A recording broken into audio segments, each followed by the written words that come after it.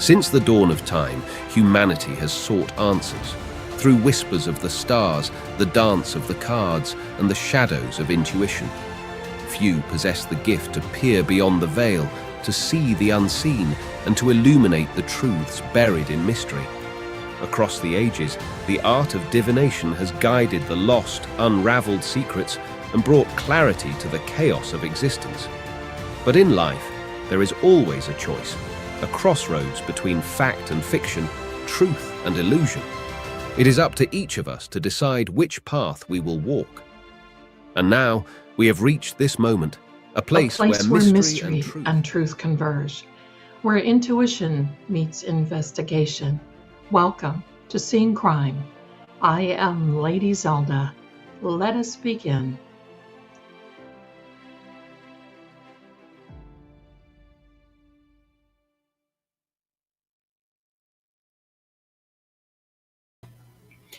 Hello there, my darlings. Welcome, welcome. Hello, I'm so happy that you're here. Are you staying warm? So, in maybe a couple of minutes, I may have to just dash to get a dash for Ian because, well, Mommy didn't want to cook tonight. And Ian has manifested something that he has been waiting on for quite some time. And it's a good thing, and he's busy at it, and I'm not going to interrupt him. So, but it's okay if Mommy's stream gets interrupted. You know how that is. You know how that is. You know how that is. So anyway, my darlings, I hope you're doing well.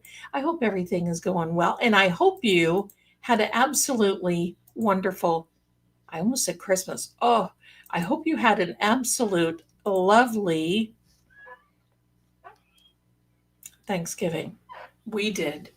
We didn't eat too much, but I'm not used to cooking the way that I cooked. I mean, big meal type cook. And so, wow. But it's cold here. It is cold. So, hello to each and every one of you, my darlings. Hello, hello. And I also want to say to you, thank you so much for going into, hello there, my darling. There's Candy, my darling. Thank you so much for going over to the new podcast that Lord Gregor and I have. It was a total hit. And I am just so happy because, quite frankly, I'm thinking, we might get 50 views. We almost have 700 views, and it's counting. And I'm going to give you a little hint. This coming Thursday night, you're not going to want to miss it. 7 p.m. is the second episode, and Lord Gregor talks a little bit more about being veil-born. And then he also talks about Vlad Dracula, and how when he visited the castle,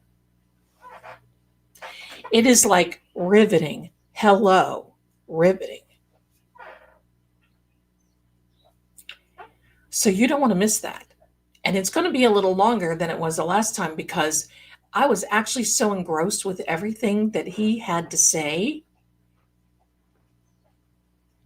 that I'm like, Wolfie, that just went, hello.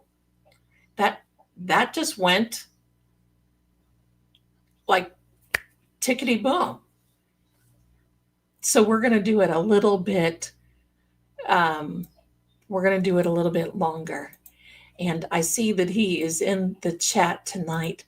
Hello, my darling Lord Gregor. Hello. Very nice to see you. And thank you for being here. I appreciate it. And all is well. All is well. Now, tonight, my darlings, we come here very somber. Candy is in the chat. And bless her heart, this is a tough one. This is, oops, hello, let me get this, let me do this now, there we go. This is her son, my nephew. Hunter Olson. And my darlings, I have pinned the wish list, the Give, Send, Go in the chat. And I've also put the wish list for Amazon in the description. The Give, Send, Go is in the description. And also the darling mods have that. If you do feel it in your heart to give, this family needs help. They need help. And I mean, that's just the way it is. And that's why we're here. So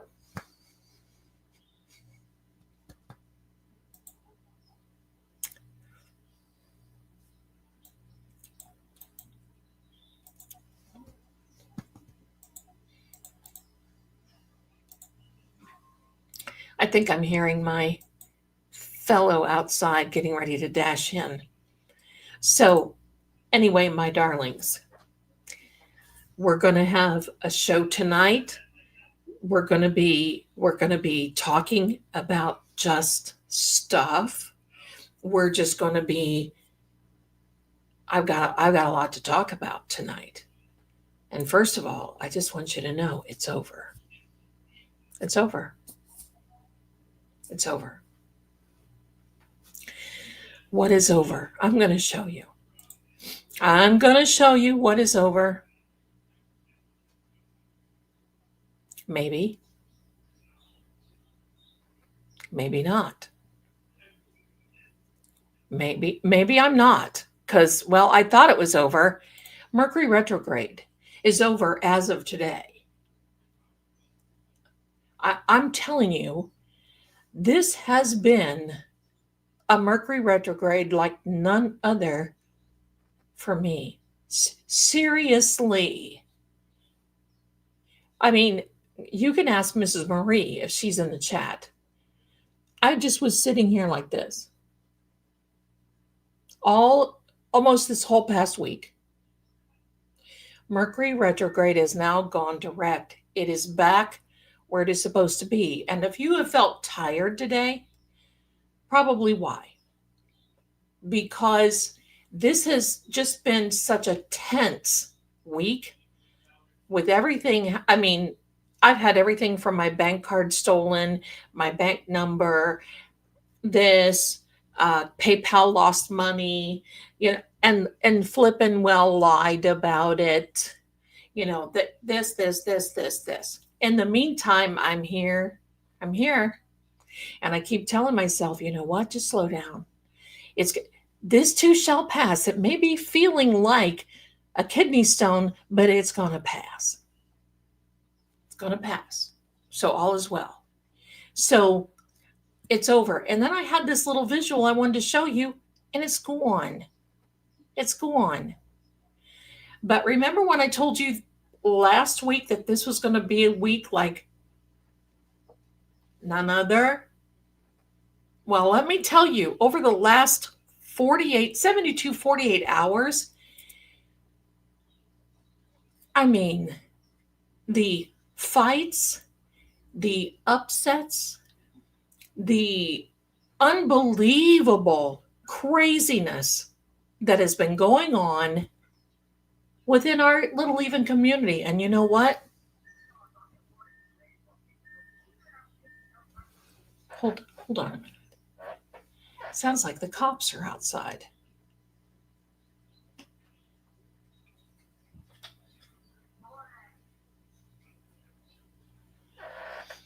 There's stuff going on out here. Hello.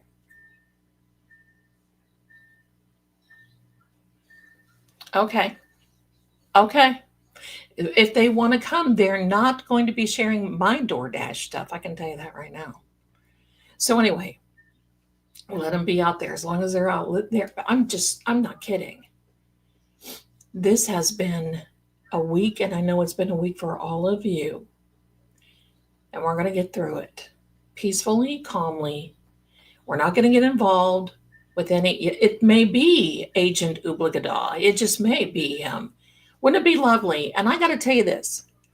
While we're waiting for my Dasher to be still sitting in the parking lot trying to decide what he's going to do. Seriously, I heard that there is a law. A law. Listen, I'm listening to Boston too much. They're a pisser. They're a pisser. They're a talker. They're a talker. There's a law. There's a law that these people said. These people, maybe, I don't know, somebody around. Anyway, they're going to try to put this law into place that holds judges responsible for, give me a second.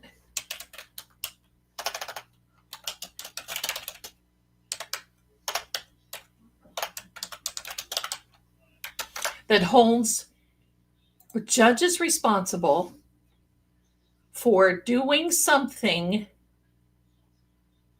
like letting criminals go, and then these criminals go out and they cause harm and they hurt people and they do all kinds of craziness. And these judges need to be held responsible for this stuff. And I'm all for it. And I'm ready for it. That would be amazing. That's going to make some of these judges like, you know. And then I want to, oops, let me see. Somebody called me. I think it's my DoorDasher. Hold on.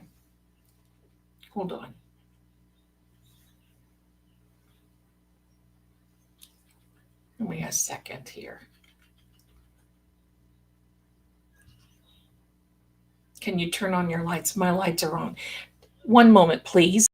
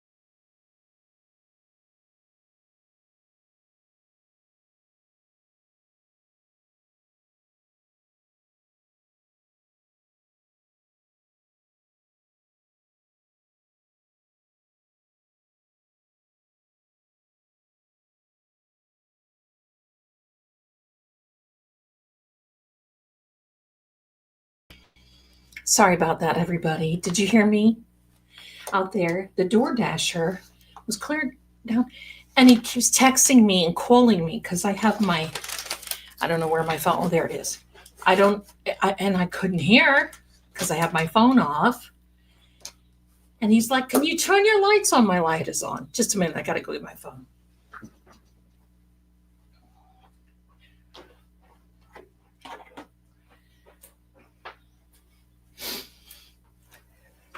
And he's like, can you put your lights on? The lights are on, sir. You have to come to the next building. I'm like, are you with DoorDash? Gosh, I'm telling you, I'm telling you. And he walked up. He was just taking his time.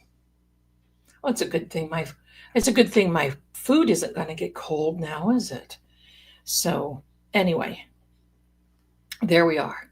And I had to let Master Ian know what was going on. I got a kid's meal because that's all I can hack. Anyway, my darlings, we were talking about, sorry, I got to make noise. We were talking about these judges and how they need to be held responsible. Absolutely. You know, it is what it is. But I have learned,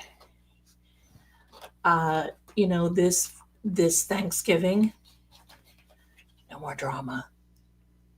No more. I'm so thrilled. No more drama. I don't have to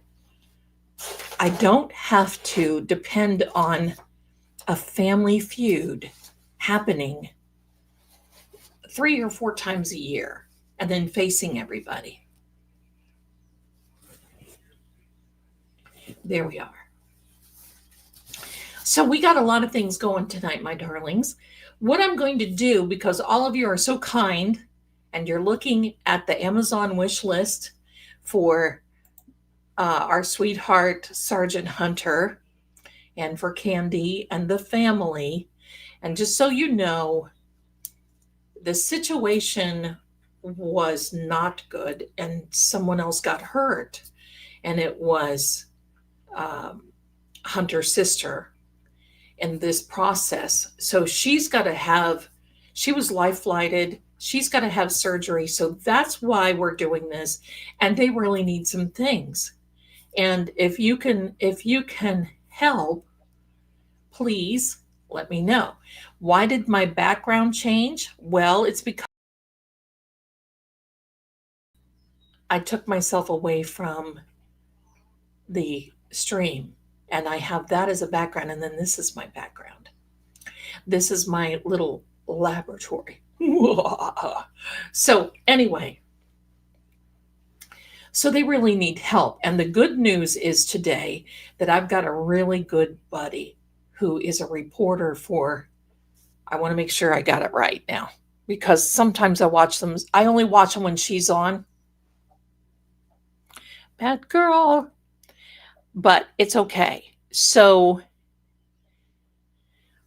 Real America's Voice Ambassador. They are really for the military. They are so wonderful and so kind. And they are so we're going to broadcast this out on, well, not going to be broadcast, but the ambassador for America's Voice, Real America's Voice, is going to be putting this up. And we're going to be finding, we're just going to push this out here because, well, the service is next week. They need everything. They need help with funeral expenses. And unfortunately, yes, you can donate cash. Terry, you may do that. And you may do that through the Give, Send, Go. Or I tell you what I will do. Since I know Candy very well, if you want to send me something, it's not for me. Now, if you want to send me something, I will immediately send it over to Candy. Because if you send it through me here, YouTube takes 30%, and that's not fair. So you can send it up here to your favorite grifting psychic, and I will forward it and pass it all over to her. There is the Give, Send, Go that Captain Harris has put in the chat. And then we have the Amazon list. And they are really beautiful with this Amazon list because they've got things in every price range. And there has been this beautiful person come forward. I don't know if she wants to be named or not, but she has really blessed them because they needed a new bed. Because of things, they needed a lot of things. And this lady from our community just went tickety boom and went right in there and said, "Oh, here, you need this, you need this, you need this, go, get it." And that's what happened. So bless you, if you're watching, for being so kind, and thank you so much. So I have such an amazing, beautiful group of people. Let me see. Morgan is in the chat. Okay, Morgan. Bless you, you little darling. You little darling. Bless you. Bless you. Let me see if I've got some other things here that and I'm going to tell you something. Lord Gregor and I were going to do a giveaway because he's got merch in my shop, because he can't have merch in his shop yet because, well, he's not as special as I am. And so he gave me permission tonight that he would say, yes, let's give away some of his merch. Well, I got a sample today, and I'm so disappointed because all you can see is his little head, not the design. It's like he's got this little head floating. So I'm going to fix that, and I'm going to make these people fix it that I got it from. And it doesn't, and I'm very disappointed because I just really wanted to give that away tonight. But we're going to have a giveaway anyway, and we're going to do some other things too. So anyway, there we go. But tonight we're going to be working on some. I want to do some Zelda. I'm going to do some Zeldan on, so you can see. I'm going to just do it right here. Quick ones. No, I'm not going to get into it because, Lord God Almighty, it takes me 2 days to get whatever I need to get, to do what I need to do, because there's a lot to it. But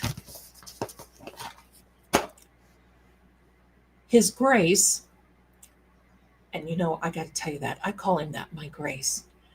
He doesn't get after me. He's very kind, but that's not really quite proper.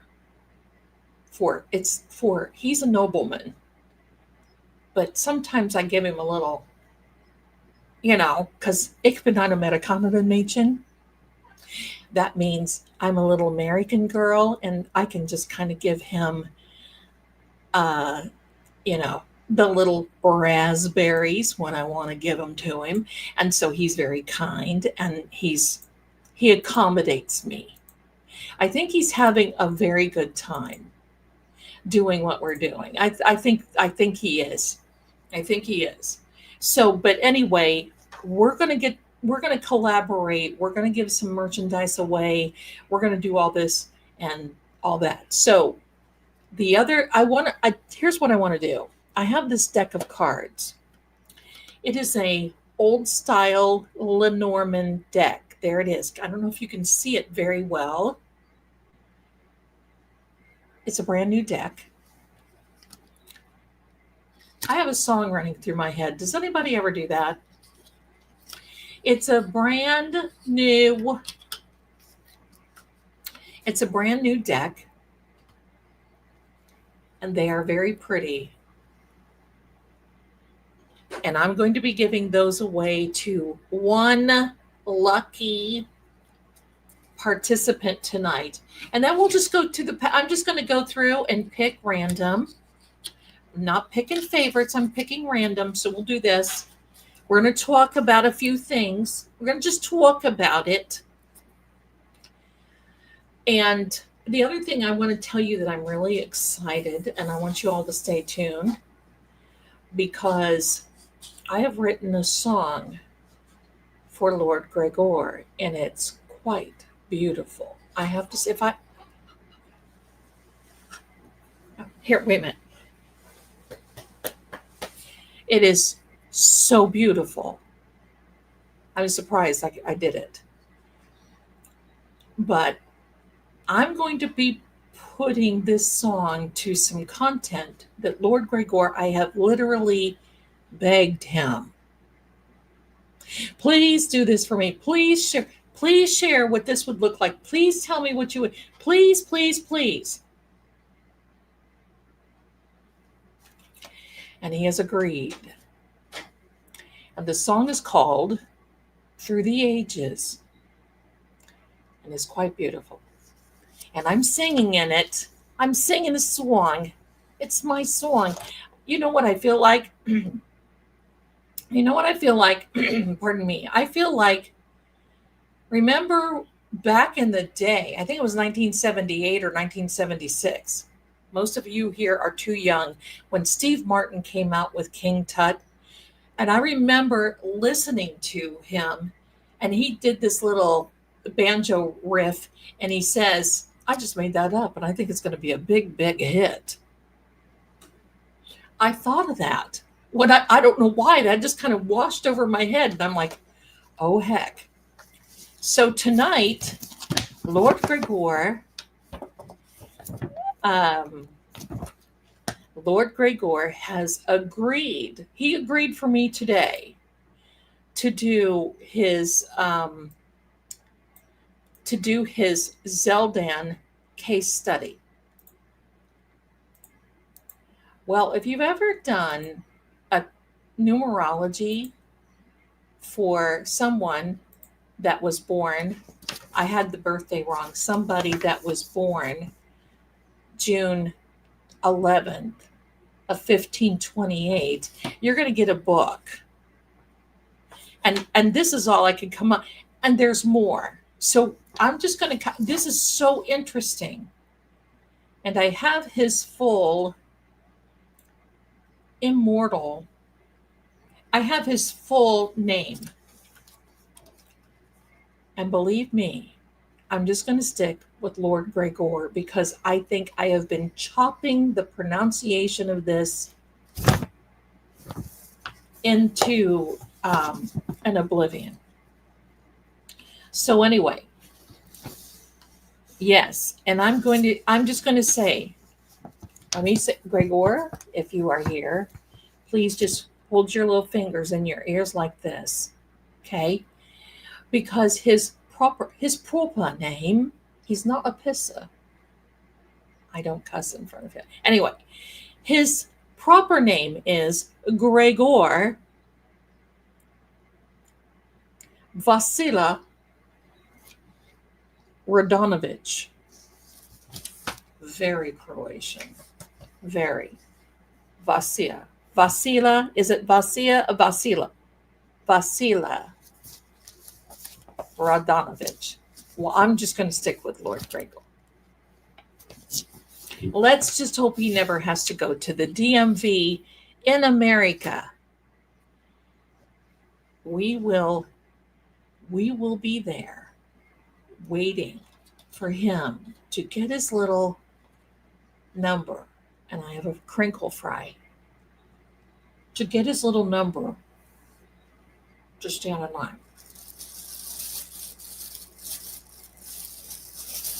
You know something, my darling, I said this the other day.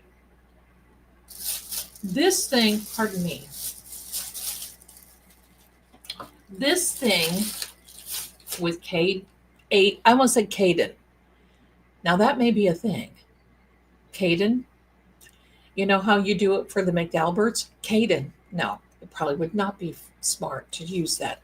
Anyway, there's my detective 1111. Hello to Patty. Hello to Captain Jerry. I couldn't do it without these beautiful mods, seriously.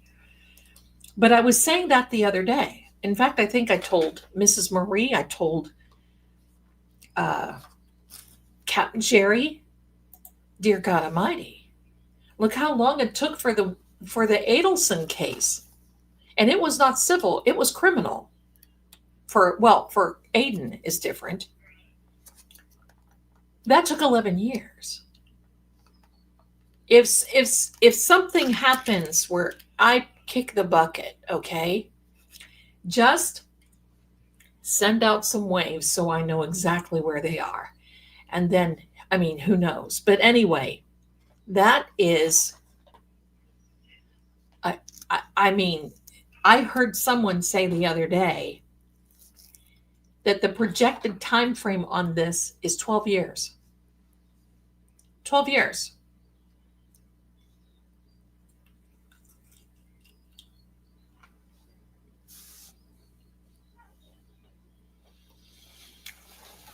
I think of her parents. Pardon me.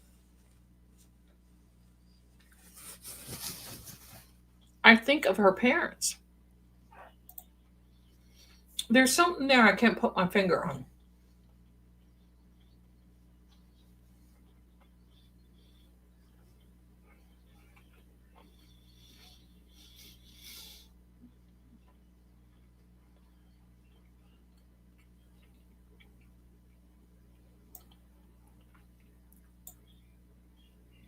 You know? Something's not right. I don't know. Can't put my finger on it. I can tell you this though. I'm not going to get in the middle of all this fighting again.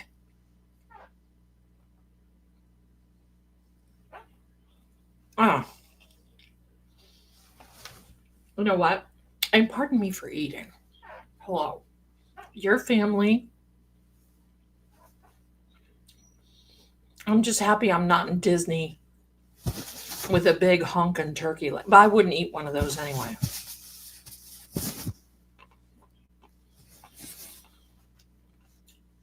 But this stuff is exhausting. And yesterday, someone texted me. It was not Captain Jerry. Captain Jerry texts me in another realm because she's my lookout. Because I've been overwhelmed with readings and all this other stuff, and I tell you, I can't deal with it. It's not good. It's not good. You know, I guess I'm old school. If you don't have anything good to say, just don't say it. Maybe, right?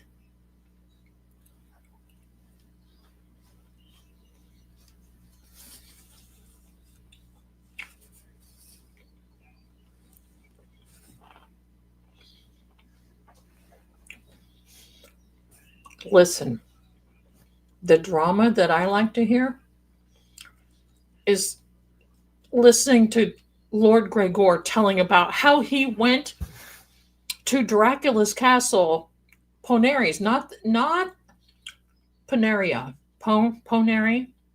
Anyway, Lord Gregor can tell you Thursday night,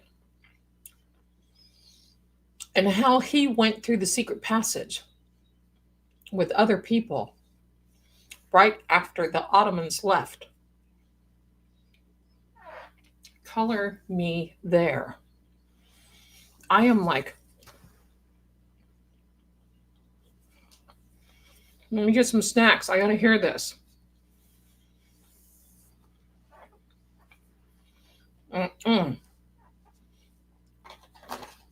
I'm telling you. Oh, and you think that's great. He's got 500 years of stories, my darlings. Why do you think I have bags under my eyes? You can't see them. CoverGirl does a lot. Why do you think he has? He will contact me, and if I can say this, Lord Gregor, I got to tell you something funny. He's given me permission to tell you this. Now he's not so primitive because he was in WW1, okay? So he knows what toilets are and all that other stuff, So I'm not going to get to, Neanderthal about it. But when he calls me, he will not look at the screen. He'll look down and he'll say, "Are you clothed?" But he doesn't have that accent. I can't do his accent because I'm all about the accents. Hello, governor. And I was like, yes, totally. Oh, believe me, you can believe that I am. Baby keks, absolutely. You can believe that I am clothed. And then we start talking. And I'm not kidding. But see, he's 6 hours ahead of me. And it's like, so he's awake, had his little brekkie, and I'm just hitting the sack. And it's so, I can't stand it. Because you know me, I'm up at night doing the, did Jesus eat a grilled cheese sandwich type thing? So now I don't have to ask. And we don't talk every night. But that poor man, I keep him talking. He's a talker, and so am I. It's just like we've tried to make up for 500 years in about 5 days. And we're just like, da, da, da, da, da, da, da, da, da, da. And he did tell me he sent me something. But I got to tell you this. I got to tell you guys this. You're going to love it. Because I want to share him. I want to share, and there's strict rules. I cannot show him. But believe me, he looks exactly like what he looks like. You know me. Screenshot. Oh, he looks like da. And that red hair. Okay. So I'm asking him. Now, he laughs. He thinks this is funny, but it embarrasses him. And I ask him, Lord Gregor, do you dance? Because you know me. I'm a dancer. I want to dance. And not the pole. I'm a dancer.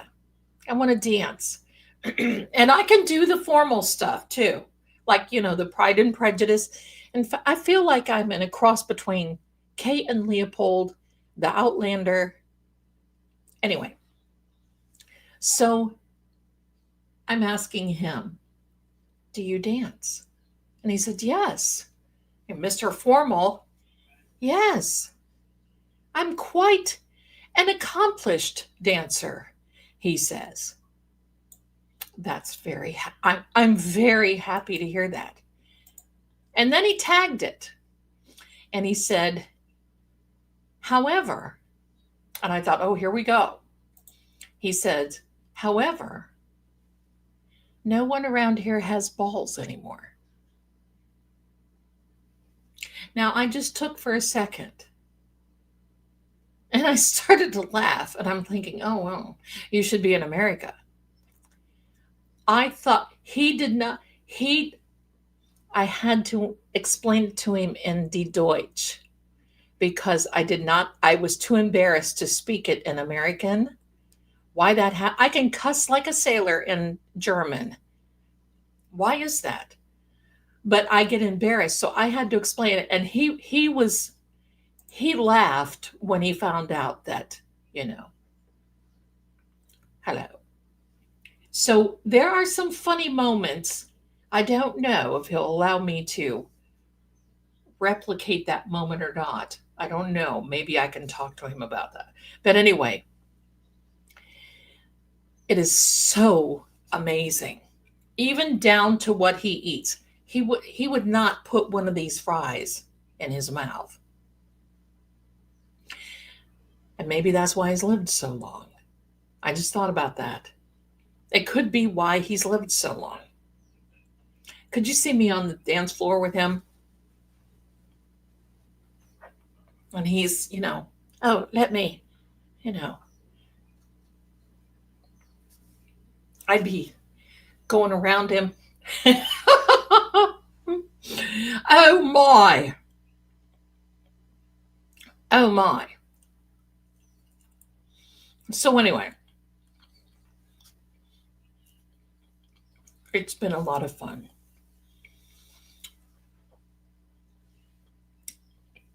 And I appreciate all of you welcoming him with open arms. We had a little upset in his channel yesterday. And believe me, I ain't in the mood. Thank you so much, Sharon. Lord Travolta, Mitchell. What does he eat out there way out in the castle? Whole Foods. They grow a lot. He's got farmland and he has a lot of cattle, chickens, horses, cats, dogs. Well, he doesn't eat those. But anyway, vegetables, meat, and his farm steward does go into town and they pick up things that they need, like sugar and flour and that sort of thing. But it's completely different than how we eat. Seriously. And I'm like, oh, maybe I need to take a few lessons. And don't put that fry in your mouth. So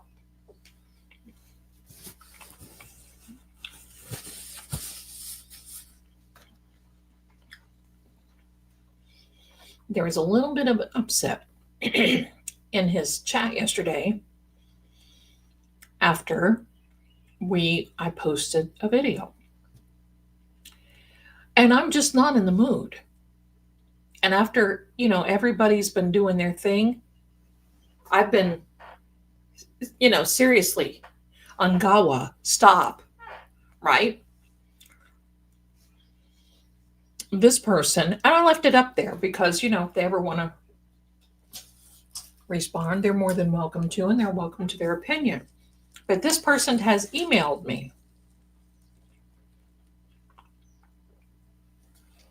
Now, I met Lord Gregor in 2024.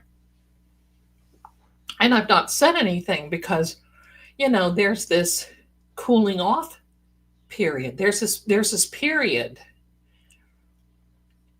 So, pardon me, as I'm chewing rudely, and it's my fault because I thought he was a vampire. Far from it. We're going to talk about those things too. No vampiric stuff. So she writes to me and tells me that all of this makes her so uneasy and she's got this gut swing. I'm not going to be swayed and all this. And look, stop. Don't treat me as though I don't have a brain in my comf, right? I understand if you are concerned to a certain degree, but stop it. So she gets in there, makes a comment, and my lord is very kind and replies. And she replies back, oh, I was in the wrong chat. Wait a minute. Something stinks. I think I smell bull. I was in the wrong channel. And by the way, I don't trust you. And she's different in your presence. Listen.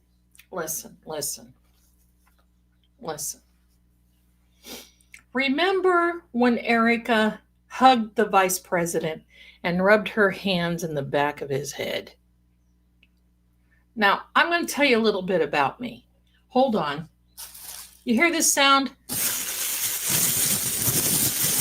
You hear this sound? Well, that's the sound. You know how it is in the summer when you're walking out on the grass and it's dry and it makes you feel like you're walking on a bag of potato chips?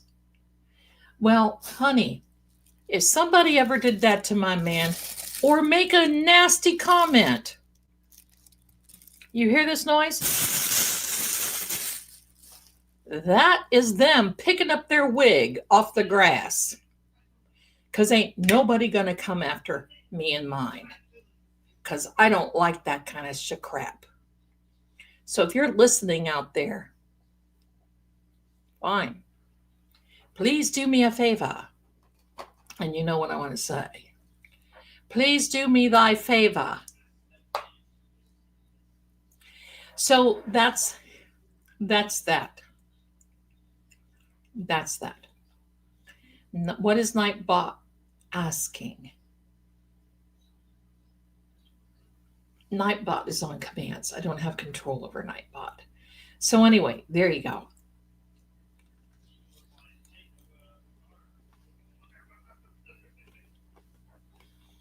and thy steed. Please feel free to fornicate thyself, and thou steed in which thy have arrived on.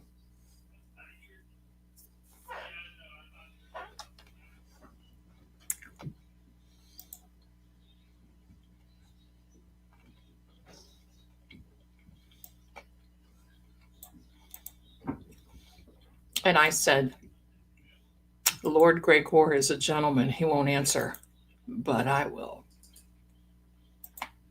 There you go. But he answered anyway, because he wanted to come to my rescue.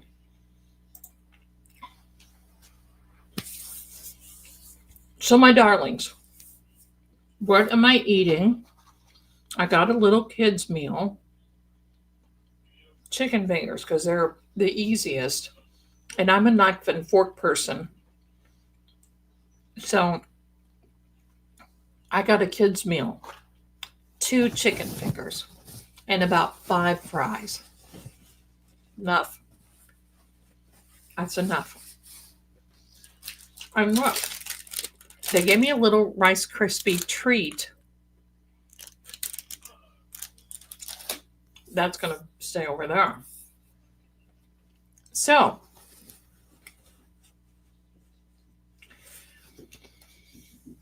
don't forget, my darlings. Now, give, send, go. Give, send, go. If you do donate to there, if you could please just put a Z in your name, because I would like to know what we're doing for the family and raising, if possible. If not, that's okay too. I'm not gonna like announce, make anybody uncomfortable. So, pardon me. So let's not forget. Now, everybody continues to put the give, send, go in the chats. Thank you so much. And the Amazon wish list. Now, the one thing is, that's okay. I just announced it. Don't worry about Terry.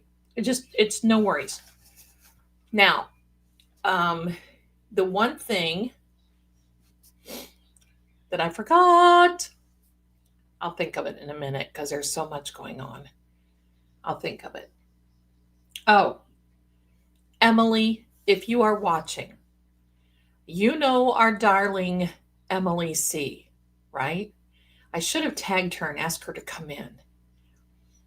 I think she's busy. I think she's busy on another show. Emily C., I believe she's a former kindergarten teacher, but if you saw she and I on, and several other wonderful creators on Calling All Cabs a couple of weeks ago, calling All Cabs, Zelda, Calling All Beings with DJ and Boston Bia. She was fantastic reading children's books. She is that absolute adorable. She recommended 2 books to Candy because this young man leaves behind a little boy and a girl. And times are pretty confusing for them right now. And they need all of the love and support and help trying to navigate this. Candy just added those 2 books to the Amazon wish list. Thank you so much. Thank you. Thank you. Now they're keeping up on it. So there you go. But Emily did that, and I just thought that was so, pardon me, that was so sweet. Pardon me. And I will send her a nice little something for doing that. So she's like, oh my gosh, I'm so glad that I'm reaching out to you. So sweet and kind. So yeah. So there's a lot of people. This is on the Twix, like I call it, the Twix. It's on the Tube of Views. It's on the Book of Faces. Pardon me. So if you're feeling like tomorrow, you may want to go out and get a Starbucks, or maybe let's listen, this kids meal, $12.95. Look, if you're feeling like you need to do that, please consider donating that amount, because after the dust settles, they still are going to have a lot to navigate. And I'm going to be here. I know all of you are going to be here for them. And right now, this is an especially extremely hard part of the year. And for those of you who do not know, my husband, who was Ian's father, lost his life, not in the same manner, but lost his life when my son Ian was 3. And I went to work one day. We were actually separated. Went to work one day, and I was driving from Knoxville to Nashville. And it was back in the day we had those dinosaur cell phones. Pardon me.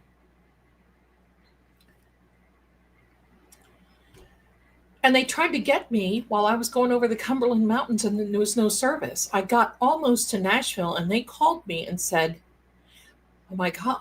I ran back, picked up Ian. We ran to the hospital. It was almost too late. And he passed away that same, well, it was early morning at 3-something in the morning. And it was difficult. It was difficult, to say the least, because I took the role and I didn't have that much. I had family, but I didn't have supportive family, if you know what I mean. I mean, it was just one of those things. I did my own thing. I was working. I made my own money. And it was me and Ian against the world, and it still is. And someday I'll tell you about how his father came and visited him that night. And so I believe that God is very compassionate and very passionate when it comes to things like this. But in the meantime, we got to take care of our own. The sad part, that's right, Captain Jerry, Ian, listen, I know one thing about Jerry, because she told me, I told Lord Gregor, if I wanted to go to the Shumava Mountains,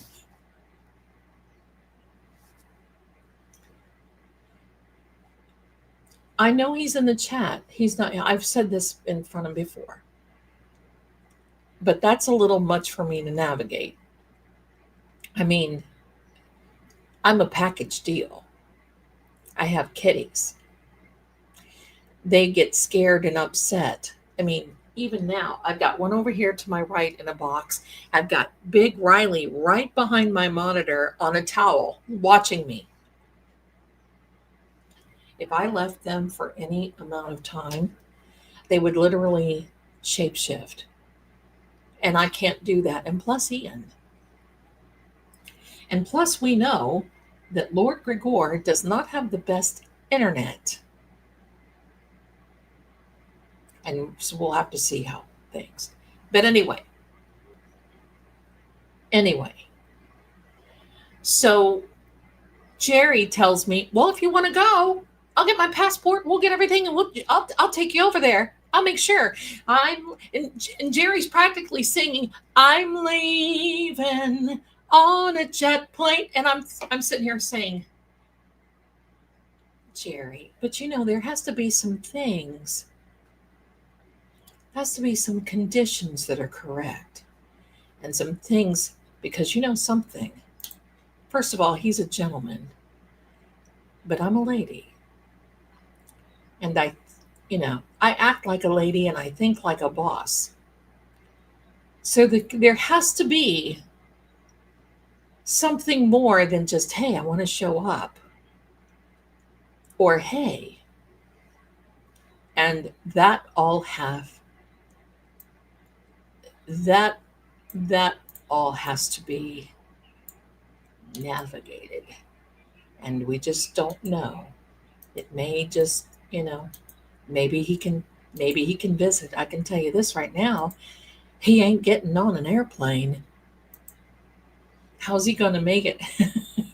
How's he going to make it through TSA? Hello, may I see your documentation? What documentation? I left my parchment at home. How old are you, sir? Well, I was born June 11th of 1528. All right. Take him in the back. Take him in the back. What are you on, sir? What are you on? Take him in the back.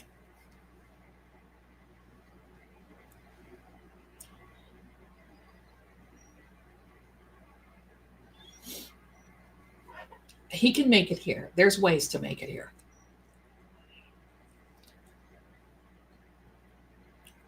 But not before I'm ready. And I may never be ready. So we'll see.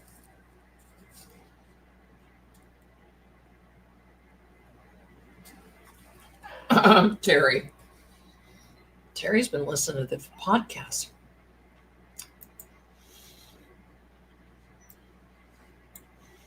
So he knows, but he's a gentleman.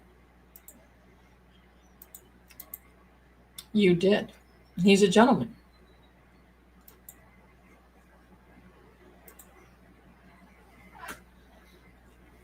So we'll see what happens. I'm excited because I want to see what he sent to me. All the way from wherever. Maybe he could fit himself in a little box and ship himself here. Wouldn't that be amazing? But I can feel his energy. There's times that I got to tell you this. There are times that both Ian and I get glimpses, and I almost think he's here.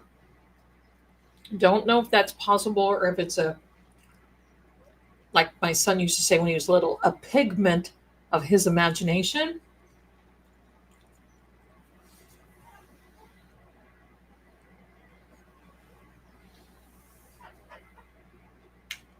But it almost scared me. I was laying in bed, seriously, groggy. And I looked out through my bedroom door and I thought I saw him kind of looking around and over me.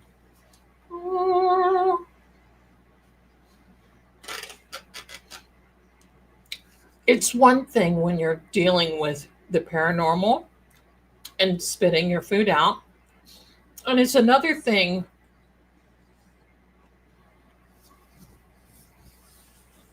so it's a fig leaf of your imagination. That's right. Yeah. Well, one thing is for sure. We are connected. Very much so. And part of the connection is that his father, and please correct me if I'm wrong, Your Grace. His father is from Gorlitz, where my ancestors are from. His father knew of, I think that's correct me if I'm wrong there.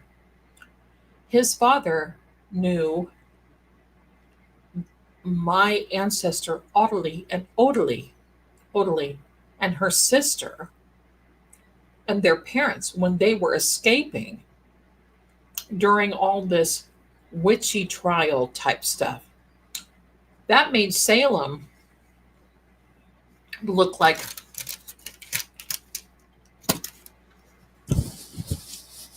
compared to what they did. I mean, they're both bad, but it made Salem kind of look like the playground at McDonald's compared to what they were doing in Europe to these people. Oh, Lord. Bad news. Bad. He'll talk about that. And believe me, I've given him the 9 words that he can't say on TV, on television, on the tubes. So there. So there. Now, I haven't finished my kids' meal because Zaxby's has one thing that I really like, and those are egg rolls. What? Zaxby? Yes, yes. Little egg rolls. Only they didn't send me the little sweet and sour sauce. That's okay. I'm a dipper. I love to dip. I'm a dipper. But I want you to know that starting because this coming week, next Thursday is the next episode at 7 p.m. We're going to be talking about Vlad Dracul. We're going to be talking, and eventually, we're there.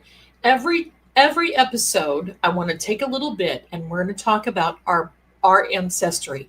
He's going to say more about mine. We're going to talk about our ancestry, and that's why he reached out to me initially, because he knew the ancestry.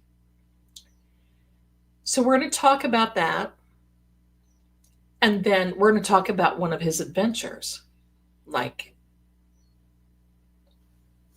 Dracula. I mean, what else is there? All right.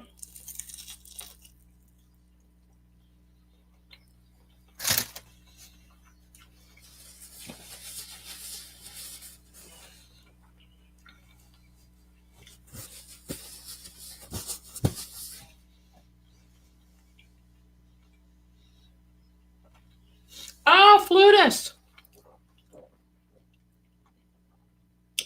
Mama J, it is a chicken egg roll, I think. Because Zaxby's sells only chicken. We have a birthday of one of our dear people. Here we go. Here we go. Drop it. Let's go. Happy birthday to you. Happy birthday to you. Happy birthday, dear Jack. Happy birthday to you. And many more. And yesterday, I don't know if Toby is watching, Candy's daughter. Her birthday was yesterday. So let's sing Toby happy birthday. Ready? Here we go. Toby. Happy birthday to you. Happy birthday to you. Happy birthday, dear Toby. Happy birthday to you. And many more. Always have to add that to it. I don't know what it is. But thank you and happy birthday to Toby and to Jack. Don't know if anybody else is in the chat that has a birthday. Now, I want a question. We've got all this stuff going on with all these cases right now. You're welcome, Toby, my darling. You're welcome, honey. I hope you're feeling okay. You'll be on the mend soon. So, I want to talk to you about content because, we're here. We like to do what we need to do. But I also need to read on some of these cases. Thank you, Terry. I also want to read on some of these cases. The Walsh case is whatever. Aaron Spencer. Kelsey Fitzsimmons. Eddie O'Brien. What do you want to do next? What do you want? What would you like to see me? Because Karen, Reed, and actually Aiden, to a certain degree, have come to, they have to have things happen for me. Because if I continue to read on, it's like somebody calling in to get a reading the same day. Oh, look who just entered the chat. It is the Honest Path, my young man. Ellen Greenberg. Okay.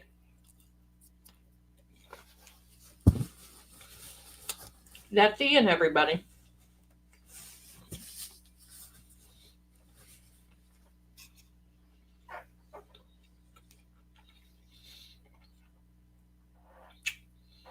I don't know Deanna Crimmins. Do I need to look that up? Walsh starts Monday, yes. But Walsh is kind of a given.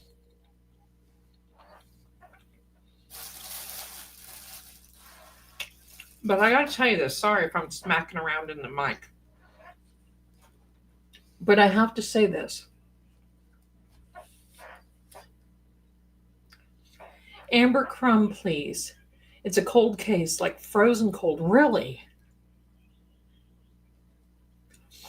Flutus, he got a kick out of it and commented in the chat through, probably scrolled by. Oh, I didn't see. Jack, you're welcome, my darling. So glad that you liked it, and happy birthday. I know you look so good for being 29. You hang in there. 29 years hot. 29 years wild. Jack is today. 29 years wild.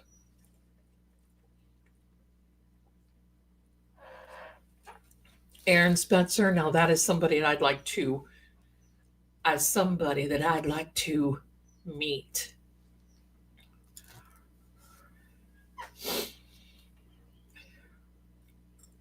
Yeah, but here's the thing. No, you're right. Walsh is kind of one of these weird cases because quite frankly, he could still walk. Now, I am not a lawyer.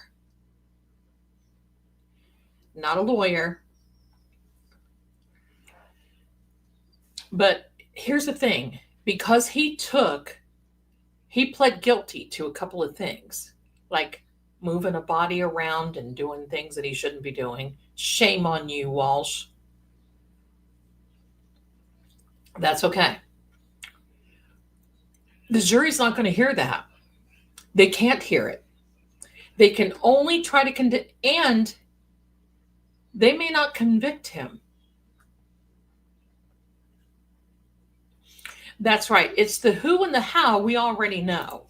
That's right, Debbie. The who and the how we already know. It's the where where's Anna? And why these people think, like Jennifer Dulow's husband, what was his name? Flotus? Something? Flotus? Where is Jennifer? We'll never know. He was a coward.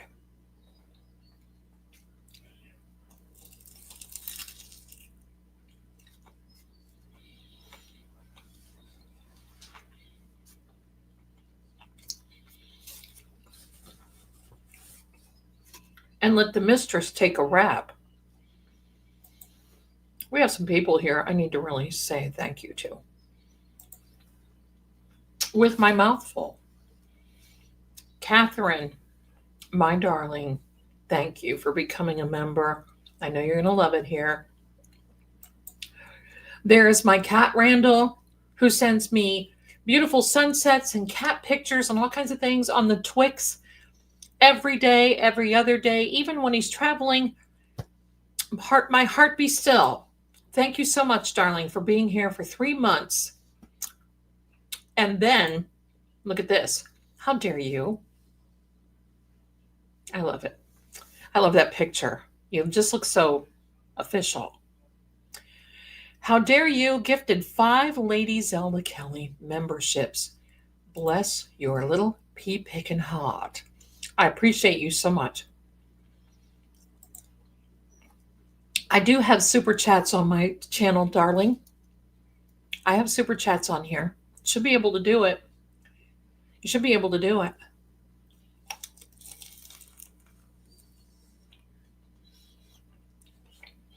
Thank you, J Bud.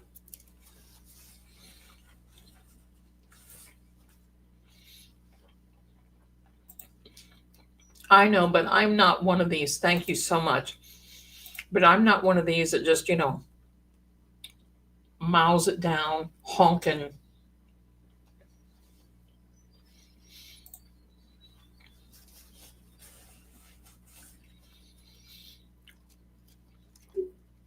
And don't forget your grifting psychic. If you send me anything, I would prefer that you're not on PayPal. They lied like an egg-sucking dog. egg sucking dog to me. They lost money. I had money. I tried to transfer it, and it's like, hello, where is it?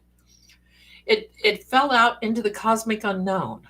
It took me 3 days, but it was this past week of me writing them nasty. Why did you charge me for an instant transfer if it's taking 3 days? Oh, it's there. No, it's not. So I'm kind of giving them the air right now. But if you send me something on Cash App or Venmo, I'm going to send it right over directly to Candy. So if you don't want to give some go, I understand. If you don't want to give to, if you would prefer to give just cash over to the Amazon, or if you want to do cash at the Amazon, because she's got some cash cards and everything in there from $5 up. You can they got Grubhub, I think, or DoorDash or something. They've got some cards in there that if you'd like to do that. Also, but if you send me something, there, going to send it directly over to Miss Candy. Look at how dare you.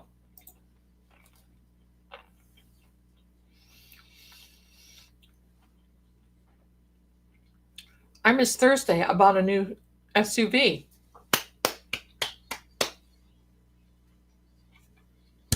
And drove it home in a snowstorm. How accomplished are you? Bravo. I just need to know the color. Is it black? Is it a black one?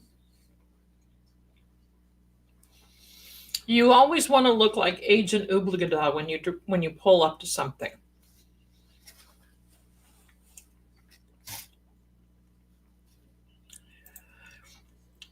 There you go. Whenever you order anything from the store, from True Oracle, it does not come to me directly. Okay? So it doesn't come to me directly. It goes to True Oracle, and then True Oracle transfers it to me. I'm talking about like gifts to send to me directly, like little donations. That's what I'm talking about. That's what I'm talking about. So you're fine. You send it to True Oracle. They've got a business account. Zelda has got monkey business. Sorry. Okay. Oh, wait a minute. Here we go. Miss Mama Sims is in here watching you. Says you're cute. I love you. Miss Mama Sims is this sweet young lady who has a sweet family who my son, I have to watch my wording. I almost said something that sounded horrible, but it doesn't mean that. That my son collaborates with. There you go.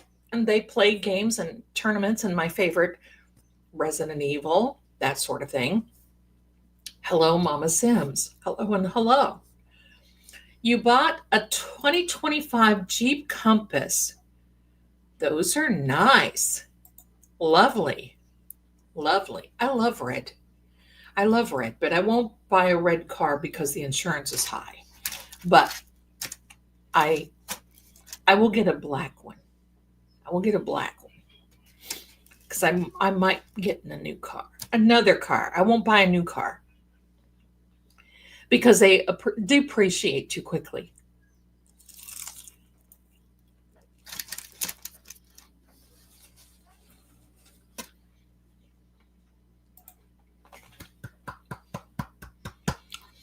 God bless you for your generosity. Thank you so much, my darling. I just want to give everybody options. And forgive me for talking with my mouth full. I just want to give everybody options.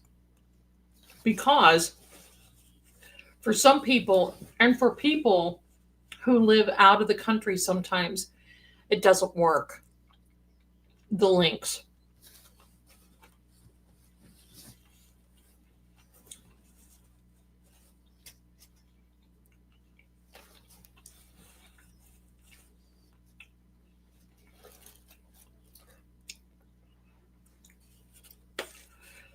Now I'm curious as to how Lord Gregor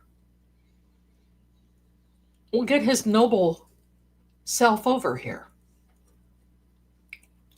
But wait till I move.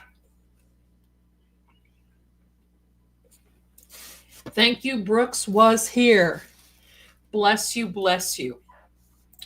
Bless you, bless you. Maybe I need to pull that up and see how we're doing.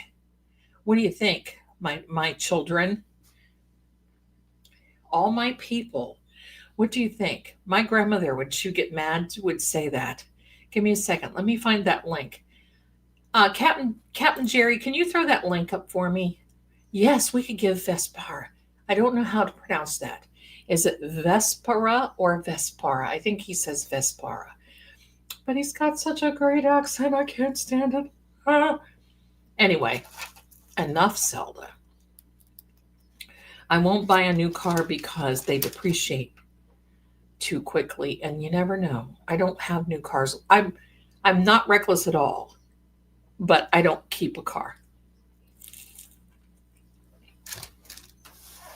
All right, let's see what's going on. Oh, it won't let me.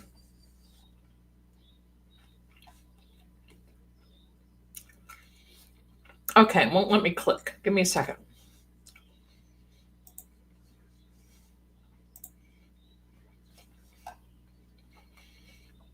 It won't let me click. So I have to go in through the back door. Nothing stops us from accomplishing our goals. Here we are.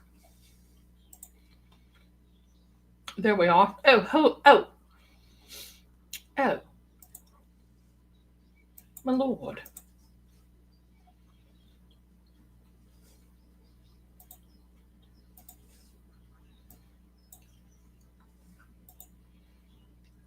There we go.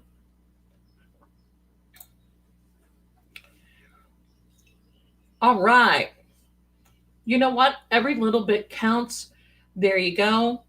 Thank you so much. I see what you guys are doing. Bless you, bless you. Hey, we're getting there. We're getting there. You know what? Rome wasn't built in a day. We're getting there. That's what it's all about. Thank you so much. So very good. Thank you. Thank you. You guys are fantastic.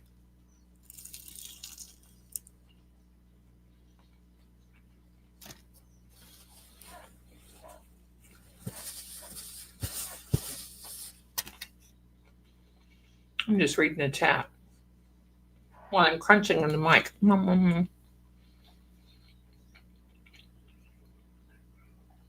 Now, my darlings, check this out. Black Friday sales, $10 off 3 different services. You have to use particular codes at checkout or you won't get the $10 off. You get $10 off of a numerology reading, and I am caught up. I will be sending the rest out tonight and tomorrow, so you'll be getting them soon. $10 off a video reading, and that's the regular questions with no moon phase stuff, just a regular, like 1, 2, or 3 questions. And then $10 off the printable House of Zelda cards. Okay? And then, why is Lord Gregor into everything? All of a sudden, he's just here.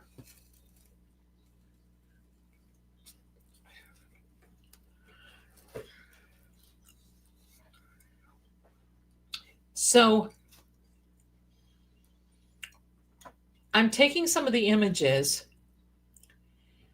and making catacomb, the Veil Keep catacomb cards. They are gorgeous. And I will make them printable. Now, the prints are going to depend upon the quality of printer that you have, the quality of ink, the quality of paper, the quality on your end. You'll be getting beautiful, beautiful images. Pardon me, but anyway. Thank you, my darling. Thank you, thank you. Thank you, thank you. So while I am... Hi, Mama Sims, you adorable baby.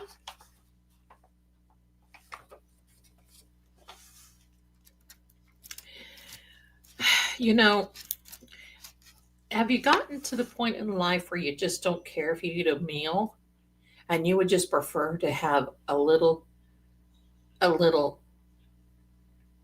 bitty snack here and there? I think that's me. I think that's me.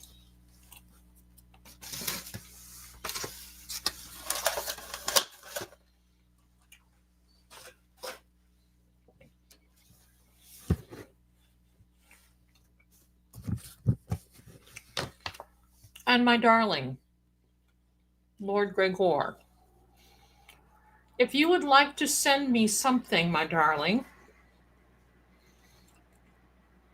you may send me a book for Christmas Eve. And I'll give you a list of titles.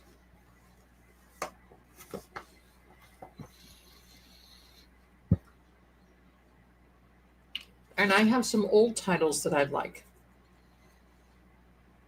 And I know you're sending me a surprise, but Christmas Eve, I have to have the box of chocolates and I have to read a book. You can ask Ian. It's like we eat and then I just disappear. And I watch the Thin Man series, all the Thin Men.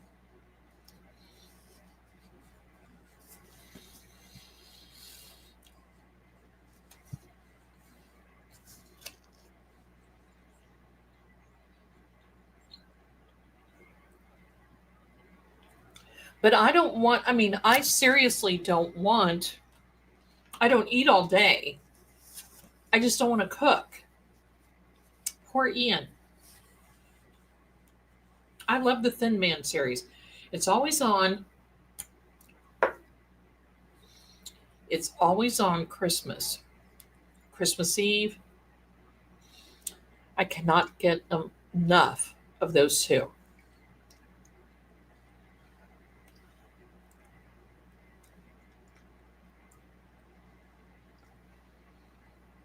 Rum raisin.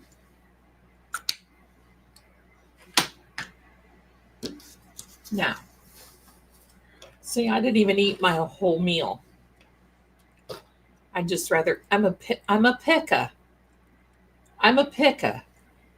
Listen, I think Lord Gregor and I have to do a book, if not a movie. But who would we have play him?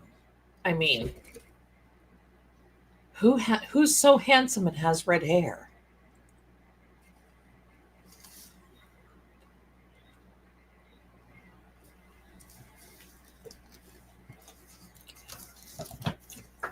Okay, my darlings, I'm going to read Lord Gregor's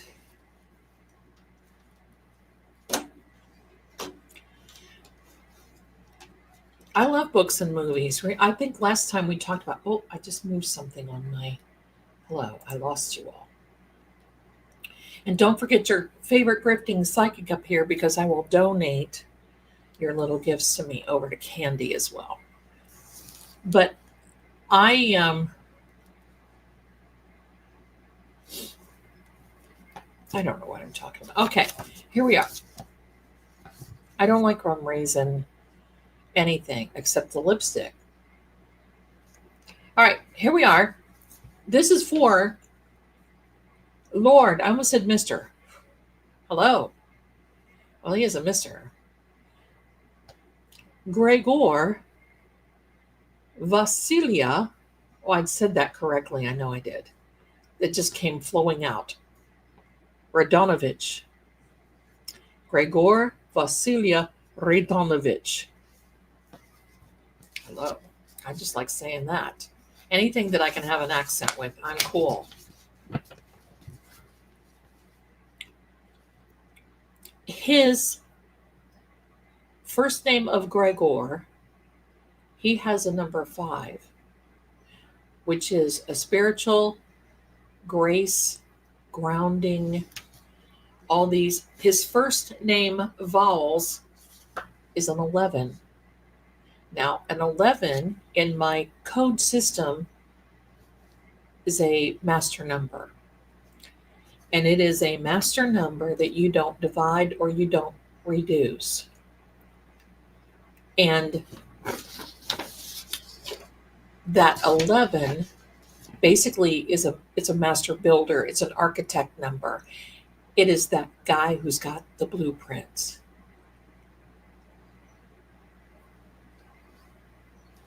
I don't think Michael Hall is handsome enough to play Lord Gregor. I mean, I would really literally have to go on the hunt.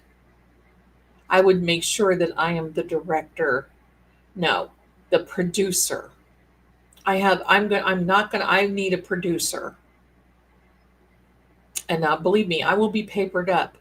Whoever plays Lord Gregor's got to have the accent right, the Croatian accent, and he's got to have that red hair, and he's got to have those chiseled features, because hello, it all works, and it works for him beautifully. Am I embarrassing you yet, my lord? Okay. This man, oh my gosh, Danny Bottaducci, please, please. Yes, wouldn't that be wonderful if we had an unknown to play Lord Gregor? Oh, that would be wonderful. Melissa, I emailed you, my darling. This man has so many master builder numbers. What is a master builder number? It are those numbers that are 11, 22, 33, and 44. You do not reduce those unless you're doing either forensic numerology or shadow work. Now, we're not doing anything forensic, I'm going to say this to Gregor because I said it to him the other day. I'm going to say this in German, and you guys tell me what you think that I'm saying in German. Okay? Hold on. I got to catch up on the chat because I slow it down so I can see you guys. Bernadette, thank you so much. Oh, you've got such a beautiful picture. I love that. Scripts and Cards today was good. Don't play and read. How to shuffle. Great video. Thank you. I appreciate that. I just believe that it is something that we need to, if you're going to read. Okay, here we go. Here we go. Ready? He knows what I'm getting ready to say. Spieglein, Spieglein, on the wand. Wo ist ein Schuss? Oh, said it wrong. Spieglein, Spieglein, on the wand. Wo ist die schönste Frau im Land?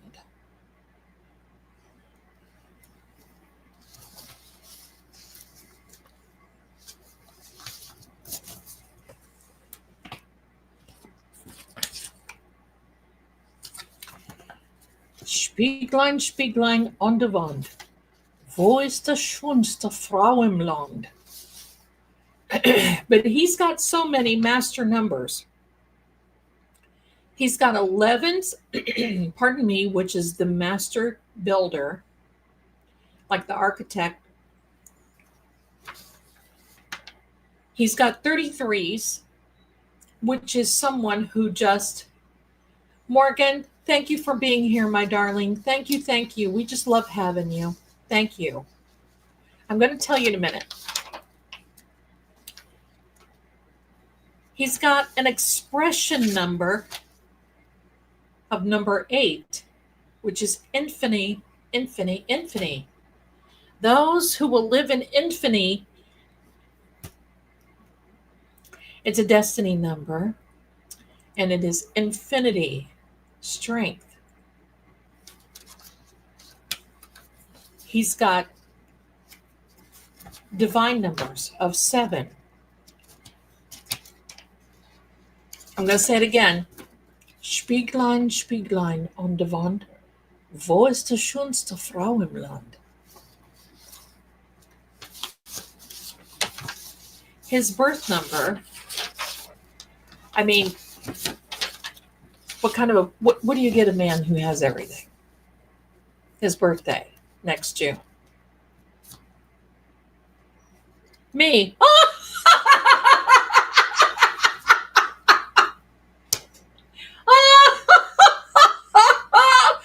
Oh my God. See? Do you see? Do you see? Do you see how the poor man,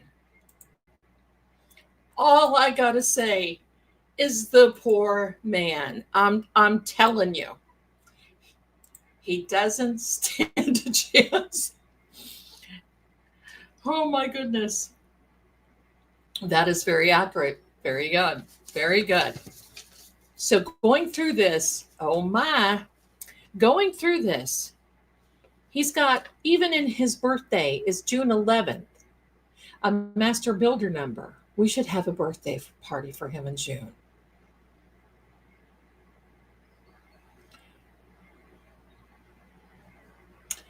Where is Nightbird? Oh, and the songbird is singing. Is that the Nightbird?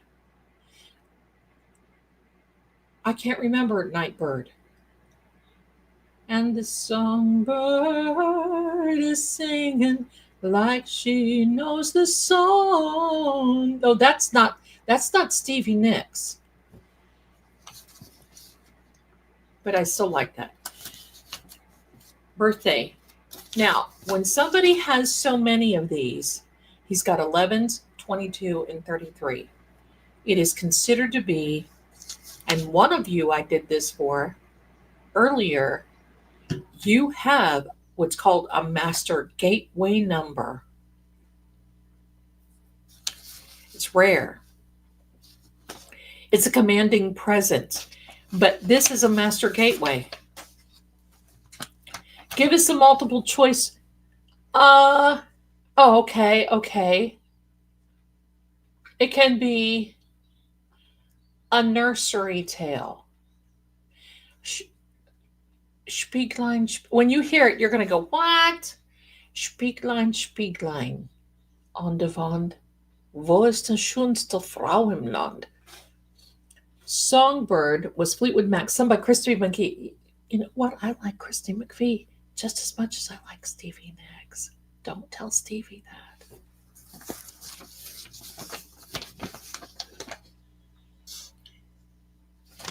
He has a destiny number, get this, of 8. He has all these numbers because, well, hello. 125 divided, then reduced into 8. You know what that means? The Lord of Power and Justice. The Lord of the Rings. I knew I would get to dress like Arwen one of these days and walk around and say, if you want him, I'll get on his horse. I'm going to get on his horse. I think I need a white horse. I'm going to get on his horse, Vespara. She's going to love me. And I'm going to hold up my little sword or whatever it is I'm going to have. And I'm going to say, if you want him, come and claim him. And I will be the chick in the river, calling the river up to get those guys. Frau, that's right. There's a woman in there. Frau. Spieglein, Spieglein on der Wand, wo ist die schönste Frau im Land? Let me know when you want to know it. Let me know when you want to know it. If you know, you know. Oh, Groovy Cheryl, what spooky hotel? Well, no, you can't tell us what spooky hotel. But oh my, I wish I were there. His soul urge number, and you get a soul urge number by adding all the numbers that correspond with the vowels in his name. Inner Mystic. Do you know how hard it is to do something like this for an immortal person? His personality number is a 1, which means a commanding presence.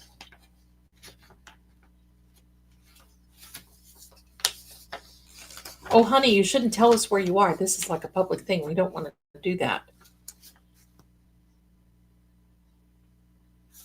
No. Oh, I love this. Ashley, you are adorable. No, look at her. I love that. No. No. I can hear me say it. No.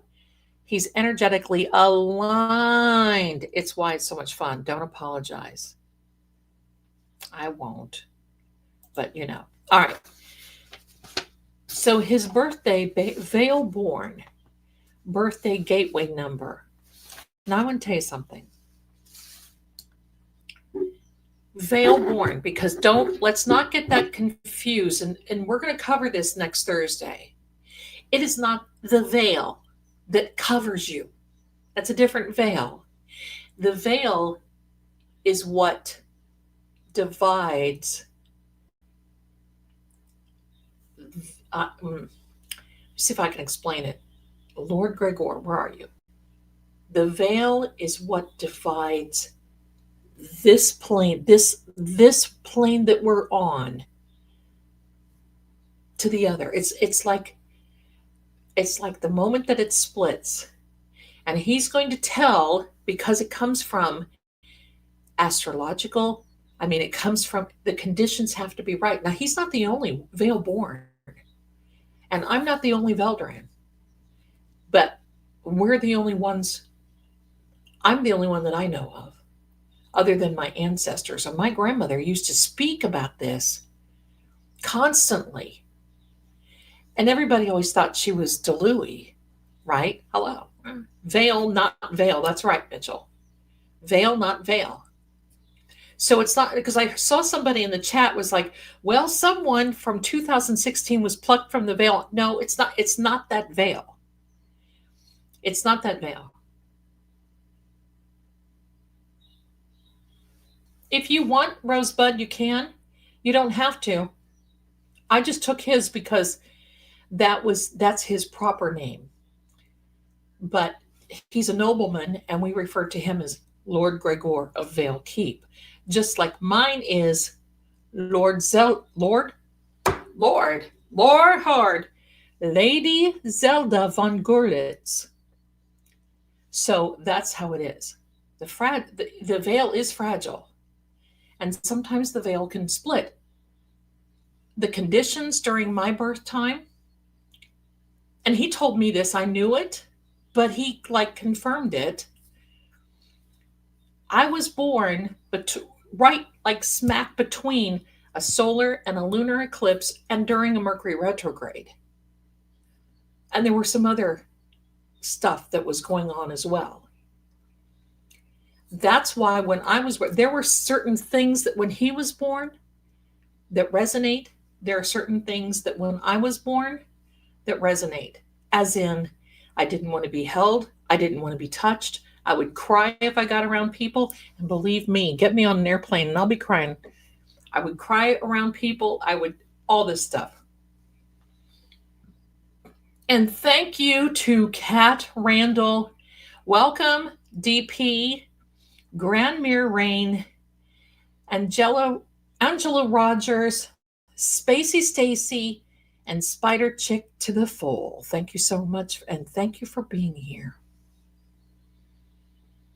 Well, my darling, Mercury retrograde is over as of today. Now we're going to have a couple of days of shadow. It's remember when I said, well, we're going to have that gut punch before it's over. And boy, this week has been a stinker. Let me see if I can find that. I love putting this up for you guys. And I don't know. I had Bedrose letter up here. I had all kinds of things up here. Why is it not in here? I have Dewey, Cheatham, and Howe. But I got to tell you, it's seriously been a catastrophe. A catastrophe is what it's been. So yeah, it's been a challenge. So now in his attitude numbers, because this man's been in several conflicts, and I can attest to knowing that. I got the receipts.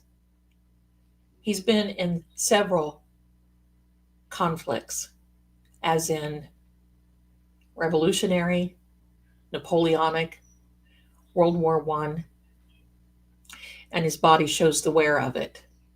He's been through what would unalive a normal gentleman. Yeah, this is let me show you Dewey, Cheatham, and Howe. I'm going to show you the law offices of Dewey, Cheatham, and Howe. Right there. Welcome to the law offices of Dewey, Cheatham, and Howe.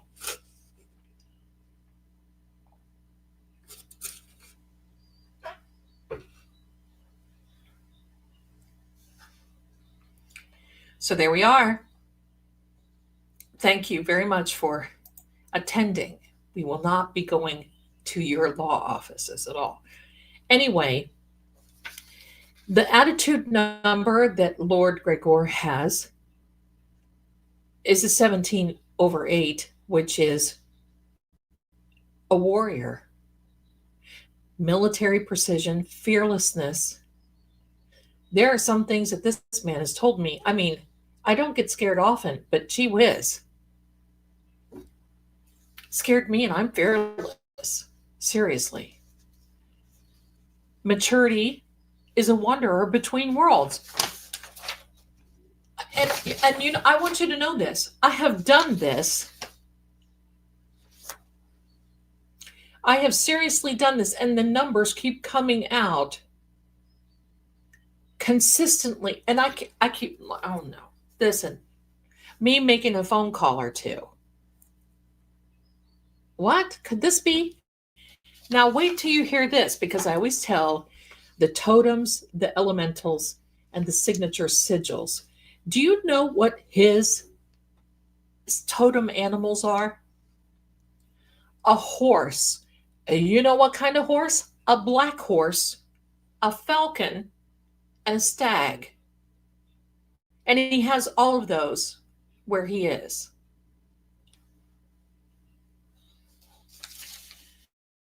He is air and earth blend, which is stone as a foundation, and wind. You should have seen him when he's like, with this quizzical brow. Ready? Spieglein, Spieglein on der Wand, wo ist die schönste Frau im Land? I'm going to tell you in a minute.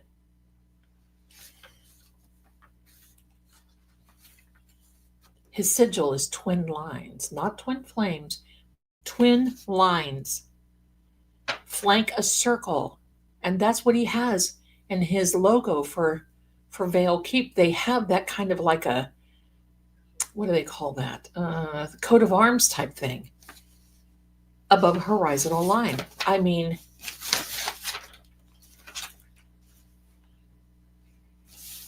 I was like breathless when I did this. I'm like, hello. Just pronouncing his full name is a challenge. My middle name, ready? You want to know my middle name? Lee. How hard is that? Zelda Lee Kelly. But see, my proper title is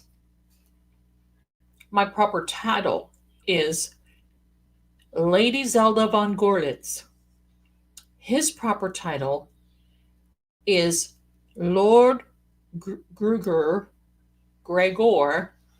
von Velkeep.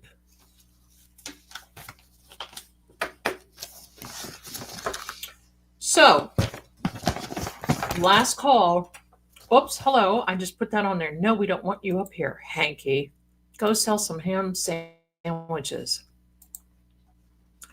Here is the special again. Black Friday lasts until Sunday night. Race over to True Oracle to get your discounts now. All right. I'm going to give it to you.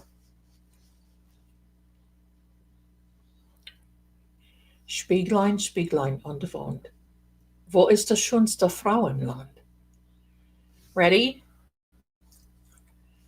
Mirror, mirror on the wall. Who is the fairest woman, girl? Who is the fairest one of all? Spieglein, Spieglein an der Wand. Wo ist die schönste Frau im Land? Mirror, mirror on the wall, who is the fairest one of all? That was a very Germanic fairy tale. And if you ever want to know the deep down ugly about Snow White and the Seven Dwarfs or Alice in Wonderland, I will tell you. I never read those stories to my kids because they are symbolic, horrible, and very, very bad. Okay, so now the content, and by the way, my darlings, the mods keep putting up, for those of you coming in, we're having a little fundraiser. We're chatting. Here is this young man, Sergeant Hunter Olson, who tragically lost his life a week ago this past Friday. Other family members were involved, and it's been devastating. So if you could find it kindly in your hearts to please donate, the mods are putting the links in the chat. The links are also in the description. Pardon me. And bless you, because you're helping a family. Pardon me. Try. You're helping a family who has two little children. That's very hard to understand. It's very hard. You know, I mean, anything is hard when you're a widow kid, right? When you're a widow kid. So anyway, thank you so much. Thank you so much, everybody. You're all so kind. So now I want you to tell, I'm going to keep putting Hunters. If I leave it up there, I'm going to be messy. So it's no shade on Hunter or the family. John O'Keefe is not still alive.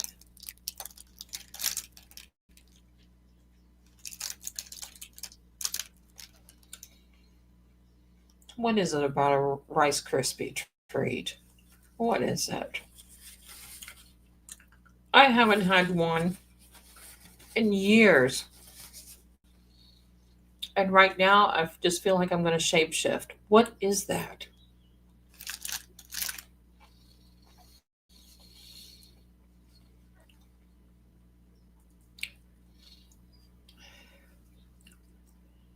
Alice in Wonderland is horrible. It's a horrible representation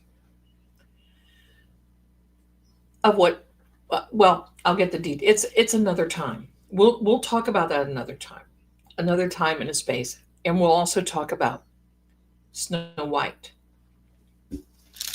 We'll also talk about Hansel and Gretel.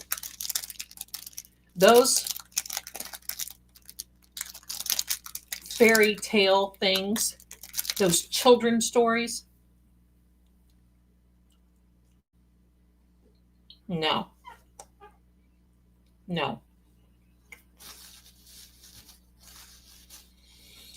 Oh, is the author buried in Boston? Oh, that's right. I think he was. Let me just say this. The author of Alice in Wonderland had a particular little girl that he favored.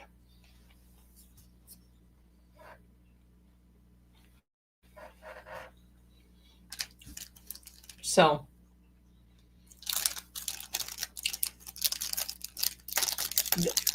that, use your imagination. And he was a big shot. He was a big shot. He was a mathematician and part of the church. Why does that not surprise me?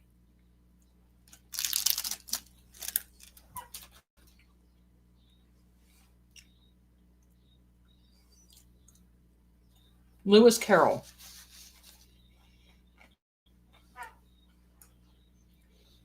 Lewis Carroll.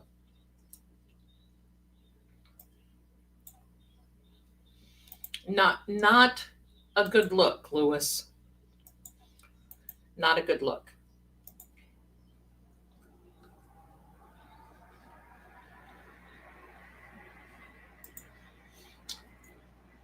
How dare you, says all of those fables are dark. They are.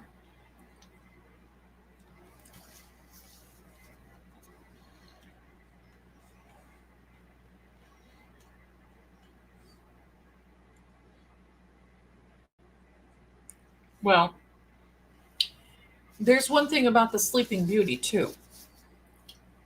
And that whole thing, it's frightening and scary. The stories about this stuff, I wouldn't tell them to my kids. Mm-mm. Mm-mm. Mm-mm. But you're talking way before that 3-letter agency came about, Anne.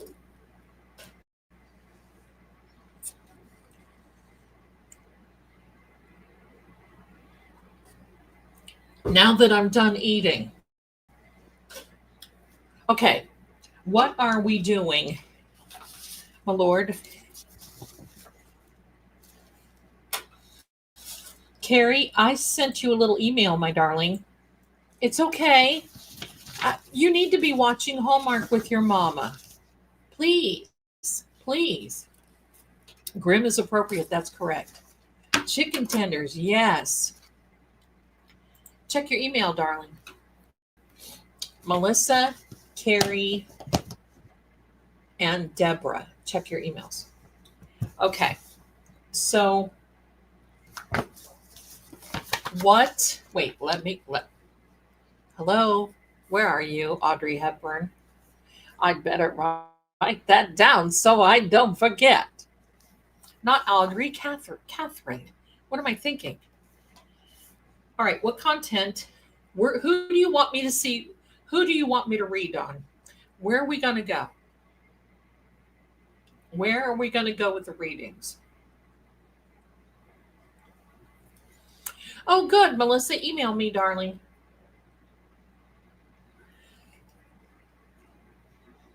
Thank you, Carrie, my darling. You're so sweet. Walsh. Now, you want to know what I want to know about Walsh?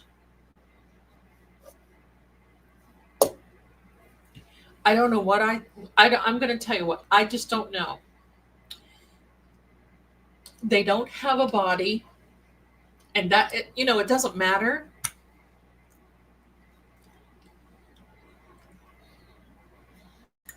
I know that this is going to sound horrible, but I kind of want to know all the bits and kibbles about about Anna Walsh.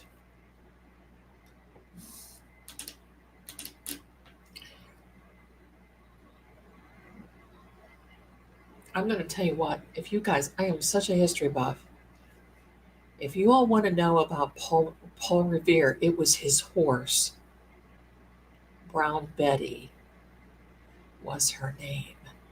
Brown Betty, who when they took him, they took Brown Betty If I ever got another horse, I would name her Brown Betty. She outdid the other horses. And it was Paul Revere went to the barn that night before his famous ride. And he always said that Brown Betty picked him.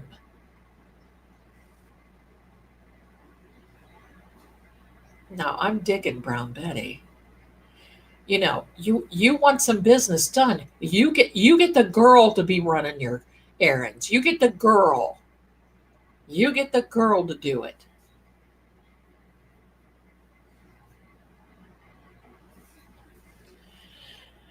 Paul Revere was of French descent. He was. Oui, oui. Alouette, jonte alouette. Okay. Oh, what people know. That's right. Walsh.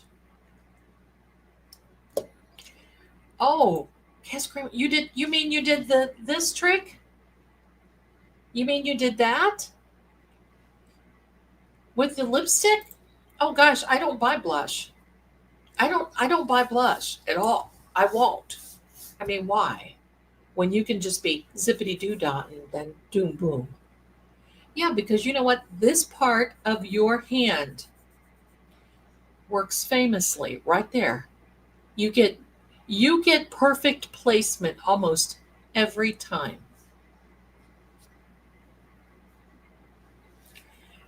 There you go, my darling.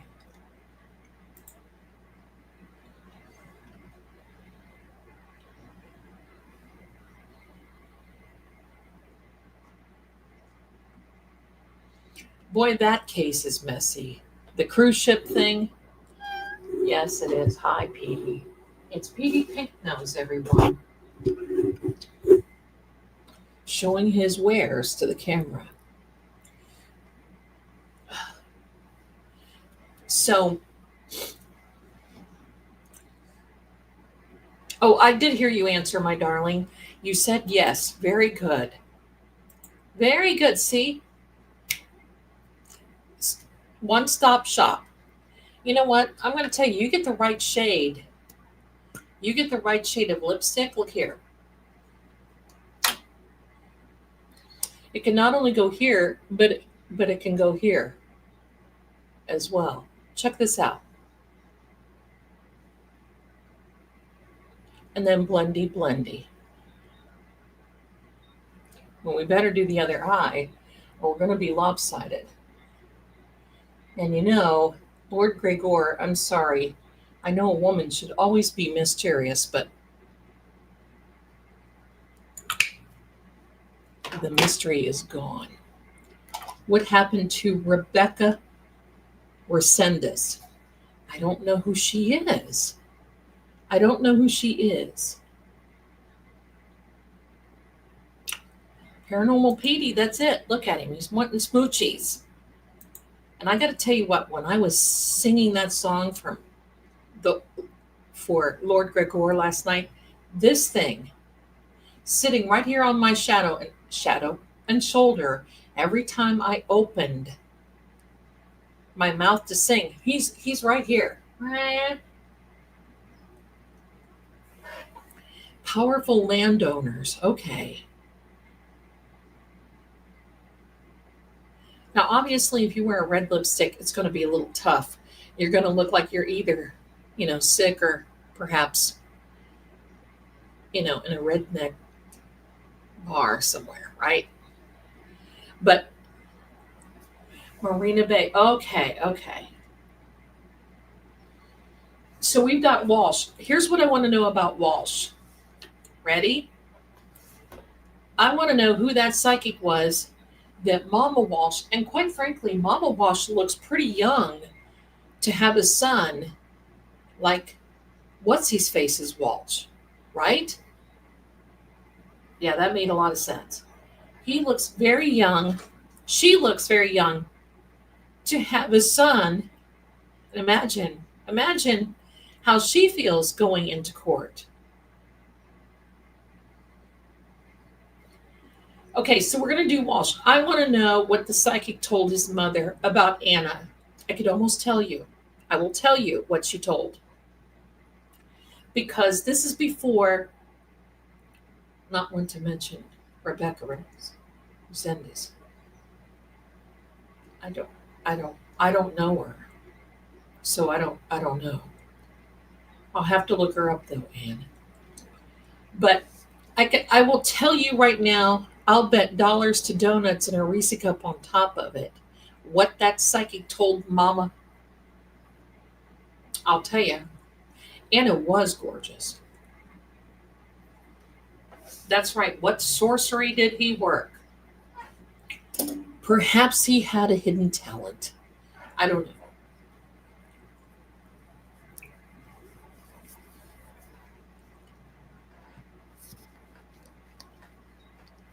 I don't think the mom had anything to do with it. I think they were convinced, and I think Mama is still convinced that her son is innocent. I'm not that convinced. And now that we know, hi Barb, now that we know what he has agreed to, what do these people think of, my friends? What are they thinking? Close your ears, Lord Gregor. Oh boy, what are we gonna get? What are we gonna get if Lord Gregor has to close his ears? But I believe, I know that Walsh, in my opinion, did this horrific thing to his wife. She was beautiful. And I do believe that sometimes these things can overcome in a relationship. She was just gorgeous.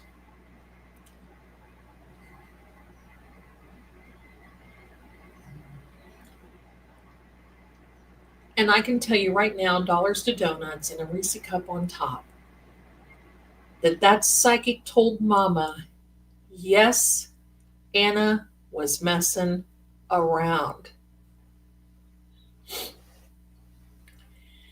I have been involved, not cases as severe, but sort of kind of cases.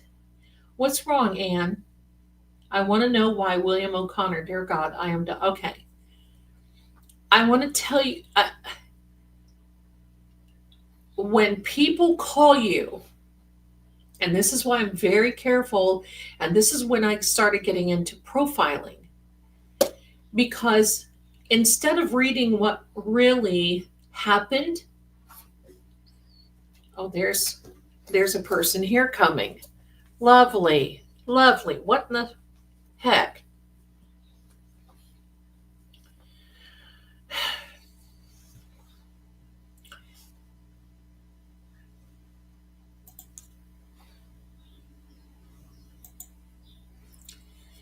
Somebody's going to have to like adjust here. Thank you.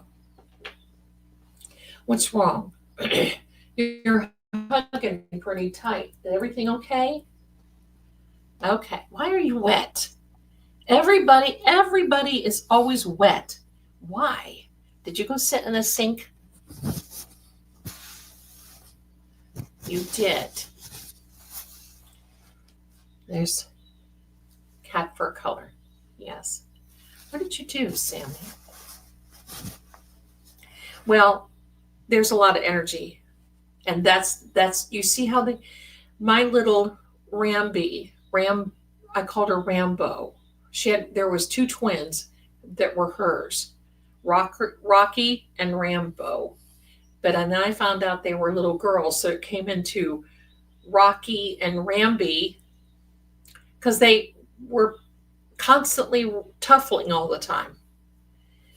Well, yeah, I was waiting for a fight to break out too because this one won't have it if somebody is with her mama. You see this? Look at her. Look at her. She's like, you stay back over there. So, anyway, she used to come up around my neck when something was going on paranormal. And I mean, it was like, here's your warning, mama. There's a lot of energy here. We're talking, look at all the cases we're talking about. Yikes. They're okay, though.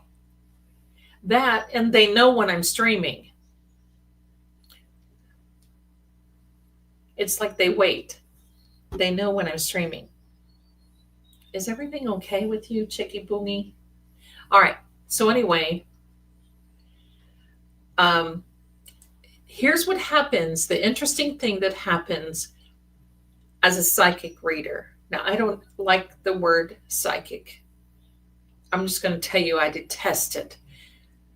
But I don't have another word. Well, maybe I do, but I don't have another word. People recognize that's okay. When you have something on your mind, yeah, Shaggy's about ready to come up here. When you have something on your mind and you're convinced that something is happening, sometimes people don't want the truth. They want confirmation of what they think they already know. And by the time they get to you as a reader, or by the time they would get to me as a reader, I was literally picking up their thought processes. And perhaps if another reader told her, yes, that hussy Ann is going out, leaving her kids behind.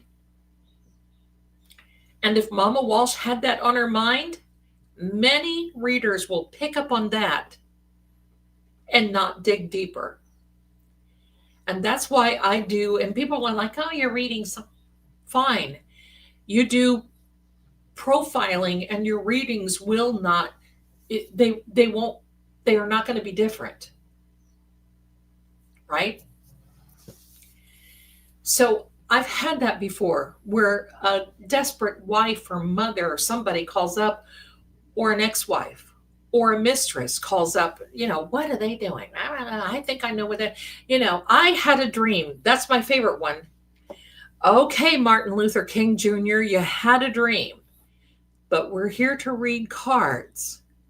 And see, people get into this where they really think that they know, or they really think that they're going to do, or you know what I'm saying. That's why I want to know what this psychic, hi Sylvia's daughter, that's why I want to know what this psychic told Mrs. Walsh. Because I quite frankly believe that they parsed a lot of what their defense in bringing it around what that psychic reading. So here's the gig.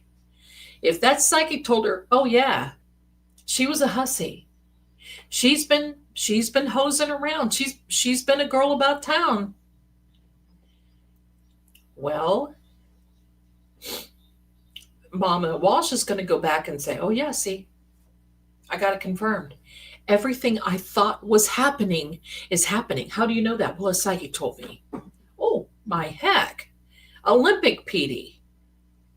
Well, a psychic told me. And you see how that can just round and round and round. Seriously. You have to be careful of those things. Now, I've only been in court one time as a psychic. Kind of, sort of, on one of this case. On a case not like this, not so severe. But they wanted to know. Because somebody went missing for a little while and, it was dramatic. Yeah, he stayed on for the full 8 seconds back here.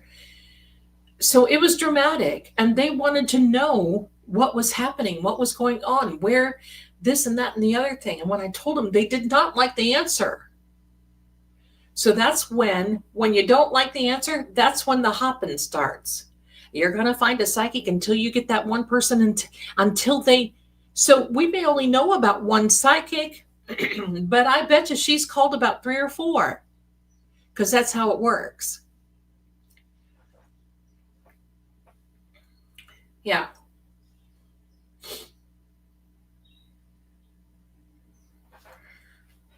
The psychic, I don't know if the psychic was brought in after Anna disappeared. I think maybe she was, because they were wanting to know, did she cut and run with somebody else? So I'm thinking that. That's what I'm thinking. Searching for, see what people do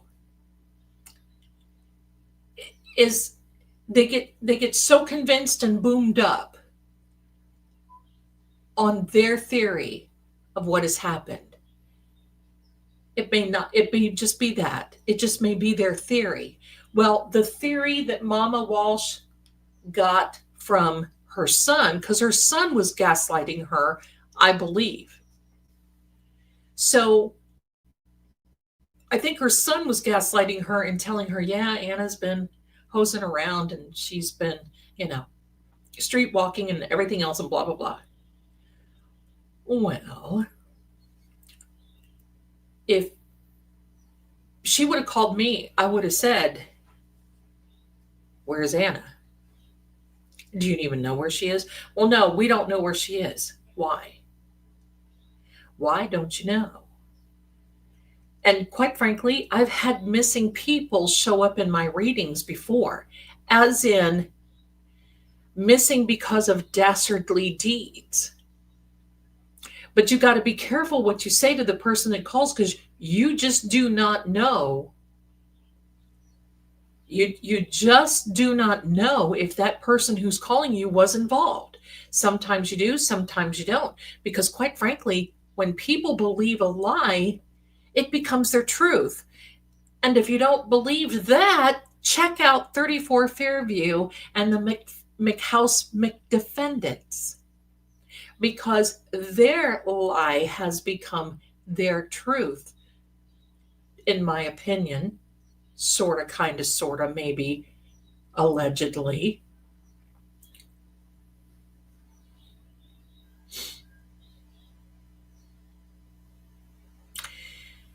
So it makes it very hard. And see, I experienced that myself, like on the line, the psychic line that I work on, True Oracle. People will book with me, and I'll tell them the truth. And to the point where I have one who calls me and says, please don't be so hard on me today. Well, you want the truth. I'm not here to just, milk feed you. Yeah, tell them the guy never came in the house. They think, anyway, aren't there messages in Anna's phone between her and her other partner? I think there's a lot of things there. But see, I believe this all started because Walsh needed some sort of kind of alibi. And I believe that the reason being was he called his mama. Well, who else is going to do that for you? I mean, if Ian called me and needed me, now I'm not going to do anything illegal, and neither is Ian. But if Ian came to me, or no, let's not even say Ian. If I was in their particular shoes and Walsh came to me and I was mama and said, Mama, she's done flew the coop. She's out kicking her heels up and whatever. What am I going to be doing? I'm going to be angry. I'm going to believe my son. And then I'm going to call a psychic. And if that psychic doesn't tell me what I want to hear, I'm going to call, because it happens. I'm going to call until I get one that tells me what I want to hear. And then I'm going to go, see, see, I know it. Well, what you didn't know is he had to call 15 other psychics to get to the one that tells you what you want to know. Walsh is a mama's boy. Walsh is definitely a mama's boy. You can tell that.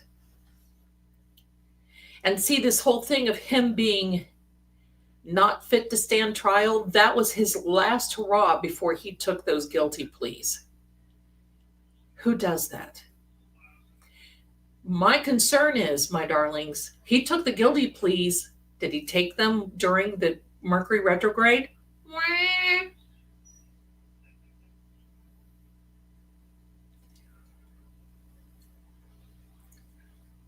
Because if he did,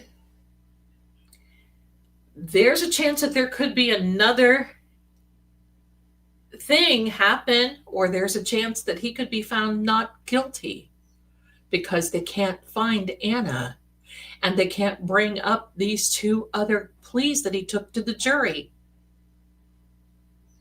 So there is. Patricia, you are so adorable. Thank you so much, my darling. So there is. There is a chance. There's always a chance, but there's a chance.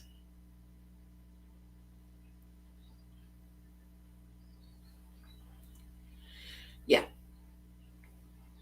There's a chance. And Proctor is in so much deep doo-doo. He cannot find a lawyer. What? He cannot find a lawyer because everybody knows that he's an egg-sucking dog, right?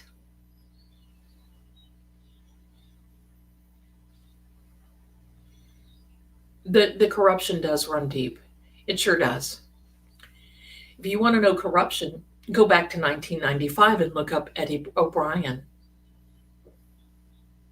That is a scary one. Oh, let me see. I don't have my fire crackling. Let me get my fire going. Where's my fire? There we are.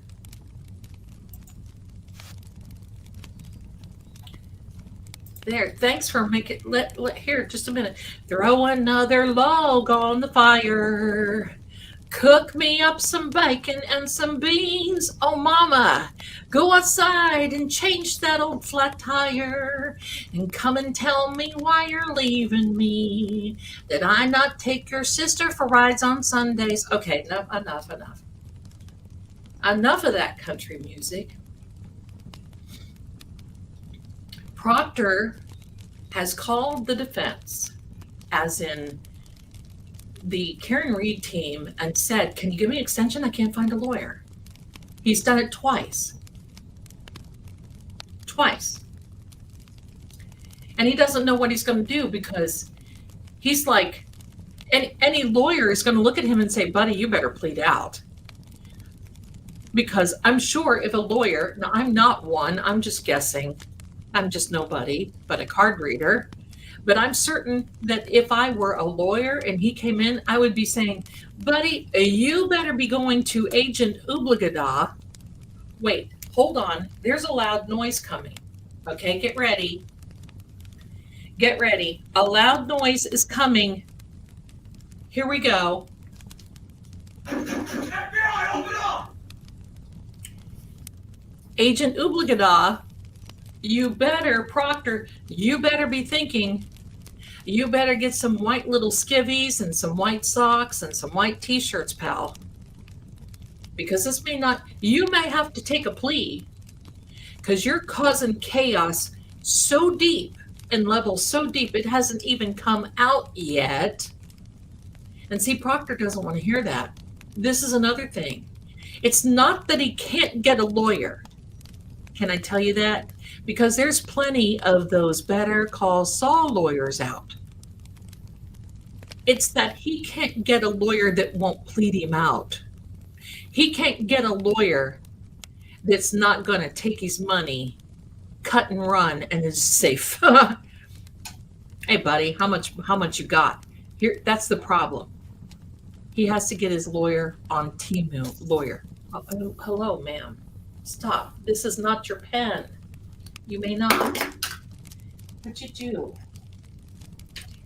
See, I want you to think about it. Think about it. Because Proctor does not have enough money. For this type of case, he can't get a lawyer for a $2,500 retainer. Where's his money coming from? Proctor is on his way.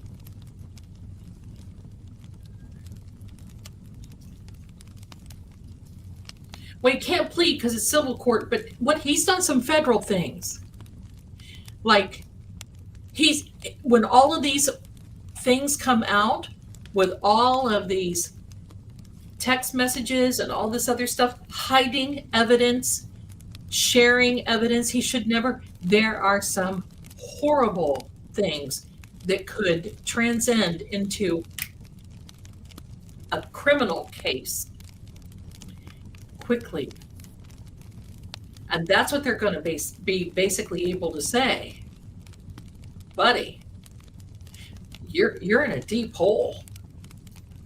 How much money you got? Oh, well, I might have $10,000.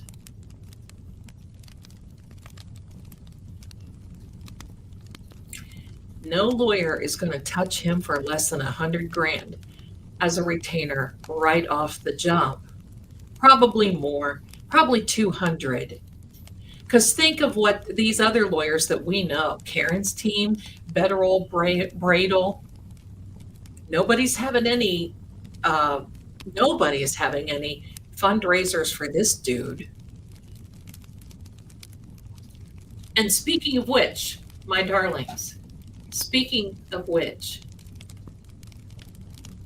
please mods, do me a favor and put up the links for this sweet young man, Sergeant Hunter Olson, who served our country to be free. And because he did so, he had, I don't know if I can say this, most likely not a doctor, but he had to deal with some pretty harsh realities of all of these things. So I just want you to know, okay? I just want you to know that he served our country, and the Army is not going to pay the insurance. Doesn't matter, all this other, there's reasons that we're not going to discuss, but their family is doing the best they can, and they need your help. And this is a family catastrophe. And Toby needs some medical attention. She was actually life flighted to Iowa City. So if you can help, and if you can't help, prayer and a lot of good wishes certainly help as well. So back to your regular scheduled programming. Aunt Baby, how can you even defend his actions when they were on his phone? Right. I bet Yuri will know his English when he goes to trial and he goes to be watching his right? Right? If you want, can I just tell you this? Can I just tell you this? Thank you, Captain Harris, because that's very true. They got 2 little kids that are left behind. And I think both under the age of 10, maybe both under the age of 8 or 9. It's tough. And Christmas is coming. They have to feel some normalcy. Okay? Anything you send to your favorite grifting psychic is going to go directly to Candy. Now, somebody say, thank you, Detective 1111. Well, see, Aunt BB, here's the sister. Here's the real rub on Proctor. Here's the real rub on all this stuff. This is such a can of worms that Proctor is opening. Another reason why a lawyer is going to want to make sure that he's got a big retainer. They don't have it. There's nobody there. Nobody's coming to his rescue. Remember when we talked a long time ago? Nobody will come to his rescue because he's dirty, in my opinion. What he did was wrong and it's dirty. And the lawyer in any good conscience is going to look at him and say,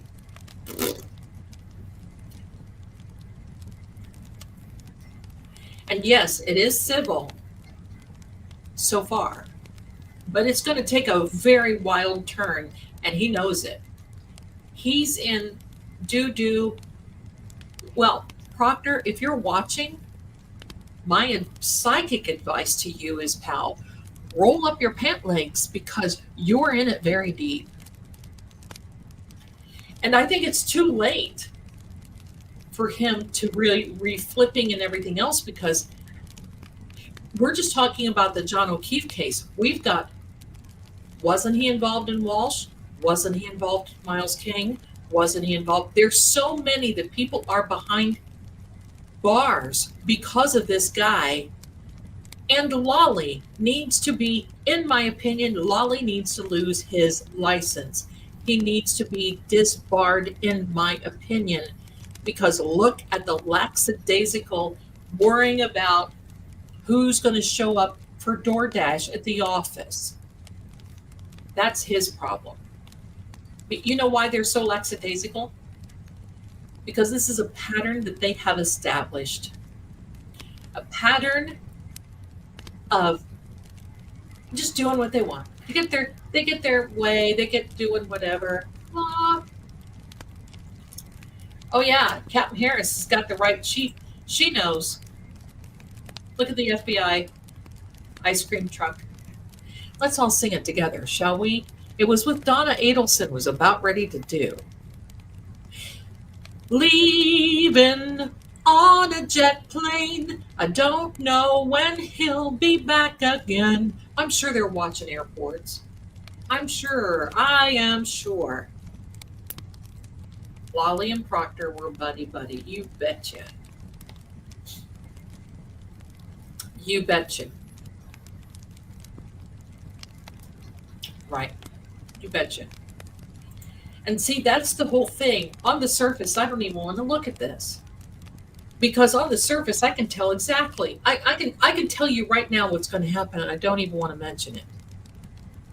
We don't even know. For Proctor to stop fighting for his job, it is seriously beyond horrific. And you can't tell me that he was not looking for Anna Walsh on the phones. He did for Karen, and you're not going to convince me that he didn't. And his wife has got to be, in my opinion, Delulu.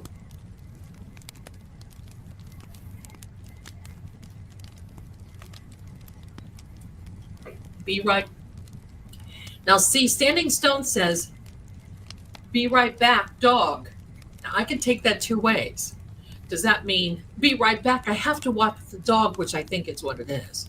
Or is it, oh, yo, be right back, dog? I think that's what it is. Yo, be right back, dog. I think that's it. Thank you, Standing Stones. It's both. It's both. 100%. It's both. So anyway, we've got Walsh on the list. Sammy, you do not need Mommy's pen. Yo, yo, yo. Why are you wet? You're sitting here and getting wet. Are you leaking, or am I like, hello? See, the cats learned how to turn on the spigot in the kitchen sink. And not in the kitchen, it's the bathroom sink. And I bought one of those little things that you screw on, and it has a little arm, and then you can adjust it so it comes out in a spray or in a stream. Well, I like to just leave it on the spray because, to me, you don't use that much water. They've learned how to turn on the sink. And they go in there and they lay around and drink water and do all that. Whatever. Leaky cat syndrome. Yeah. Let's see what Debbie has to say. Proctor stopped fighting for his job because the police union told him they were no longer supporting him. They dropped him like a hot potato, if I may add that, the day after the CW filing about his phone extraction. Oh, yeah, it was like chow. That lawyer could not get away from him fast enough. And I want you to know something. When they had that one deposition, was it a deposition? You cannot tell me that Proctor did not know about that phone getting ready to come out. Sorry, you can't tell me that he didn't, because the way that lawyer crafted those questions to him, whatever. Right? Right? He was like, ciao, baby. That lawyer was like, I'm getting the HE double hockey sticks out of here, baby. Yeah. Maybe it's Proctor that they're all saying, please fornicate thyself and thy horse. I hate to do that to the horse you rode in on. Zelda, hold on, Auntie BB. He copied Tully and Yuri like he did before. They finally be reprimanded. Not if Morrissey can help it, but who does not love that new, what is his name? Adam Deitch something? Is that his name? The former Fed prosecutor, the former Fed agent, who says he knows there's so much corruption that wants to come in. Yeah. Right? I'm telling you, it's just going to seriously be this Proctor, the proctologist. How do I come up with these things? Proctor, oh, Procto, baby. Procto, baby. Now, people ask me about curses on family. This is a generational curse. Nobody ahead of him. He is. He's going to be, his kids are going to be messed up. And they need to help those kids. I feel Adam Deitch, Deutsche Bank, Deitch. I like that guy. He's got charisma. Let's get him in office. And then I can tell you this, Morrissey's days are numbered. Right now, 2026, hello, goodbye. Goodbye. I'm going to tell you, the children, that's who I always think of. The children. These people don't think of them. I guess we should. The jerks. On BB, they said Proctor realized I had his text during the G hearing, hence he changed his phone, but apparently forgot about the cloud, right? I don't use cloud. Not that I'm going to put anything on there, but dear God in heaven, you don't know who can hack into it and get your personal things. Hello? And quite frankly, I mean, even Lord Gregor and I know. Hello, how old are we? Well, how old is he? How old are we? We know you don't do things because they can flick up to the cloud. Yeah, baby.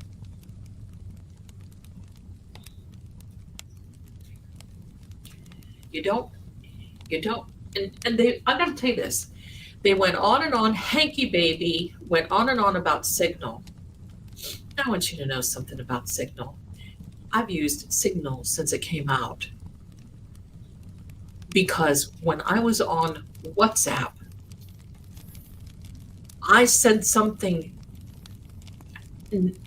nothing derogatory at all, about an election that happened whatever years ago. Talk about Big Brother is listening, because I got zapped, and so did the person in Canada that I was talking to got zapped. And I don't like that. So I talk on Signal if it's something important. And if it's something that it's nobody's business, nobody's business. So they made a big deal about Signal. Well, hanky panky. sorry about your luck. For the people, Linda, here we are. For the people, there are, the forever bothering Italians, or whatever he does, became the head prosecutor here or whatever, because he knows the stuff. Yes, he needs to be doing that. Auto delete may get it off the phone, but it's not the cloud. That's right, the cloud. It's like here we are, my darlings. It's like the credit karma system, right? You buy now and you pay forever. That's what it is. Proctor bought into the karma credit system. He just buy now, pay forever. His name will go down in infamy. I'm going to tell you, I've had this song go through. This song is reeling through my head. Y'all know 18 Wheels and a Dozen Roses. Now, I don't sing country, and I don't listen. Oh, in the old days, in the 80s, I certainly did. But I don't.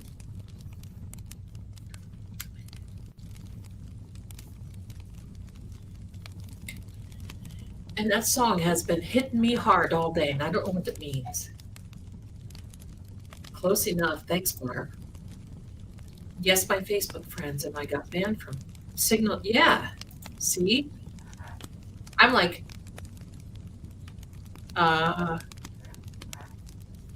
and I have to do business on WhatsApp because, in my other life, I help out with humanitarian funding for hospitals and all kinds of different things.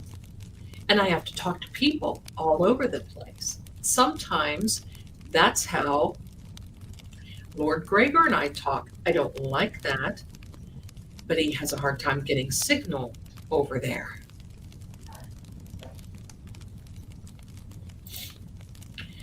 I did have an iPhone and I didn't like it. But there is an option. Even I have Windows. And every time I post something, it's like, oh, you want to put it on the cloud? You want to put it on the cloud? No. And you have to click off of that. Same thing, Android, they give you an option. iPhone, I think you have to set up for it. Like on my iPad, and I do have an iPad. And I clicked it off on my iPad, but God only knows. Is it still on? It could be on the cloud. There could be somebody up there, like, oh, Zelda, you did that in 1978. Okay, good for you. Zelda Lee is a great country singer name. Zelda Lee Kelly von Gorlitz. Zelda Lee Kelly. That might be Zelda Lee. Like Peggy Lee, only Zelda Lee. What did Peggy Lee sing?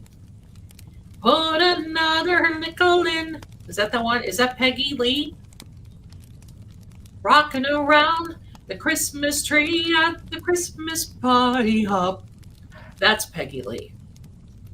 Hey, Elon, hook Lord Gregor up with Starlink. No, they won't have it over there. And he won't do it. He won't do it. It's too intrusive.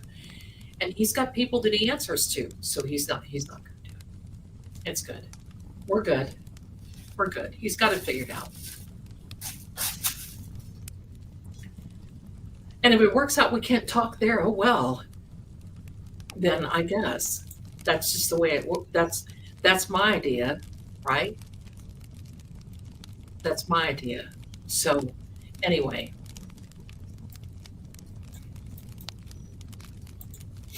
so my darlings, I'm checking out y'all what you're saying in the chat. So we're doing what? Well, when you wish upon a star, makes no difference who you are. When you wish upon a star, your dreams come true. Watch what you wish for. Watch what you wish for.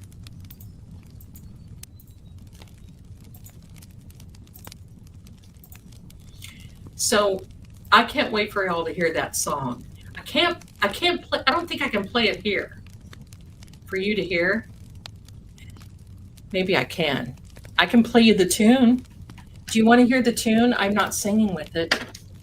Oh, there's Captain Jerry. Bless her heart. Let me see. Shall I sing it? Yes, maybe. But I won't do the coloratura mezzo soprano crap because it'll blow out the people. Here we go. You guys can hear this much of it. Can you hear it?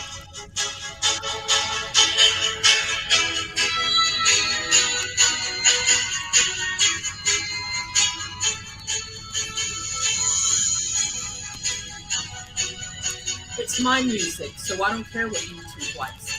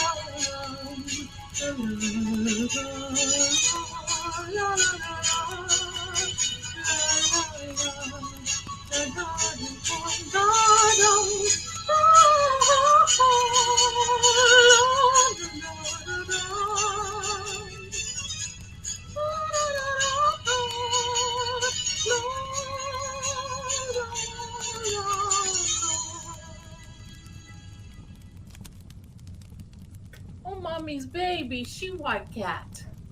Thank you, my darlings. It will sound a lot better when it's cinematic. Oh my goodness, her like that song. Mommy girl likes singing. She likes singing. There we go. Thank you, my darlings. Thank you. That is the song Rough Draft. I wrote the score and now it's come through the ages. Oh my goodness, Sammy, are her dad happy? My goodness. Thank you. That's my baby. See, that's why I can't. Did you just hear that voice? That's what makes the singing voice go to the hot place when you need to be talking to the chickens, like, little chipmunks. Oh, are you going to say hello?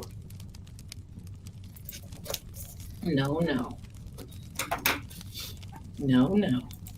See, you don't see, but when I sing, I mean, they're like, they do this. It's like, oh, mommy's singing, let's go. And I know it's very hard to hear. You probably couldn't even hear it, but you'll see it because this is going to be Lord Gregor going through the ages. And just wait. And hello. Okay, my dear Lord, I just may sing to you always. Thank you so much. Thank you. Thank you. Thank you. It's a little on the shrill side because I'm trying to Be quiet so the people upstairs don't call 911 and say there's a woman downstairs getting harassed. You never know. Well, Sammy sure has gotten a second wind. So anyway, my darlings, Walsh. Oh, what are we doing? Have we figured out why we're wet? It's not me. Okay. So I'm going to put this up one more time before we go. We're going to go in about 15 minutes. This is Sergeant Hunter Olson, served his country. And thank you. So my darlings, before we go, I want to have, because you're so sweet and being here with me and so kind to my family and so kind to the kitties and especially kind to the old man in the chat. But just remember, if you don't want your wig snatched off, don't be Erica, right? I need to make that, but I would get really in trouble if I did don't be an Erica. Who knows Jason Aldean? Did you see his wife? When she did that to him, I would have been snatch, bend and snatch, baby. If I would have been Usha, I would have went home and had a talk. There would have been a talk on the table. Sorry, I'm just raised differently. Sorry. You know, it's a wonder that she just didn't put her leg up and wrap it around his waist. You know, hello.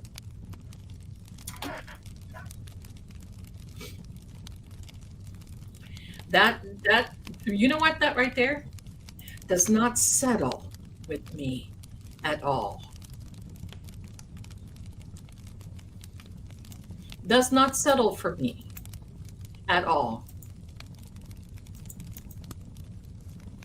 You don't, especially, listen, you don't do that kind of hussy move.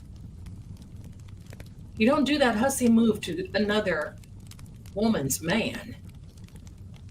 Hello. Pardon me, I'm just sorry. I didn't wear leather pants to my husband's. I mean, Sarah, time for, we're gonna have a giveaway, my darlings. Who would like this deck of cards? If you have won anything in the last 30 days, you're not eligible. But that's right, in the South, it does not go well for the party doing that. It would be, wait, where is this now again? Hear that? That's the sound after or when she'd be picking her wig up off the grass. Don't do that with my man. Seriously. This is, look at the back of this. This is the art. I know you guys have seen these brand new deck of cards. Well, you know what? Y'all can enter. Why am I being such a... Stop being hard-nosed, Zelda. Stop it. Everybody's available. Everybody can enter. Here is the old-style Lenormand deck. It is brand new. I just took the plastic off because I always like to check my decks. Be careful, Zelda, what you say. I always like, it does not come with a little thing, though. Like a little pamphlet.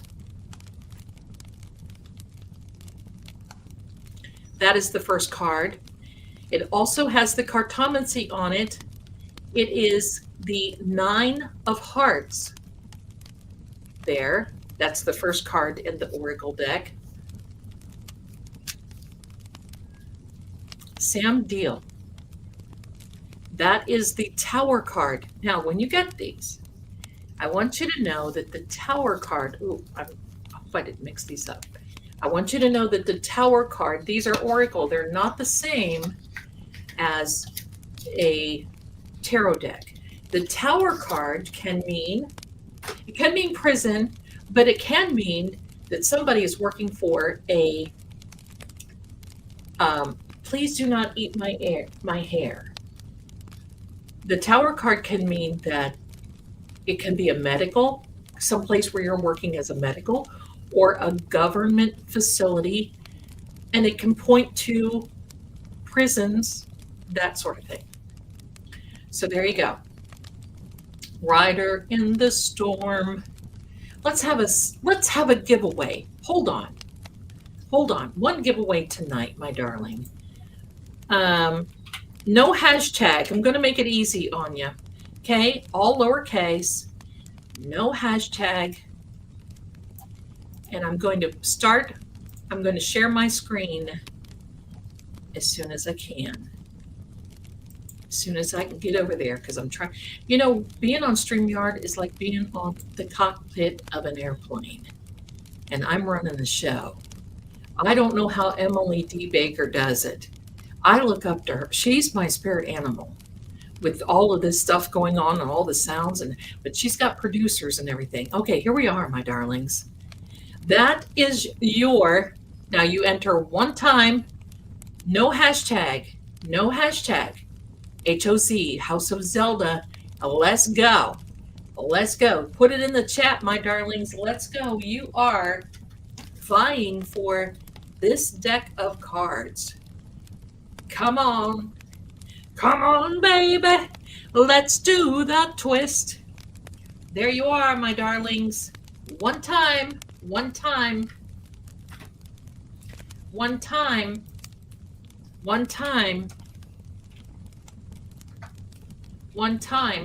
Let's go.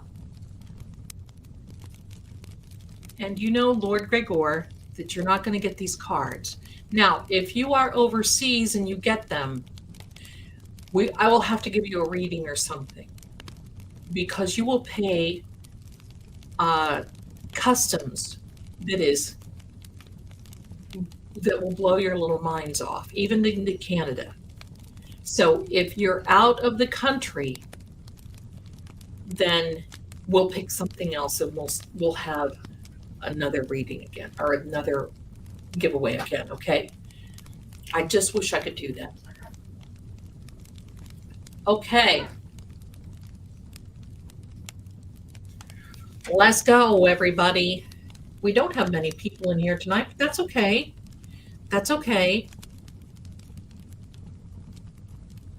Into this world we are thrown. That is correct.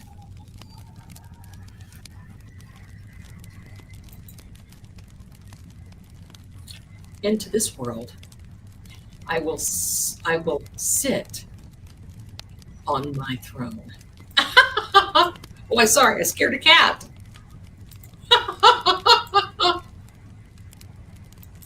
House of Zelda, let's go.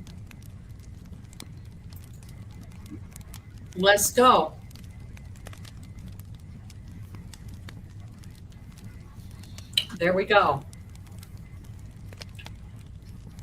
Thank you, Lord Gregor. Thank you, my darling. That is his little nickname for me.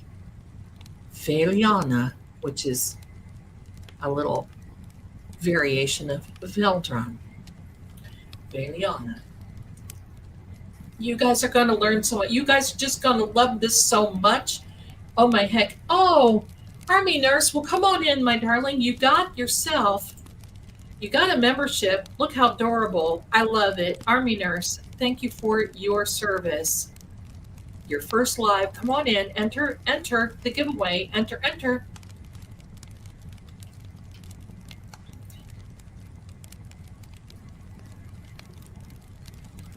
Riders in the storm.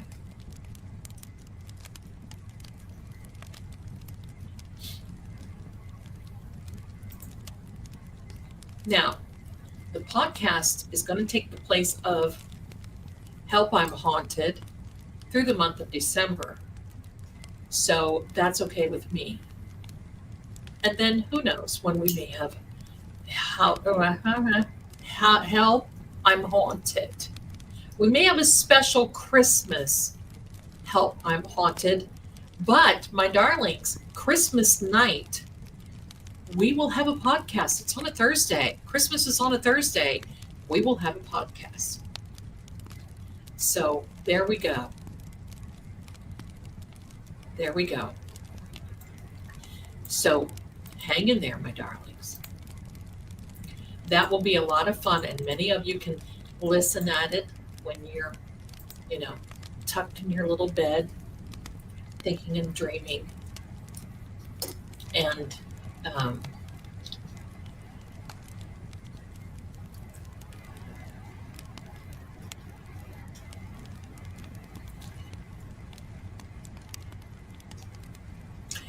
Lord Gregor, if you'd like to send me, maybe your steward can send me a book or two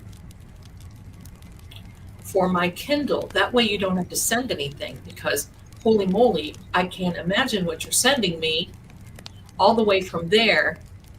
But he has agreed to allow me to open it. I don't know what I'm getting. Could be the plague. No. No, he's not going to send me anything nasty. He's a gentleman. But I can open it on air. Let's go, everybody. Let me see how many people have entered. Oh my gosh, you guys are going to have a good chance of winning. There's only 30 people who have entered. So I'm kind of excited. I guess he told me I'm supposed to be having it like maybe the end of the first week of December, close into the second week. I'll open it on here. He's going to let me. He's very nice. He's going to let me. I think he's going to let me open it on here. And, hello. There we go. What is this, Captain Jerry? You better call me when you get it so we can guess by the size of the box. He told me it's a small box. It's not the size of a carpet cleaner, right? It's not a broom, so I don't have to worry about flying out of here. That's a joke. That's a joke.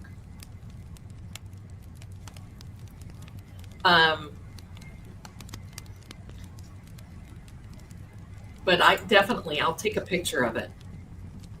Let's guess. I can't even guess. And quite frankly, it doesn't matter. To get a package like this, I'm excited. I'm excited. Who wants to send me a package and spend all this money to send me a package from halfway around the world? So it must mean a lot to him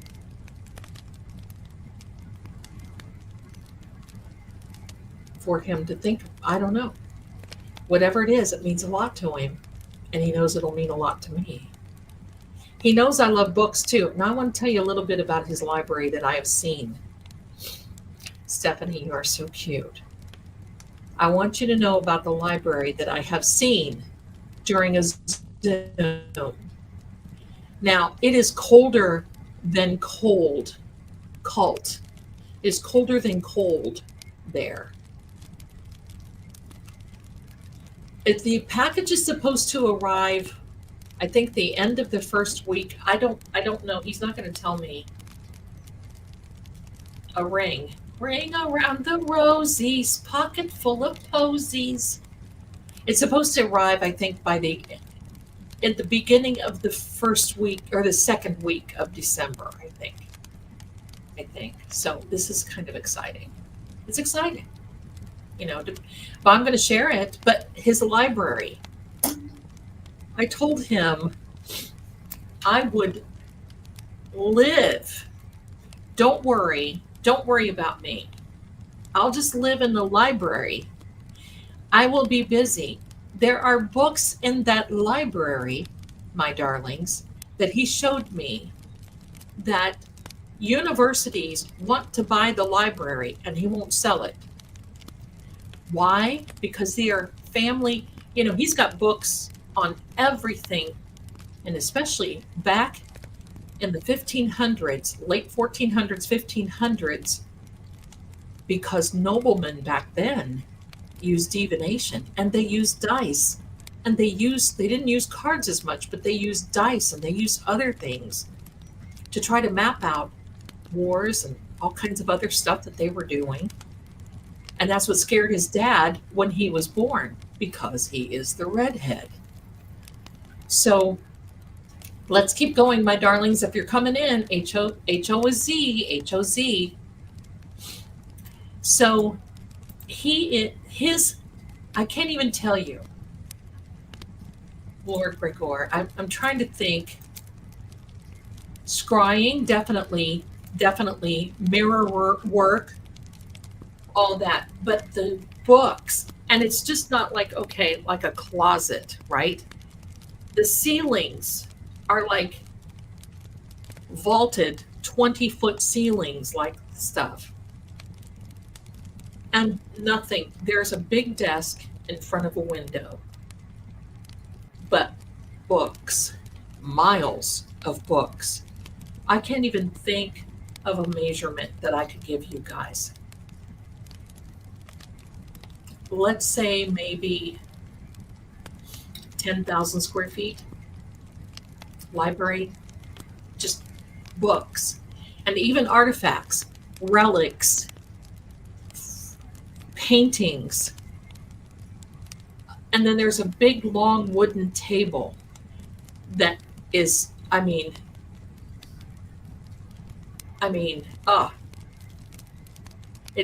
kind of the library in the book Beauty and Beast. There we go. Okay. 20-foot ceiling. Oh yeah, it's incredible, but there's no heat, and it's all by fireplaces. His people get up in the morning, come there. The steward of his. I will make pictures of the library. I'm going to start making pictures of the rooms, because I'm not allowed to show, but I do take screenshots and I make the pictures from the screenshots. I am allowed to do that. And I do so that. I do, and I will show that to you. But it is, you'll see, I've got a video that I've got some other pictures with him about some relics. And you'll see what I saw of this castle. The whole west, wait a minute, I think it's the east wing. He's got a chamber, and then there's just a small living area. They don't keep the whole house like rip-roaring warm during this time, because it's extremely cold. He has two people, his steward's wife and her sister come in. She cooks, one of them cooks. He doesn't eat much. He does entertain, but they'll come in and make sure that the fireplaces are going 24/7 and everything else. It's just amazing. Yes, the podcast picture.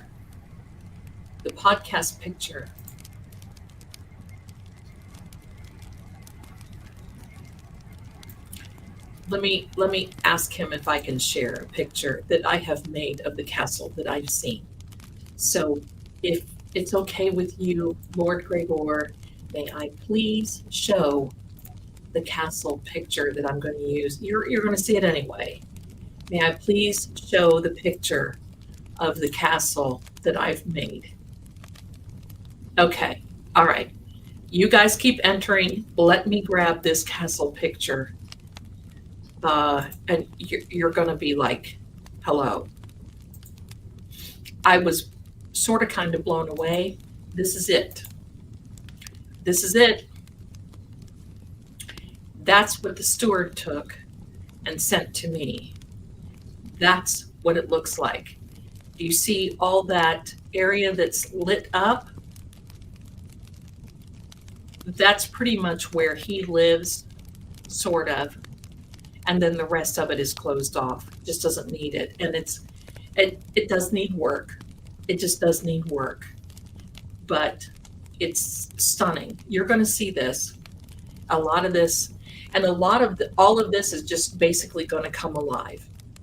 That's it. So you can see that this is a trek to get to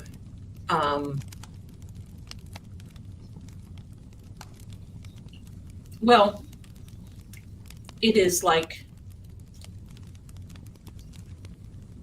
the main areas do have heat. They have those big fireplaces, like you saw in the opening. They have huge fireplaces that they keep going.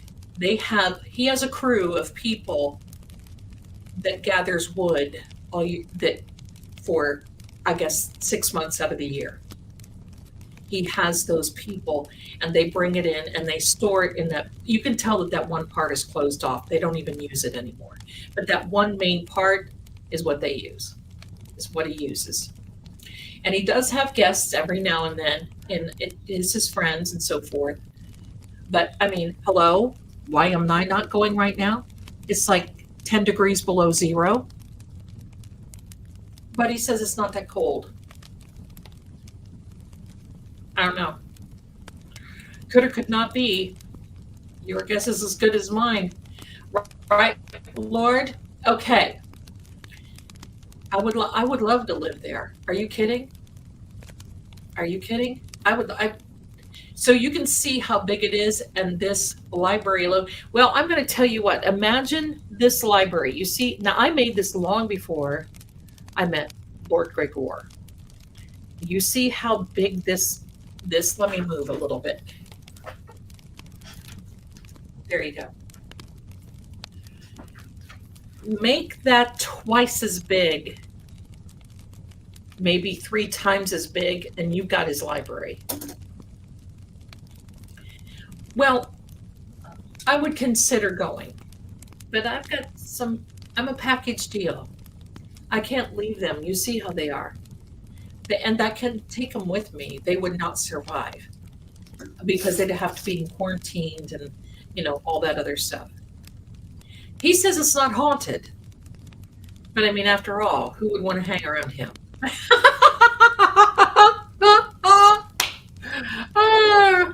He's probably one of them. Listen, I told him I could come there. He would never even know it, but he would. He would never even know it. We would never bump into each other for another millennium. Can you imagine? If you wanted the exercise, hello, can you please bring some sheets over to the West Wing? Right? Listen, here's the one thing. Oh yeah, that place has stories, but here's the one thing that I've always said. I would haunt that. I will volunteer. But here's the one thing that I've made very clear to my Lord.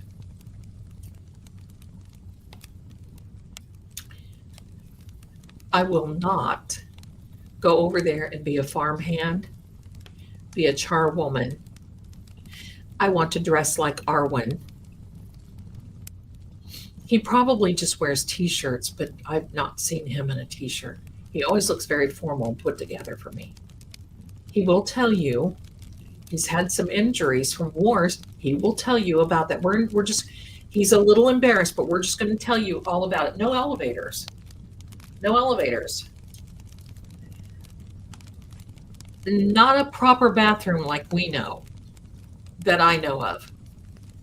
That might be a deal breaker, Can you imagine being outside and working and looking at him and saying, my Lord, I have to go to the bathroom, but I don't think I'm going to make it. Well, there's a horse trough right over there. Could you imagine? Let's have a drawing. Let's have a drawing. Here we go. Ready? Last call, y'all. Arwen, yes, can you imagine me standing there? If you want him, come and claim him. And my horse, Brown Betty. All right, let's have this drawing. 34 people, somebody's got a really good chance. Here we go. And we are going for this deck of cards.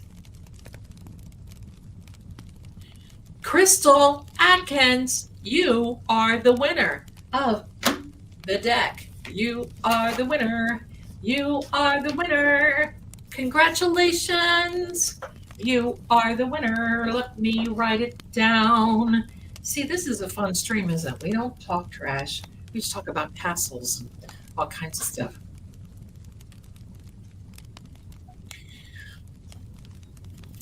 Well, there is a certain thing, honey, that they would have to, because I've already checked with the vet, and there's, so yeah. But I don't think they would survive there. I just don't. The weather is so different, and it's a minute, and it's not like it's a car ride to just get to this joint, right? I mean, so thank you for looking that up, Melissa. But I've just kind of been looking. Okay, do not eat my hair. My hair. I'm Loretta Lynn tonight. My hair, my hair. All right, let me see. Crystal Atkins.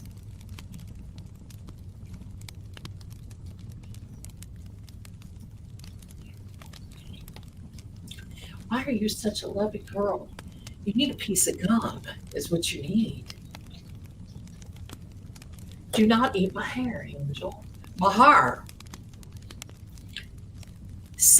Crystal, send me an email, my darling, with your address, full address, so I can get it to you. If you are out of the country, let me know, okay? I don't think you are, but let me know, because we'll have another drawing, and then you can get a reading or something.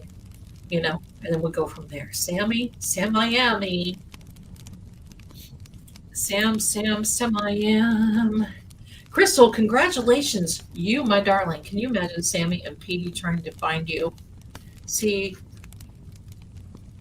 I worry about, and I got to tell you this. I mean, I would have my own chamber. I already know. But a chamber, my darling, with my own fireplace. I would be out on can you imagine me standing out on the side of that? Lord Gregor! Lord Gregor, where are you? Vespera, where are you? You, Lord Gregor, where are you? Can you imagine? Dear jumping jollies. Deanna, bless you, my darling. You sleepy girl. There is the winner right there. Now, honey, are you in the U.S. or are you outside of the U.S.?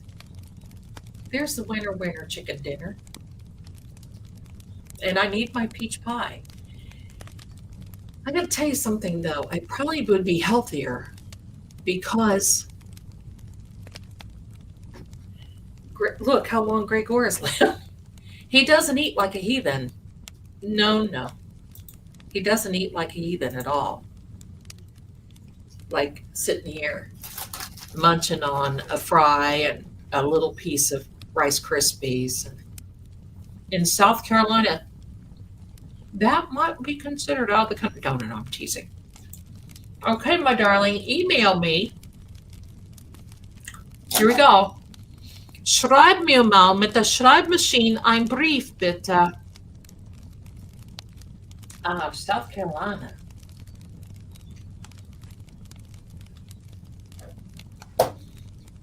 There you are.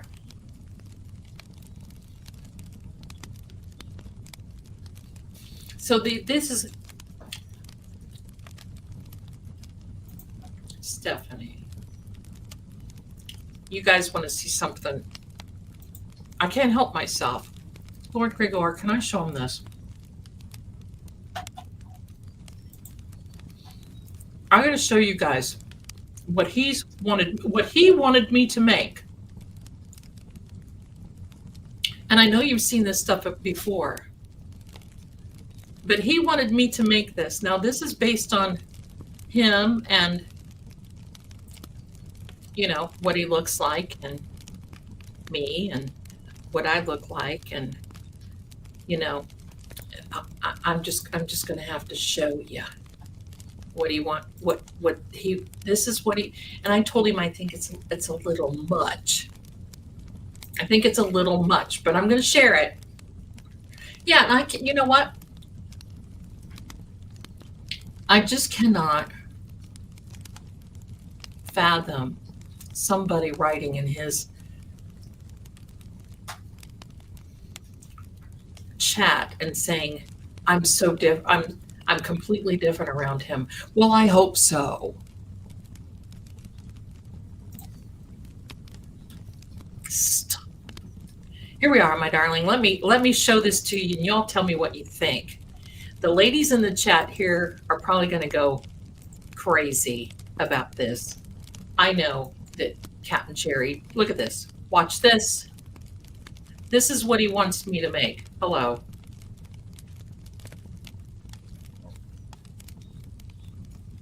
That's it in a nutshell. Let me give you a little look at that again.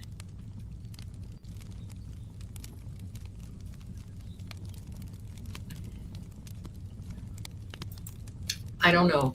I think I'm in for it. I don't know. I guess I'm in for the long haul. You want to know what bothers me?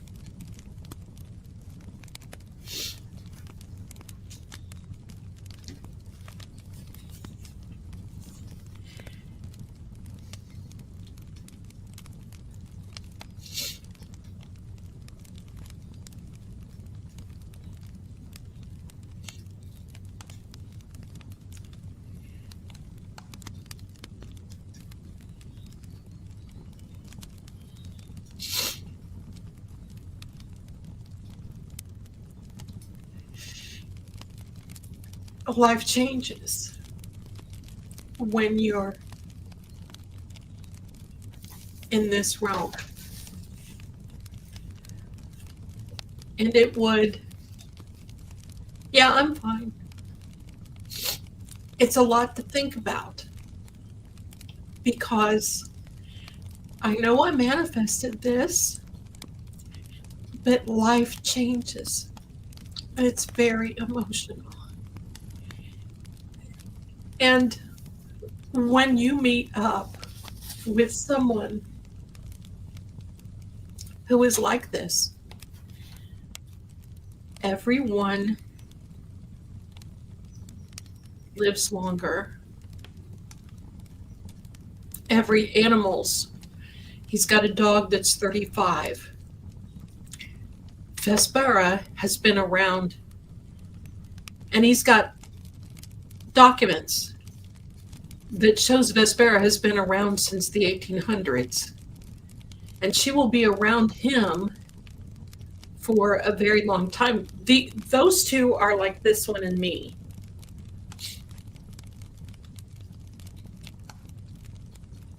And thank you guys. But it is beyond, and he'll explain it to you. But it is beyond marriage because it is not a marriage. It would be considered a bond as because marriage is a mortal crazy thing that I've been married. A lot of people in here have been married. And it's all hot and whatever.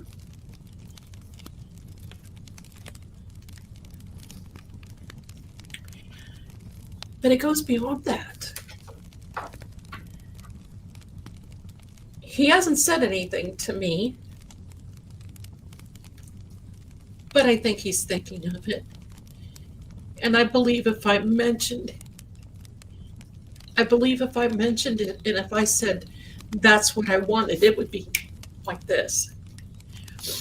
And it would be life-changing for me and my son and Kitty's and even him. Because here's the thing. He will outlive me. I may live longer, but he will outlive me. And that's the thing. I mean, now, quite frankly, I will never marry again. I've told all of you that I won't marry again. Because there's not that bond. There's not that camaraderie. And there's not that person who is there that understands what it is that I'm going through. I mean, understands what I do. That understands that this is my life and this is a part of my life. And like when I was young and a young girl, I mean, I went through that chastisement. I went through that not accepted by family, just like him. We're both on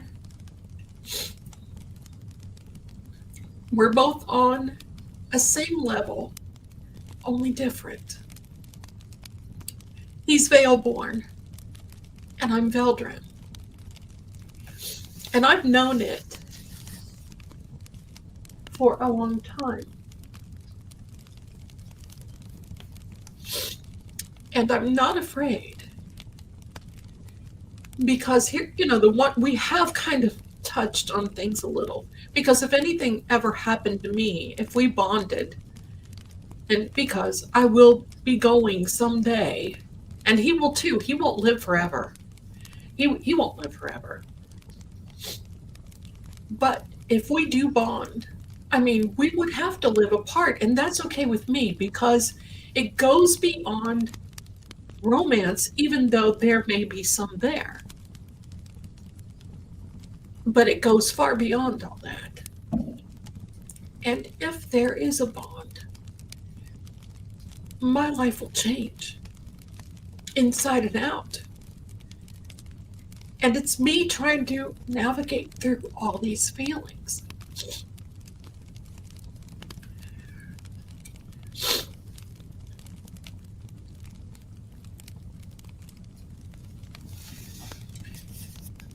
So it goes beyond him being my person. This is a quest that he is, and believe me, I'm so thankful. I mean, you want to know the weird thing? I feel like I've conjured him. I seriously feel like I have manufactured him. And I wake up in the middle of the night thinking, am I nuts? Am I crazy? And yet, I look at him, I just can't help myself. But it goes beyond the fact that he's 6'3", lives in a castle, he's very handsome. And for all of you who have known me up to this moment, you know that, I mean, you know, I mean, just hold on. Let me like refresh everybody's little sweet memories here.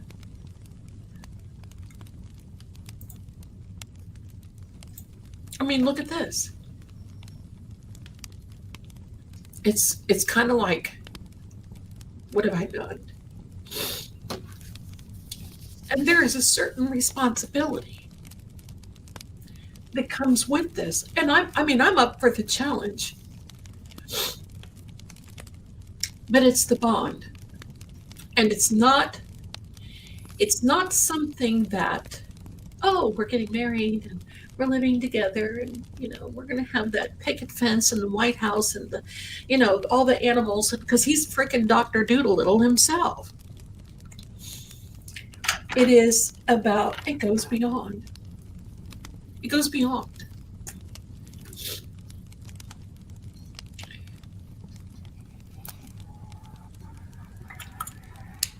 And it's something I have to investigate.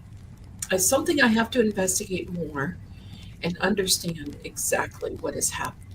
I mean, I know it.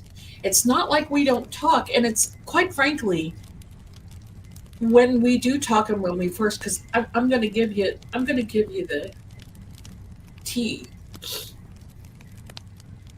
Last year when I met him, it was on the Talkie Tick. He reached out, and I thought, oh God, here's another vampire. Because believe me, if you want to see the vampires, they're on the Talkie Tick, but they are the fake ones. They're not the real ones that stink, like the one in New Orleans that I met. That's horrible. And he'll tell you he deals with a particular vampire.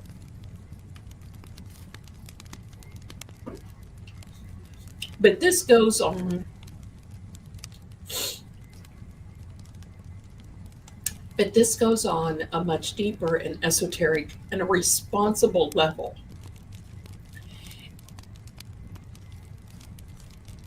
And it's kind of that that when you cross that bridge, there's not coming back. And I really need to know what my responsibility is.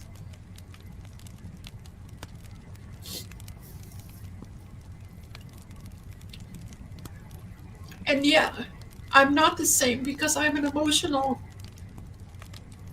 nutbag. And it's because it's not that emotional feeling toward him. It's that emotional feelings of, oh my gosh, world is opening up. My readings are getting more intense. My readings are getting more clear. Things are happening around me. All that. So when I first met him, I really thought he was a vampire. Crossed my heart. Mitchell says it's nice that he's not the stinky kind. Mitchell can always break the ice. Thank you very much.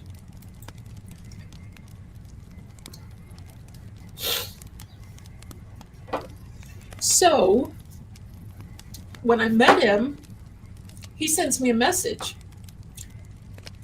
Lady Zelda. Because I have an account there, but I just never use it. And I post some things randomly. Because, let's face it, on those platforms, people steal your content. They do here, but the tubes of you are a lot more strict, and it's very, very hard to get away with it. So I'm on, because I'm always on there at night. Let's see, what are the mermaids doing in Chicago?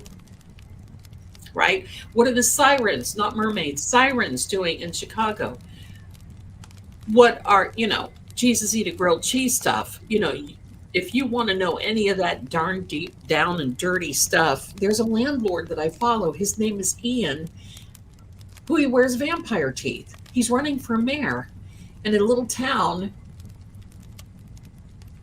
So believe me, if you want that other side of life, you go to the Talkie Tick. Goodbye. So I'm on there, and it's just, you get to a point when you're like me, you get to a point where you think, okay,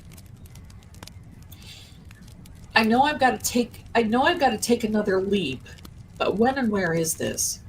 And how is this going to happen? Oh yeah, Linda, Ian knows. In fact, Ian has thought he's seen him around here. And I have thought I've seen him around here. And that, hello. Because you know me, the weirdness comes out. Oh my God, what if I'm sleeping? What if I have a body function? And he hears it. You know, the weird female stuff that you think about, right? Oh my God, I might have to lose 10 or 20 pounds. Oh my God, take a look at him. But then I see that he also has some things that he's very embarrassed about.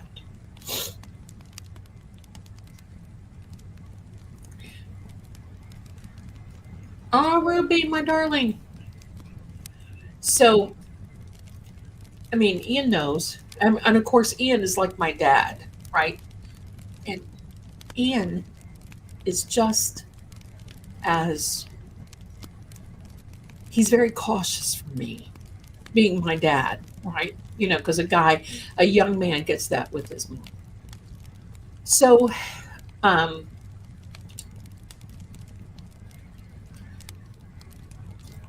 so he starts telling me, I know your ancestors' family. Now, I get a lot of people that say that because they watch me on here, they hear my stories, and then they want to get into me. They want to get to me and they want to be around me. And I'm very cautious and careful about those energy vampires that just want to like cling. Oh, can we be friends? Because I know that type of friend, and that's the one that calls you 13 times a day. And I'm sorry, but can you just answer this question for me? Well, I'm sorry. And one question turns into 27. So, um,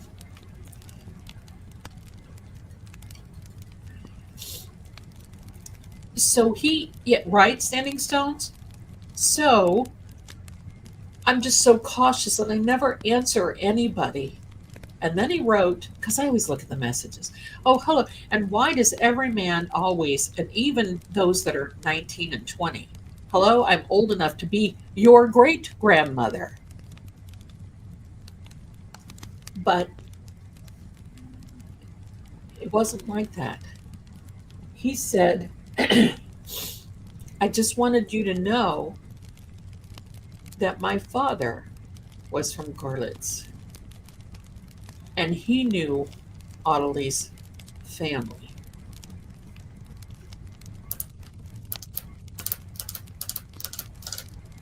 Now, Audley is my ancestor. She and her sister and family fled all of those horrible times when they were after psychics and healers. And Audley's sister was the herbalist. She was the healer in the family, like a midwife healer.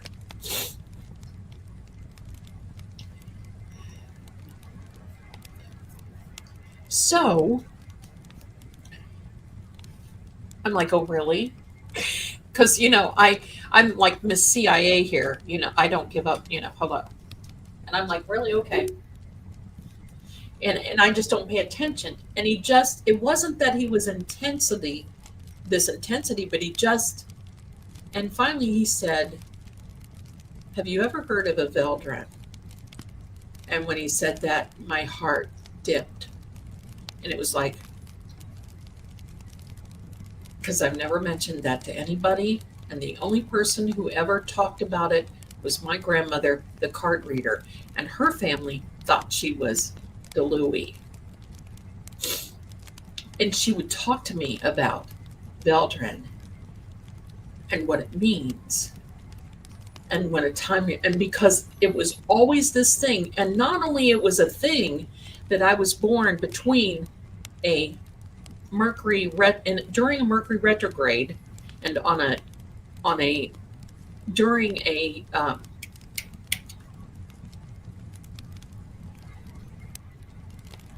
lunar and solar eclipse. I was born on the Ides of March. That means something. And why? Because their seer, the Ides of March, There's just so much going on. And when I was born, they knew I was different because I wouldn't cry. If someone picked me up, like my own mother would pick me, Carrie, volume 1. That's about right.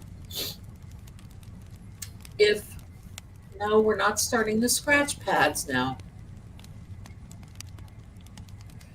Really, Standing, I have never met anybody that is. I think one time I met someone that was born March 15th.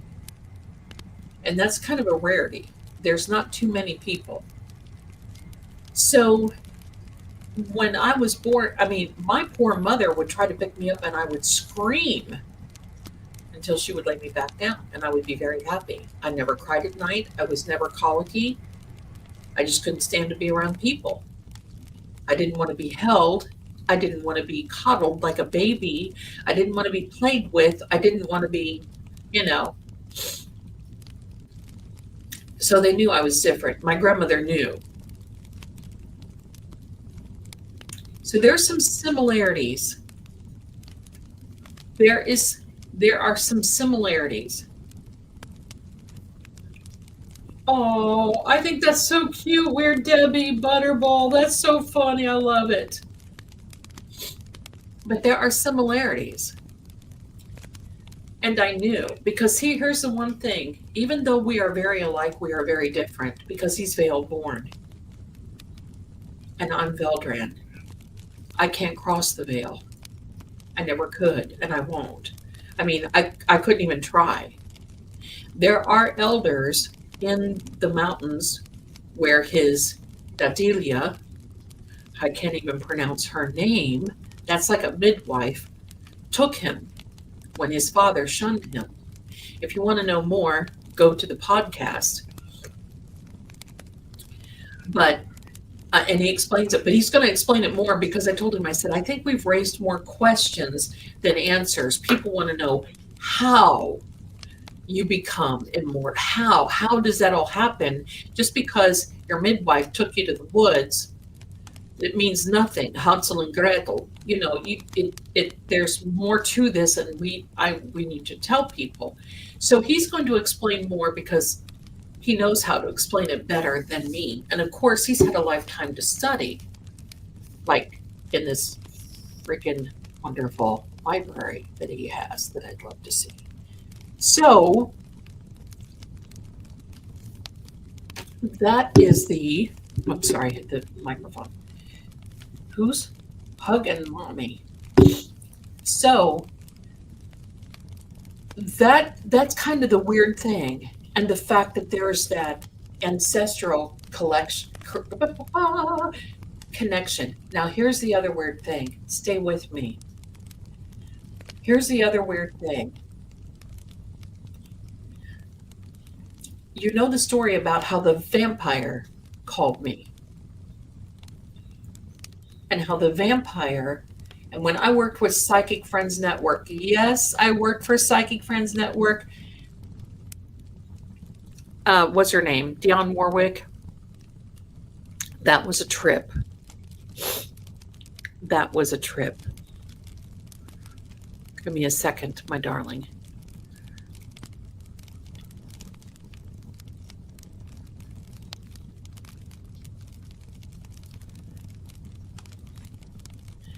Carrie, look at you. You're so adorable. I just love you. Thank you for the email. I'll have to read it in a minute. So I remember I really thought he was a vampire because of some of the things that he said to me. And you just don't go up to a person when you know that there's some type of connection to another realm, another world, another veil, and say, oh, by the way, do you stink? Do you stink? Do you do that sort of thing? And I finally had to get to the point where I asked him and apologized to him because he heard me. He would watch me on here, and he watched me just about every episode. He would watch me, and he would borrow the steward's phone and learn, except I have to still get him because he's got an iPhone and he thinks he has to practically break the screen to push the buttons. So that can be a challenge. So anyway, that my darlings, and knowing that there's so much more to come, but there's comes with it a huge responsibility. And it could be just a bond and that be it. We live separately as friends, which would be fine with me. Or it could be a bond because something could happen to him. Something can happen to me. It's life. But, you know,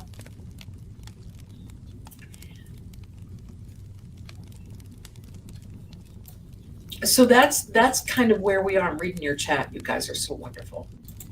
So, it's one of those things that before I do anything, I mean, I certainly can't decide that,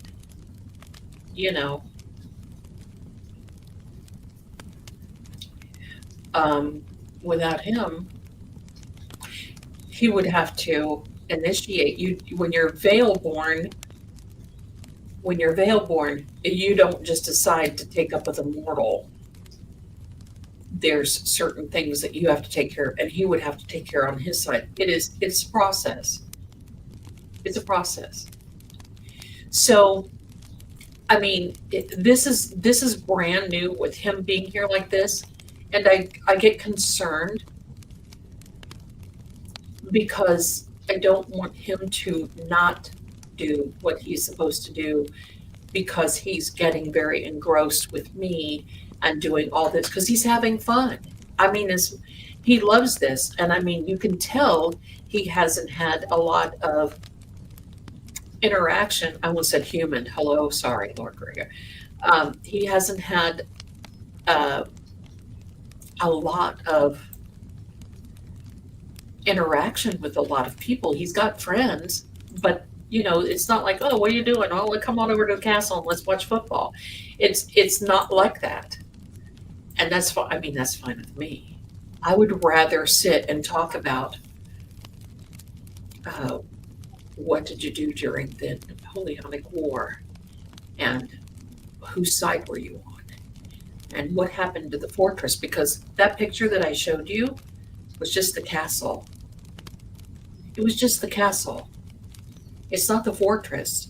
The fortress is in that.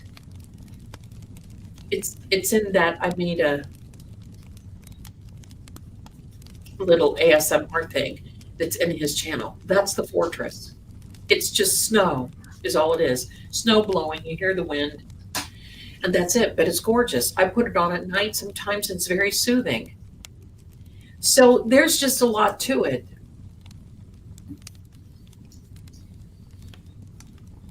And I have to make, oh yeah, it's safe to be with Lord. Yeah, he's a non-vampire.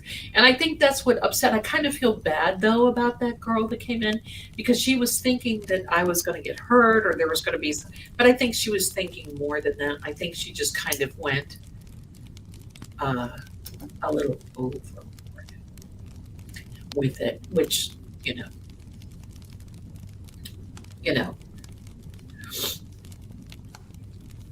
So it is what it is. He's actually texting me or sending me messages rather while I'm talking and telling me to, it's okay. So, and he also said, Mitchell, he has friends that are older, and these are the ones, the same group that his Adelia took him through because she took him with other children. So when he was an infant, he went with other children that were also, could be even disabled, veil born. And she and, she and a group of family members, elders, took care of them. And then when he got older, he had to make a decision. But that was it. But yeah, he doesn't stink. So that's the deal. Somebody asked me the other day when I was with Anne Rice. I have a client here, and if you're here, my darling, I love you. Her name starts with an M. And she was asking me, because when I was with Anne Rice, and this is like, she was doing research for Lestat. And actually, she loved Lestat better than Interview with a Vampire.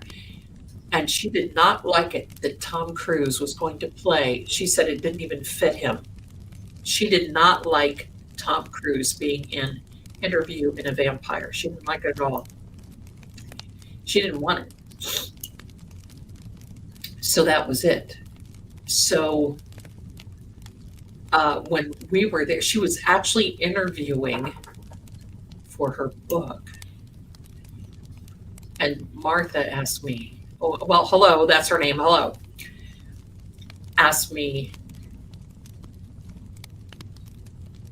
he is an immortal. They do allow, it just depends on how close they are and what type of connection. It's not like he just rides into Prague with a little sign that says, hello, I'm immortal. Most people in that area know. Like, his steward is still a little on the weirded out side because Lord Gregor was good friends with his great-grandfather in 1902 when they went to World War I. See, there's a lot of history, and that family has been around them, and they have leased farmland, and I mean, just the way it is. He's a good guy. At what age did Lord Gregor become immortal? Does it happen at a young age or older? He was born immortal, but you have to, there's a certain age that there's like an acceptance bonding. And it was, I believe, when he was about 28 to 30 is when that happened. And then he just slowed. He slowed down in aging. So he says right now he is about 55 is what he would be in the mortal age, 52 to 55, something like that. She just thought that Tom Cruise didn't have the look, and I agree. I don't think he did not have the look. He just didn't have the look. She wanted somebody else. I forget who else she wanted. She said Brad Pitt had the look, and he did. Compared on those guys, because I'm just going to be frank. If you just ate, sorry, turn it off for a second. When we met them, we were at Café du Monde. I was happy there, having coffee and eating beignets. That's why I'm there. I was with another group of people. I did not realize that the one that I was with was a vampire because he didn't show it. But the one that he introduced me to her, we were sitting there having this conversation. She was talking about books. She basically said that she fell in love with Lestat. And it's a fact. She fell in love with him. He was a fictional character. He's a fictional character. And I'm kind of afraid I'm going to wake up one day and Lord Gregor will be that fictional character for me. But she, Brad Pitt can be super petty when it's called for. Tom Cruise, yeah. That's a good question, Jay. He's always said that aside from plagues and everything else, his favorite era was the 1700s because they got away from all of this Napoleonic stuff to a certain degree before wars. But even though there were wars at that time, like revolutionary stuff, he said that these countries started coming into their own.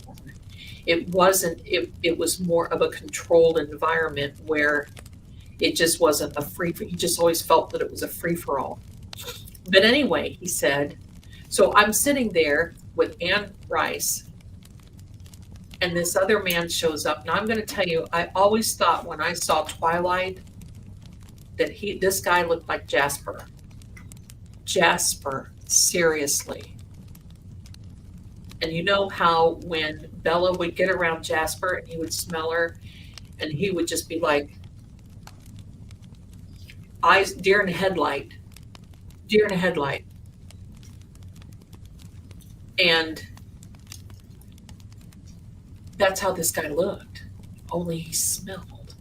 And there was a guy that was like over there, that was standing there watching us.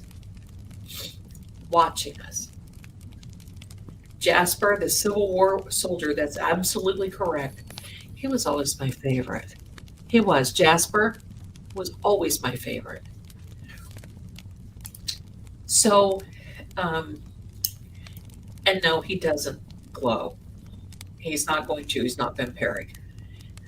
But he has done business with one particular vampire, and he has a relic shop. It is in Italy, and you never see. It says it's never open. You have to make an appointment to go in and sell, because he does have relics. He does have things from so many years, like everything from, I don't know, weaponry to all kinds of, armors and PD, hello, all kinds of armors and all these other things. I will tell you what he smelled like. Are you ready? He smelled like decaying flesh. And after the meeting, because seriously, what are you doing? PD, goodbye now. After the meeting, you may not be here, son. Go sit down. Petey Pinknose, after the meeting, or when he was there at the meeting and we were there, I just kept my coffee cup up so I would smell it. And I sat here this whole time like this. He knew I couldn't stand it. Anne said she has smelled like them before. And she said, sorry if this is going to bother you. She said it almost was though he just fed and that he had to. So Anne would not be in trouble when she met him. Imagine that. Imagine that. Lord Gregor says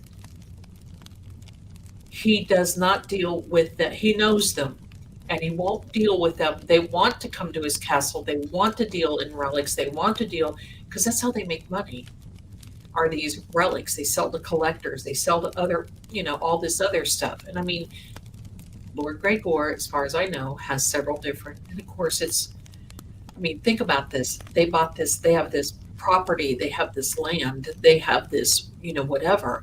Well, look what it cost back then. Pennies on the dollar, less than. And now they have this.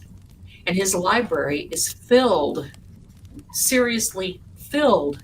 I thought I was a big shot because I had like 20 books that are historic, whatever. Their library is filled with not only books, relics, paintings, originals, because his father was like that. His father was a big businessman, but he was jumpy. He jumped into situations constantly that put the family at risk. He had a sister, and of course, back then, a woman could not inherit all this. And I almost said Lestat. Oh my God. Lord Gregor was not around. So it had to be he had to just wait. And then he was able to step in. Yeah, it was bad. I can't even, I just want to even gag thinking about it. Have I ever met a werewolf? I think so. But Gregor does not call them werewolf. He calls them wolfmen, or dogmen. He calls them dogmen. Off topic, when I was married to the Navy commander would give me redacted documents way back when.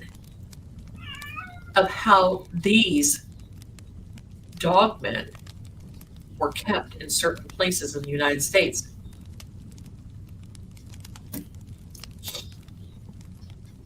And they were made for that reason. I'm telling you, the world is so different than what we are gaslit to know. Seriously. I mean, I look at Massachusetts, it's like cover up, cover up, cover up. If you think that's bad, you ought to be in the spiritual realm because we have been lied to, just like the little nursery things about Alice in Wonderland and Sleeping Beauty and all these other things.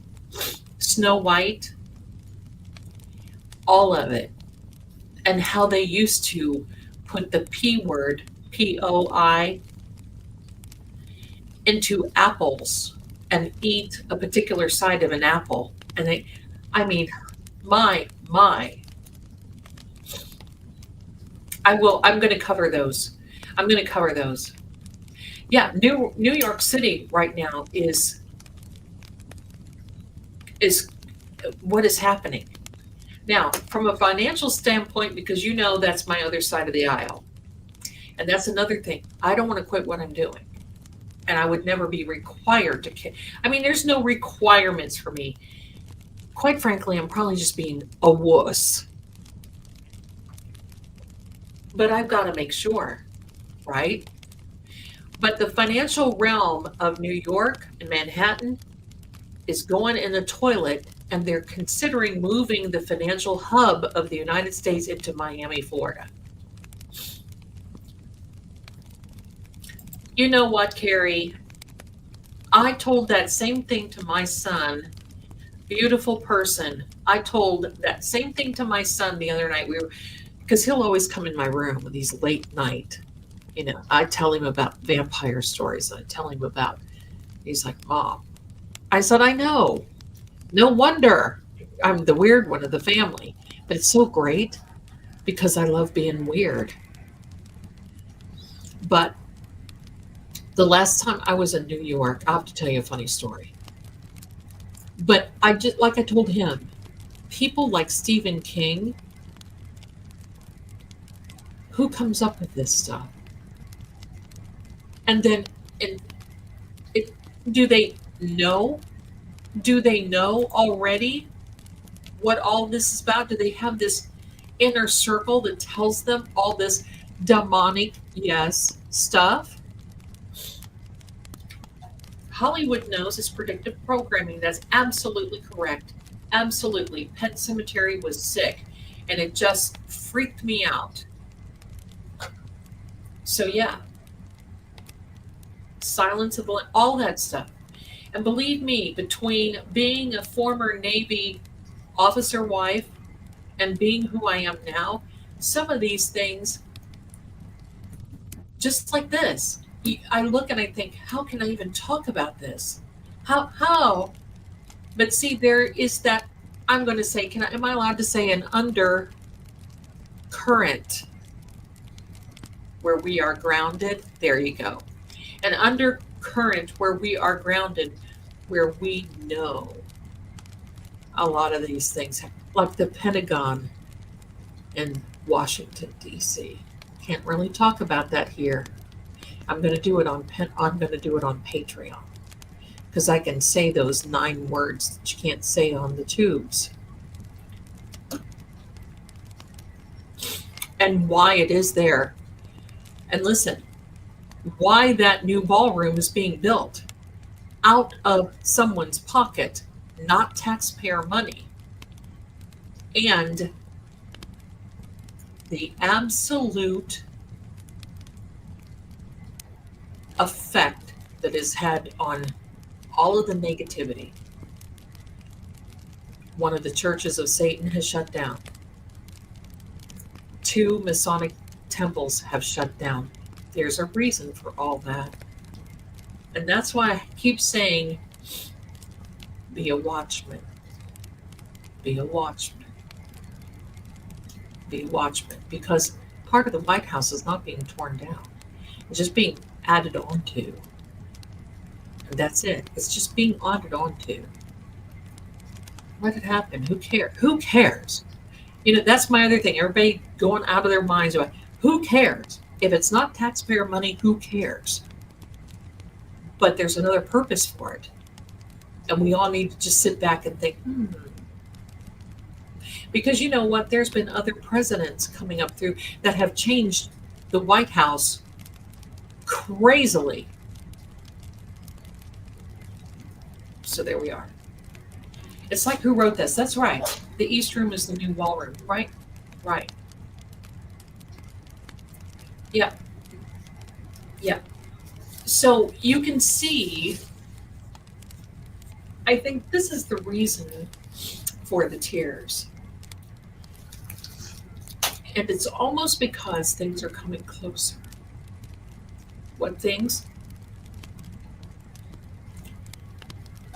Greg Gore feels it too. And honestly, anytime that they, which is the veil, calls him back, he's out of here. He's out of here. He's not going to live that long. I mean, he might be immortal, but he is only to a certain degree. And he doesn't have to go outside and feed on anyone and do all these other crazy things, whatever.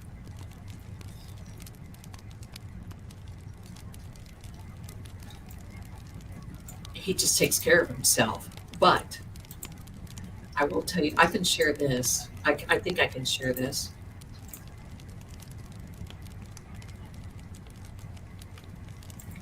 Okay, hold on. He's listening to me. Can I share about the wounds? Will you allow me to share about the wounds? Will you allow me to do that?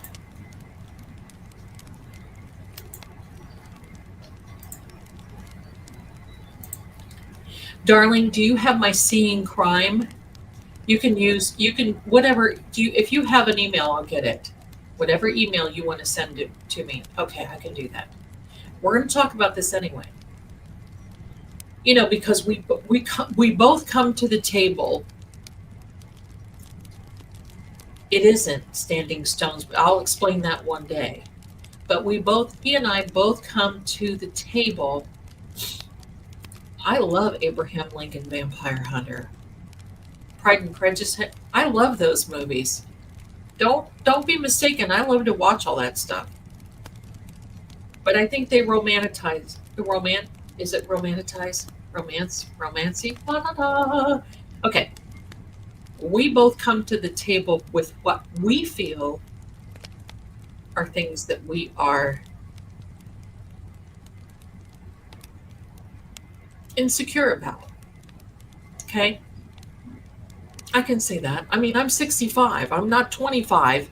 If I was 25, I'd be skippity-doo-dah, skippity-yay. My, oh my, let me thumb his way. Right? But I'm going on 66. I mean, but I like older men. What can I say? But we're talking, I mean, we're going to talk about this because one day we just may meet. And for me, that's kind of scary. I've been alone for a long time. He's been alone for a long time. It is like Buffy the Vampire Slayer. I love it. And you know what? He's got such a good continence and humor. Dear Jumpin' Jollies. But he has given me permission. I'm going to tell you this.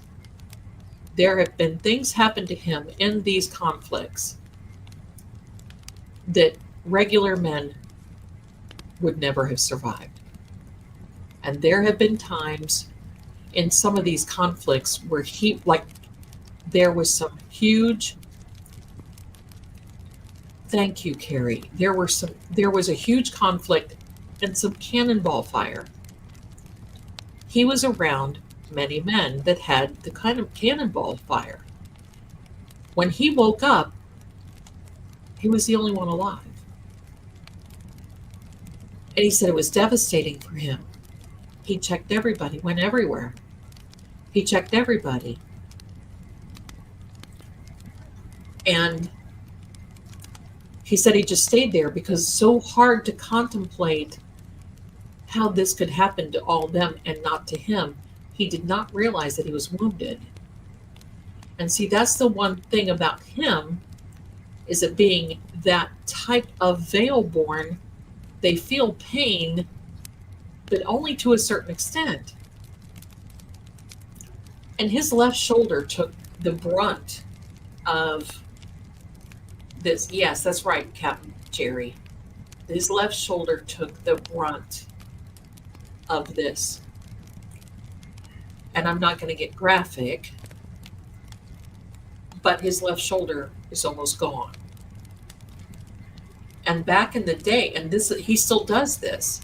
And the thing of it is, I'm enough of a history buff that I know that officers would do that, and they would sew padding into their uniforms and into their clothing so they looked like they had not been injured. And that's pretty much him. Now, he goes outside and works on the castle. Hello. Hey, honey, I'm home. I'm going outside and working on the castle. Okay. And, you know, I joke with him and said, every man has his castle, right? Hello. But, I mean, I still have questions that I'm embarrassed. It's like, it's not like this guy just throws on a t-shirt and jeans. So I'm sure he has his grub, and I'm sure we're going to talk about that, but I'm sure he has his grub, for lack of a better word, that he will put on, but he doesn't. He's not around a lot of people. Well, forevermore, it's not like, you know, this is something that cannot help. I saw this injury. And when he showed me,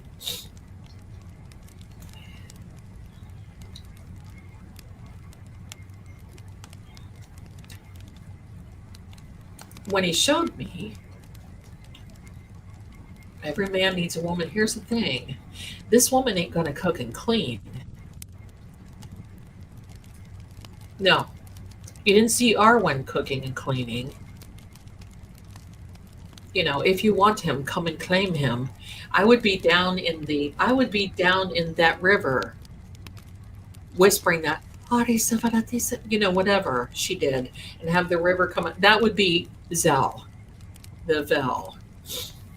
Veliana, and that's what he calls me. That is a little, I guess, nickname for Veldron is Veliana. I'm learning Croatian and Czech and all this other stuff. So he's conscious about that kind of thing. I mean, I don't have any, you know, war wounds, but I mean, I saw them. And he's like, look, and the first thing I'm like, oh, but it wasn't that way. It was, I have to show you this. And it wasn't like, let me disrupt, da-da-dum-dum, da-dum-dum. I didn't have any single dollar bills. I didn't feel like I needed to put them in, right? Oh, that was a joke. But he basically showed me his left shoulder. That would hurt. The first thing I said, the first thing I said to him? Did that hurt? Zelda.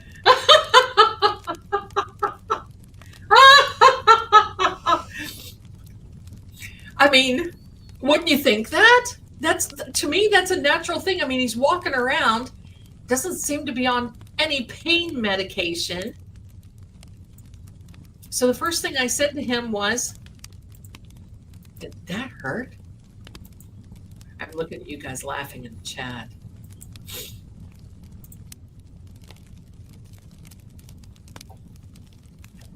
And he's a good egg. I started telling him, he's like, oh, okay, whatever. You know, other than he doesn't have any balls over there anymore. I don't know if we're going to be dancing or not, right? But anyway, I don't care if anything else is intact. Just let me, I just want the guy to be living, because it's like, you know, you want to know the turn on? Now it helps. It helps. Take a look at the 6'3" red-haired That helps. But the turn on is the mental conversations that we have constantly. Mental conversations of these things, the history, and how many people have gotten it wrong. Imagine him being able to go through these history books. They're in his library. Imagine going through all this and saying, that didn't happen in the Revolutionary War. That didn't happen during the Ottoman Empire. No, that didn't happen. Or no, this actually happened and that didn't. Imagine. That is like massaging my mind, because you get to this point where you get to this point where you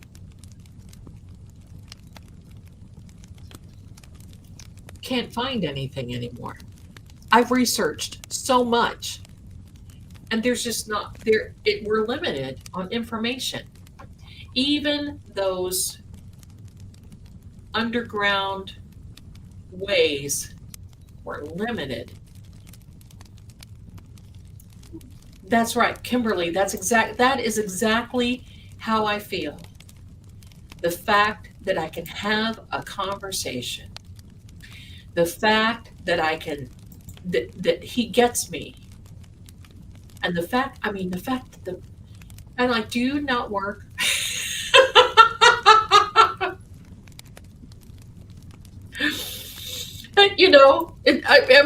That's the whole thing. I ask him, do you not work? Because I work, right? And I work, technically, I guess I work 3 jobs. It doesn't matter. I love what I do. But I ask him, do you work? Because you're constantly talking with me, or I'm looking at images and I'm constantly, but he tells me, your readings are getting stronger. I noticed this in your reading. Or I noticed a card that moved in one reading. Or I noticed this in a particular reading. Or the fact that you feel this way, I know is... See, that is why I've sworn off these other men. And don't think I don't have the suitors. I just don't want anything to do with them, because they don't have anything up here. I want to be, at the end of the day, okay? This is the way I've always thought. A mortal man, at the end of the day, one day, certain functions may not happen anymore, and you better have a good conversation, you better have a good friendship, and you better be bonded together. And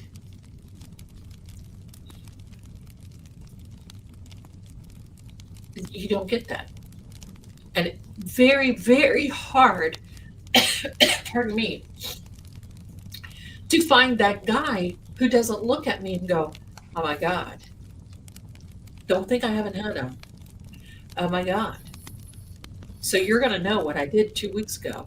Well, if you're that worried, then you don't need to be around here, pal. Hello, how dumb are you?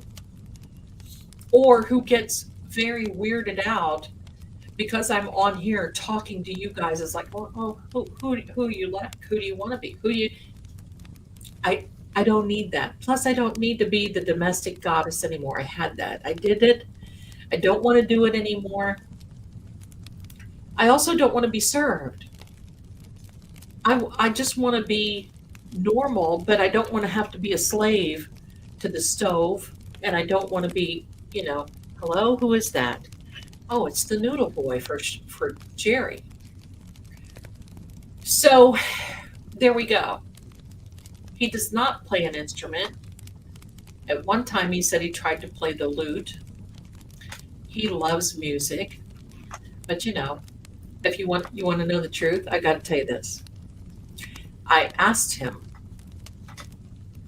the noodle boy's walking through again. I asked him, because you know me. Do you like level 42?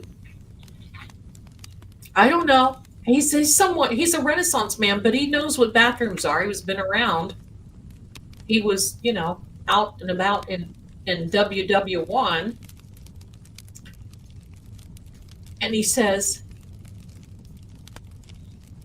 he thought there was silence, and he thought, and he says, you know what? I only have, what was it? I only have 8 levels. I don't have 42. I said, no, it's a band. It's not how many it's not how many levels in the house. It's not like in the castle. It is a band. Oh, no. But we don't have any issues. We don't have, we've known each other now for almost a year, and we've talked for a while, and he's watched me for a while. So, and it was basically this time, it's basically this time when I basically said, okay, we got to put up or shut up here, because you know what I do. And I would love to, because he's had his YouTube channel longer than me. Waiting. Didn't do anything with it. When I came along, I was the one who did something. He didn't do anything. He had nothing on it. He just had his, I think it's from like 2015 or 2008, something like that. And he said he knew that he was going to meet me. And it would have to be through something, through the airways. So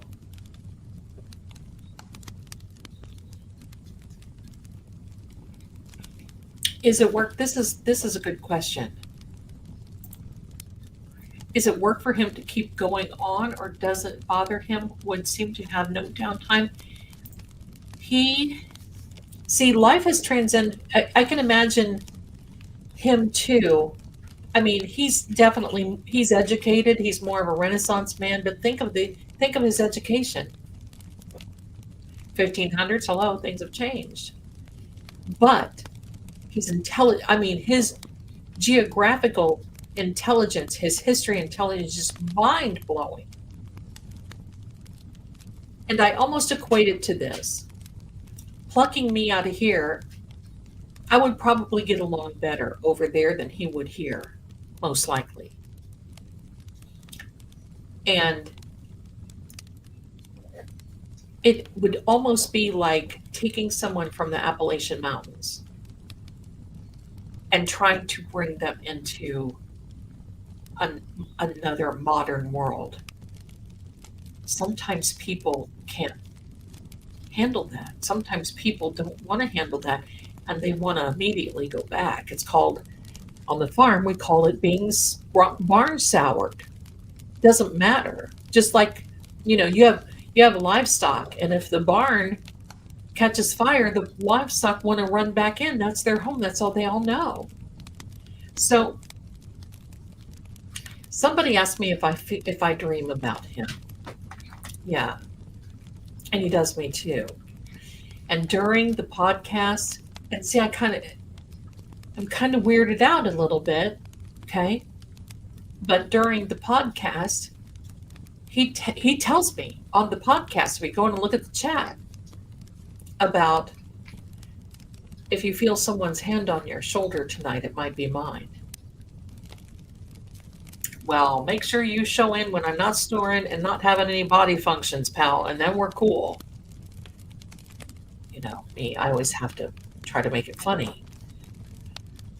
Do we have the same dreams? Well, Patty, that's a great question. And I believe that we are, because there are times when I think that I see him here. And my keys. And seriously, there was one night that Ian came in my room and he said, "Mom, I am freaked out. I feel like somebody's watching us." I said, "Yeah, kind of." And I came out of my bedroom and went into the kitchen, and it was kind of like, you know, I don't want to see, I don't want to see, I don't want to see, because it's, when you're not prepared. But you see, his position in this, he would be assigned as my protector. Now, what is he protecting me about and from? Well, I don't know. But that right there is what he says. He is, because, and that's one of the reasons I did his little codex. He's got that very protective vibe, meaning nobody's going to hurt me. Nobody, if he's around and can help it, it would, that's what it would be. So I don't know, my guys, my darlings, I just don't know. I'll keep you posted. I'm excited about getting his little gift. Hopefully I will get it. And, I want a book. Maybe it's a book. I'm imagining millions of dollars worth of first edition books. You know what I really thought of? I actually, did I tell you this, Captain Jerry? I talked with her yesterday about this. Thank you, Carrie. Thank you very much. Thank you, thank you. I'll tell you what, I'm so disappointed. I made that cup and it was beautiful, but the company that sent it to me, I'm not happy. The printing on it looks bad. Don't like it. I've contacted them and they've reached out to me. I'm going to tell them about it, because I also got a sweatshirt I want to show you, and if it looks anything like that cup, I'm going to tell them, you guys are off the table. I gave you a second chance. You're off the table. I will be getting another merchandise supplier. So we'll see. We'll see how that works. We'll see. But there's a lot of things I still have to know, because I asked him about he and I. And he will tell me, even in the podcast, he said, this is not for romance. Well, then he kind of corrected himself, right, Gregor? Afterward, I don't know if you caught it, and said, well, although those things seem to have evolved, because it's not supposed to start out like that. You know how in a mortal world you start out, oh, yeah, he's hot, maybe we can go out and have a drink, maybe we can go out and dance. It's not like that here. It's kind of like, oh wow, yeah, I know that. And you almost feel this invisible tether, bungee cord between the two of you. I may not ever meet him, not in the flesh. I mean, I may not. But he caught that. He said, did you ladies cut? Yeah, I caught it too. He wanted to be a tough guy. Right? Wanted to be a tough guy. Right? I caught him. I caught him. But he corrected himself and he actually apologized to me. He said, oh my gosh, that sounded so bad. But I think what it is he just wanted me to know that it wasn't like, hi, my name is Lord Gregor, and I'm here to jump your bones because you're about. It's not like that. It's not like that. So, I don't know. So, time is going to tell.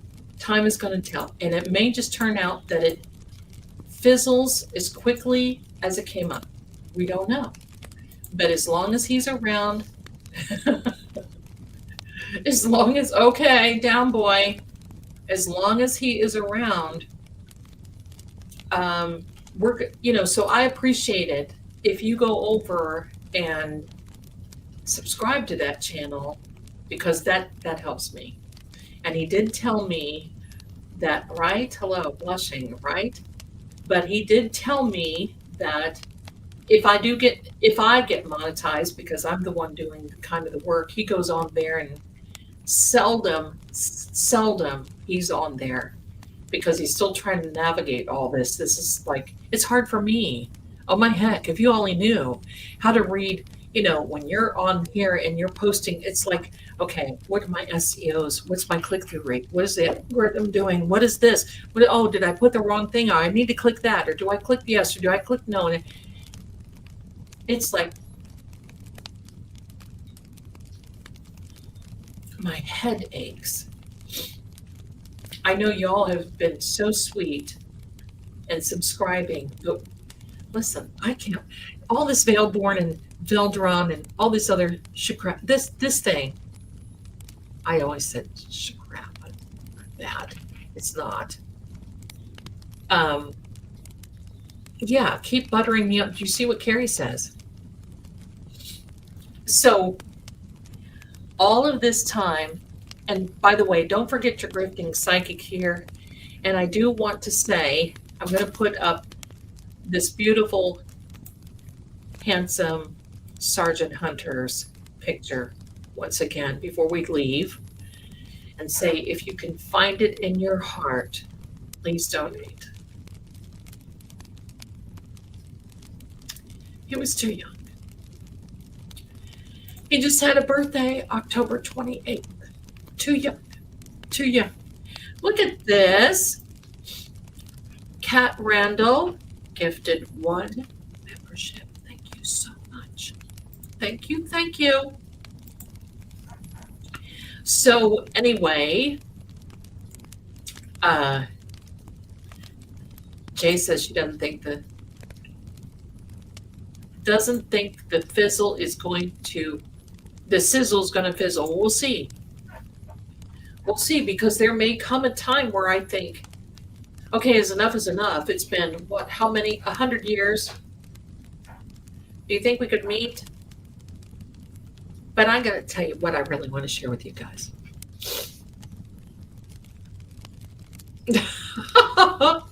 Carrie, I think he's embarrassed because, or his phone may be going out because he can only talk. He doesn't understand it. You have to plug it in. Other than not punching the buttons too hard. So that's funny, Carrie. That's funny. So, what was I going to say? I can't even remember. Anyway, what I would really like is I want you guys to hear these stories. The Ottoman Empire, the secret tunnel that went out of Ponari Castle is how Vlad Dracul fled from the Ottomans. And then the Ottomans took over. I mean, I'm like mesmerized. I hear him, and it's like he's so patient with me, and I'm like, okay, now what did this person say? No, what did this say? Okay, well, what do you think about this? Do you think this? Well, what about that? Well, what if you would have taken that relic? What if you would? I would be out of my mind. I would be basically saying, hello, you calm down, lady. Calm down. So we'll see how it goes, my darlings. In the meantime, quite frankly, I'm having a blast. I mean, look, why not live a little, right? Hello, Gregor. I need more. Listen, I've known him for a year, and I need more input. I need more. And that's why when I first met him on the Talkie Tick, and I knew that he was watching, and he asked me if I could have a call with him. And I basically said, he does not drink. He does not drink. He doesn't have, there's there.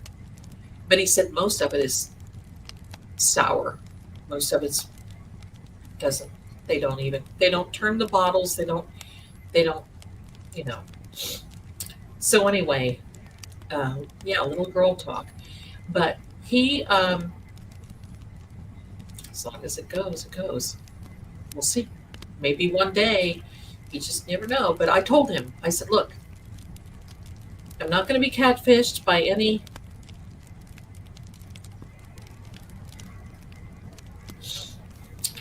Veldron or creature, whatever.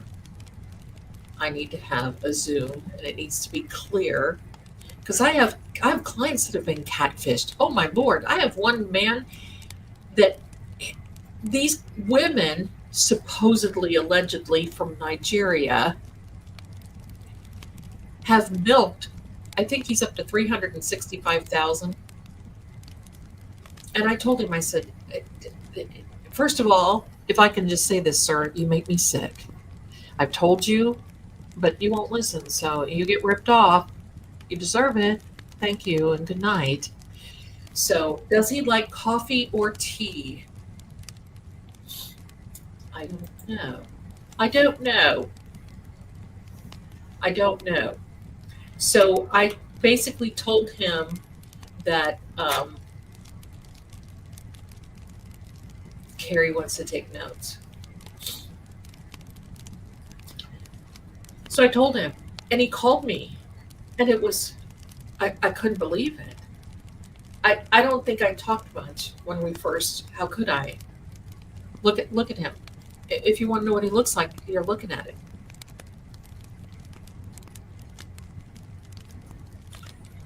And I thought, okay, well, maybe he's a clone.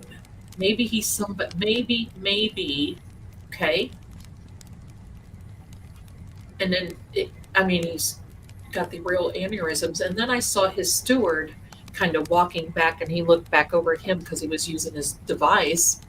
And his steward wanted to make sure that he was using it correctly, I guess. I don't know. But they could be saying, think about this. His friends could be saying the same thing. You better be careful of her. Look, she's got a YouTube. Look, she's dragging you down the long haul here. Better be careful. So you don't know. But he called me and we talked for about 10 minutes. I was seriously kind of speechless because I didn't really know how to react. And he kept saying, "Are you okay? Are you okay?" And I'm like, "Yeah, I'm okay. This is just different. I never expected this. I never expected you to be who you say you are so far. I don't know. How is your water?" We're gonna listen. I've gotten down to the point where that's a good question, Patty. I've gotten down to the point where I ask him, "What do you eat?" And plug your ears, Lord, my grace. Plug your ears. Do you go to the bathroom? Well, he's a man and he's human, and the answer to both questions are yes. Well, these are important things. What type of TP do you? It's like, hello, these are important things. Do you eat? Jeet? I tell you what, my German has gotten a lot better since around him. He knows 7 languages. Hello? What else does he do? Sit around? It's not. No, I just need to know because am I expected to come over there and not eat too, or does he just come over here and not eat? Oh, thank you, Kat. Thank you, my darling. We did have a good time. I loved it when Kat Randall called me. It was wonderful. It was just such a nice little hi, how are you call. We just talked. It was nice. It was sweet. It was very nice. But it's not. Does the toilet paper roll over or under? Well, if it's got to be over. And I don't know what he uses, a trough or whatever, but there has to be a lid and it has to be put down. But, I would have to, I mean, you know, I don't know if I was born during the wrong era. I think I was born during the right one. I think this is where I'm supposed to be. And him too. Him too. As odd as weird as this is, him too. I think that there was so much that I had to evolve. And him too. But then right after, and Patty, I'm going to answer that for you in a minute here. Let me put that back up. But there was so much that, I mean, I guess I looked like kind of Jason. Was that his name? From Jackson. Jason. My favorite vampire from Twilight that looked like Lestat, whatever that guy, the Civil War vampire. I guess I looked like that, kind of trying to figure out. Because the first thing I'm thinking is, I've got to say this: what does he want with me? Think about this. He could have anyone else. There could be that tether. Jasper, thank you, Mitchell. There could be any tether anywhere else in the whole world. Why moi? That's what I wanted to get answered. That's what I wanted to know. And then all of a sudden, all this history started. So after the first 10-minute call, and all these things are, because my mind, I'm trying to settle my mind down and go, okay, okay. It's not the first time you talked to a vampire. That's the first thing I was saying. And I was a little deer in the headlight look because I was like, what should I do? I could see this do I want to be involved with the stinky? I don't know. Do I know? I don't know. He says they stink too. Yes, there are other immortals, and a lot of them are older than he is. But yes, there are other immortals. So after our 10-minute, it wasn't even 10 minutes. I was just like, yes, no, okay. It was nice to meet you too. And he was trying to make me relax, and I'm like, he's like, is everything okay? And I said, I'm trying to absorb. I'm just blown away, trying to absorb this. A lot of emotion. And I think that's why the tears come because, I mean, it's got to be either a book, a movie, a bond. Who knows? I don't know. Something just went past my window. But at the same time, what was the longest phone call that we've had?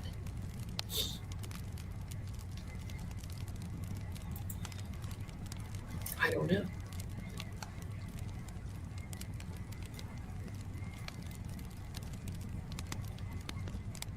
And I don't know how long it would have been. How long would it have been? I'm trying to think because we have many long phone calls. I don't know. Oh, hello, Zelda. What? Without his phone? Well, whoever has an iPhone, I guess, or whatever, I guess they last a while. But it's sometimes it's a Zoom call, sometimes it's not. The Zoom calls we don't talk that long because I'm tired and I'm laying down while we're talking most times because when you're thinking about it, it's usually a 1:30 in the morning call, and then I'm baked because that's my Jesus eating grilled cheese time, right? So um, it's 7 hours.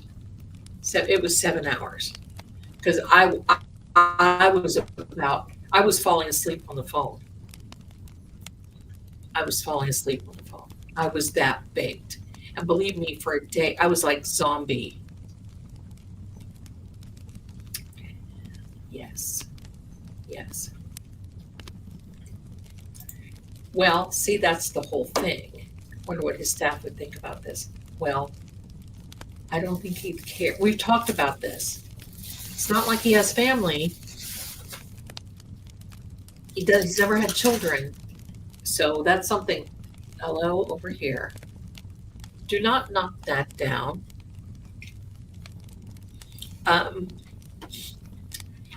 So, just a minute. Somebody's going to be in trouble. Stop that. Stop it. Stop. Anyway, I think that the way he feels is that his staff really doesn't have an opinion. You know, he cares about them, but it's not like something he has to get their permission because they're not a part of this to a particular thing. You know what I mean? They're there to help him, not to advise him, and you know they're not that part. I think he is going to get. Maybe he's going to get it. I don't know. I don't know what he's going to get. I told him he needs a sat phone, but you can't do a video call on a sat phone. The one he would need. I told him, I said, look how high up though, you get great reception. And he laughs at me. So anyway, my darlings, I think that's enough that I have really talked my little ear off, but I'm just so, between Hunter and all of this going on, it's been a lot of emotion.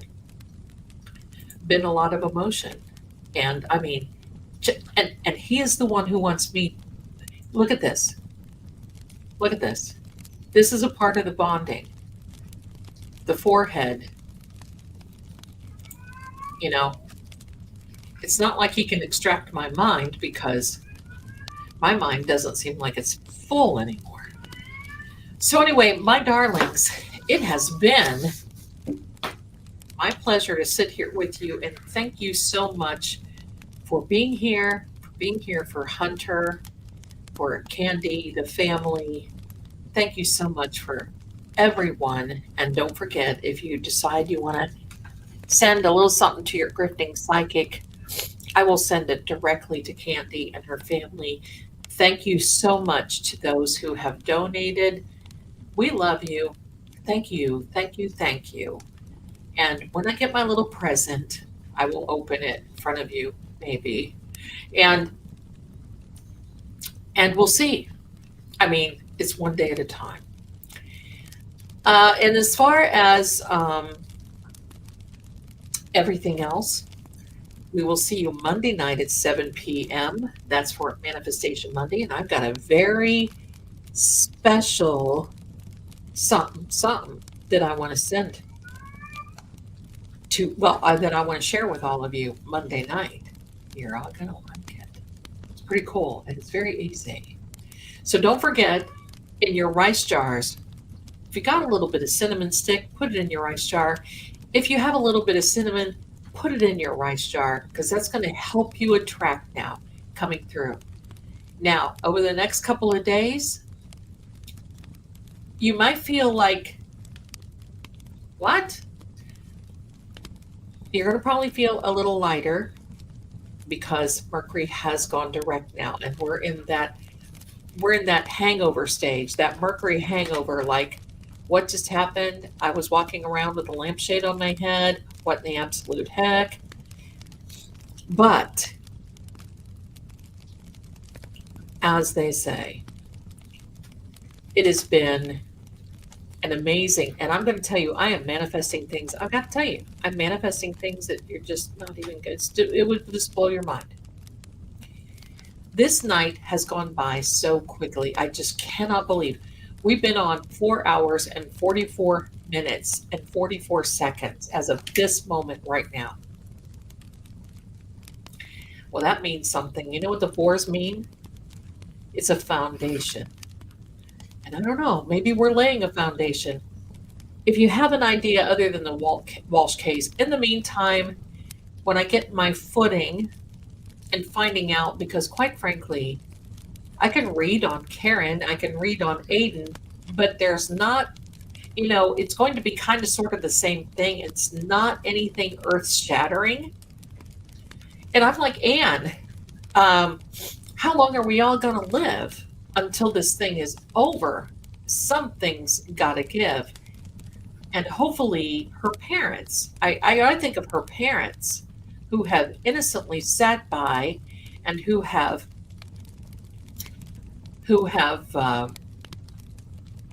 basically just said, stood by. They all pitched in financially, stood by her.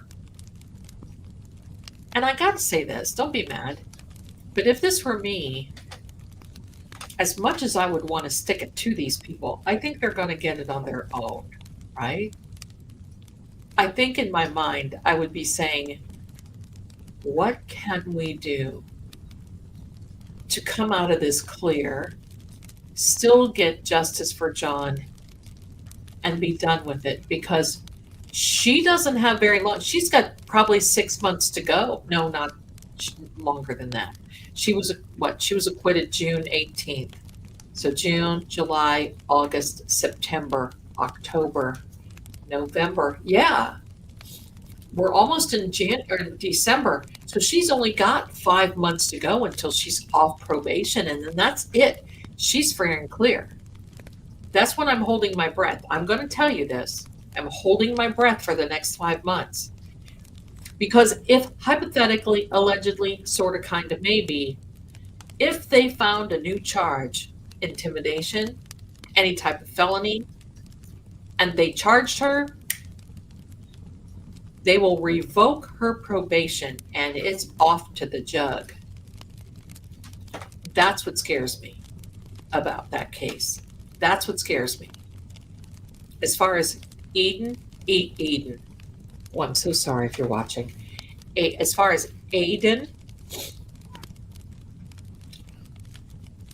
I think he's learning that he can't be so trustworthy. And I think that he's learning that he's got to slow his roll a little bit.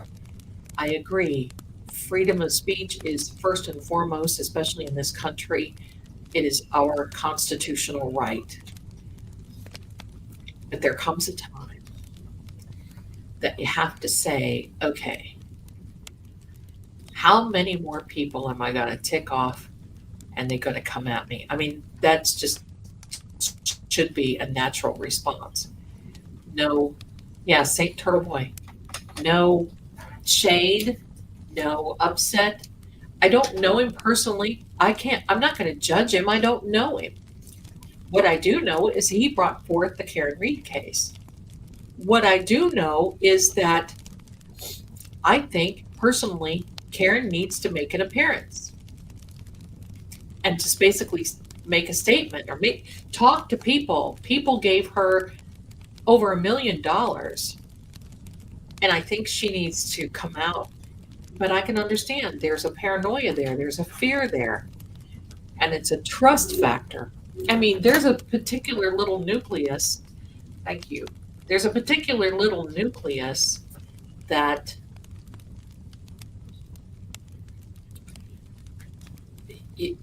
I wish they would just stop fighting.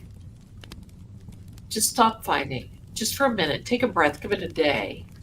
Just stop. Because what are they accomplishing by going after each other's throats? Except making themselves worse.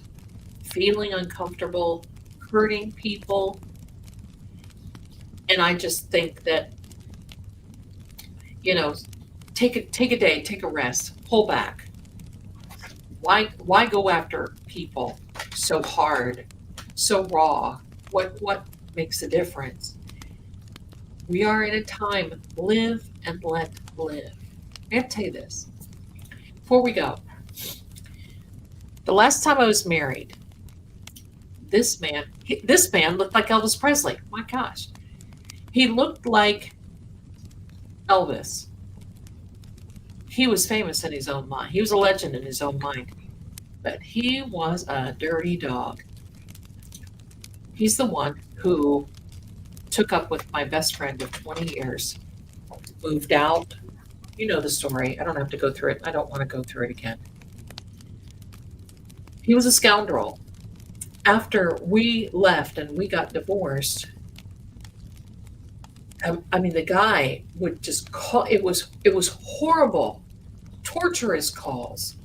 Stole Ian's social security number, tried to get utilities. I mean, it was just a constant. And he never had an address. It was one of these, he knew how to stay one step ahead.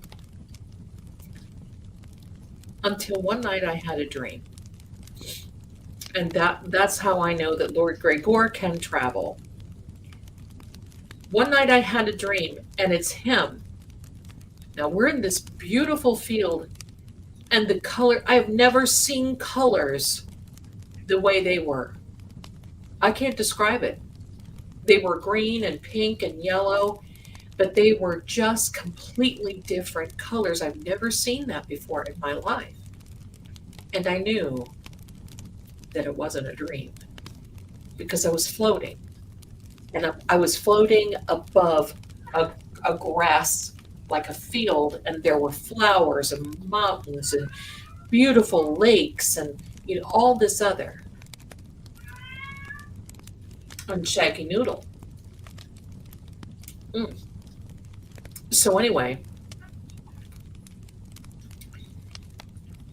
all of a sudden he was there with me, standing in front of me, holding my hands. Holding my hands. And he's looking at me with this big cheesy eating grin. And he said, I didn't really mean that. I said, am I in hell? That's exactly, seriously, that's what I said. Am I in hell? And he started to laugh. He started to laugh. And he said, I didn't mean anything. And he said, I don't even know why I did it. And at that moment, he said, you know I cared about. And when you're on that level, you can't be gaslit, right? There's no lies. When you're there, there's no lying, there's no gaslighting, there's no any of this. And all of a sudden, I felt, because I harbored hate for him. Maybe not the hate, but like this far from it. Because he tore my whole family apart. And I went through so many legal issues because of him. And all of a sudden, I just felt like it was gone. It didn't mean anything. It was done. It was gone. I woke up. I immediately, if I could have run, I would have. I came out here. Ian was out here. And I said, brother, dude, right? I don't know. I try to be the cool mom. I'm like, buddy. He's my buddy. That's what I've always called him. Buddy. Check the internet for obituaries. He goes, what do you mean? I said, check. Told him, I said, check for him. There you go. Just as big as you please. There was his obituary. Passed away when he was 58 years old of congestive heart failure. Left my best friend, stole what he could from her, and hooked up with this other woman, was living with her, and went to bed that night because his daughter actually contacted me on Facebook right after that. It was just bizarre. And said, I just wanted to let you know about my dad. And I said, I know. He came to me. And she said, oh my God. He's got a lot of explaining to do. And there you go. There you go. There you are, my darling. You are so welcome. I love you. You let me know if you need anything, okay? You guys, So just text me day or night if you do. Big hugs and love to you from your crazy Aunt Zelda. So, I told Ian, I told him, I said, I just had the most bizarre experience. It wasn't a dream. I know he came to me, took me on that level because we were floating. And it wasn't like any dream that I've ever had. But she told me what had happened and that he was going to bed that night and he keeled over and just fell on the floor, and that was it. And he was gone before they got in the hospital. So here is my philosophy. If this guy can float around in a flowered field with mountains and lakes and beauty, because this guy was an absolute scoundrel. Seriously. Used to call DHS on me and Ian all the time. Ian's not even his son. Just to cause me trouble. You know, one of those guys. So the reality is this.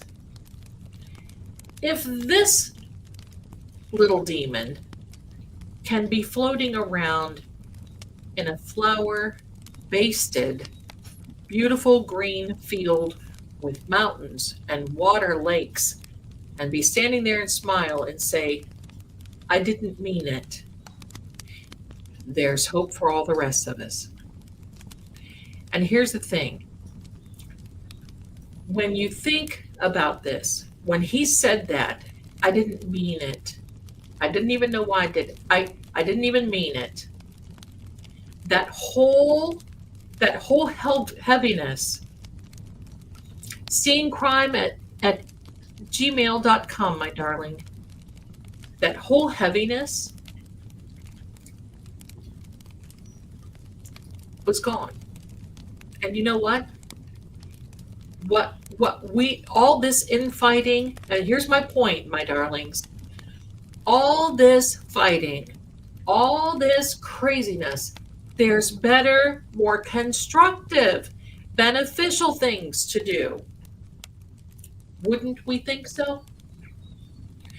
All this, I'm going to point out this person's flaws, and stop it. We're not put on earth to point out everybody else's flaws. Stop it. Because when you've got one finger pointing at someone else, look here, you'll have 3 more pointing back at you. All have sinned and come short of the glory of God. It doesn't make any difference, period, nothing, no. And the moment that I experienced that, I thought, you know what? So when you're a scoundrel on earth, and you can literally overcome that, all of that means nothing. It means nothing.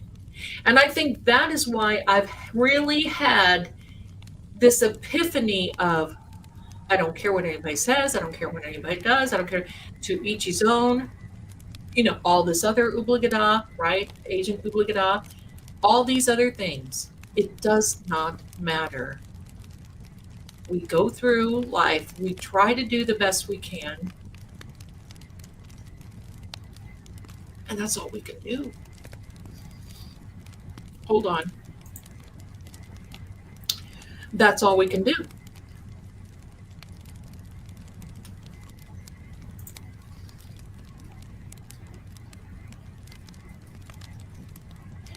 And the reality is, my darlings, thank you, Kat, you are so adorable. The reality of all this is, my darlings, don't get caught up in that.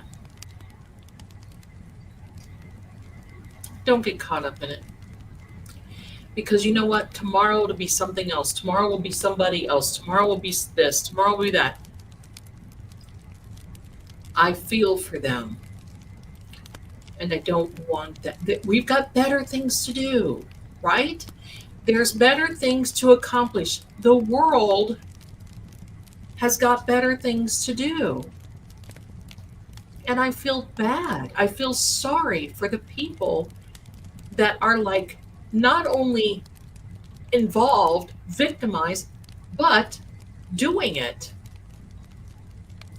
It just needs to take a break and slow down and stop. And that's it. Mitchell. Oh my goodness. Welcome to Sunday. Let me get my pulpit out, right? Hello. Sorry, you guys. You guys have hung in here so long. Bless you, bless you. 5 hours right on the nose. What have we done? I've talked the entire time, and I've given Lord Gregor a rest. Hello. Well, my darlings, I want to thank you so much for being here, for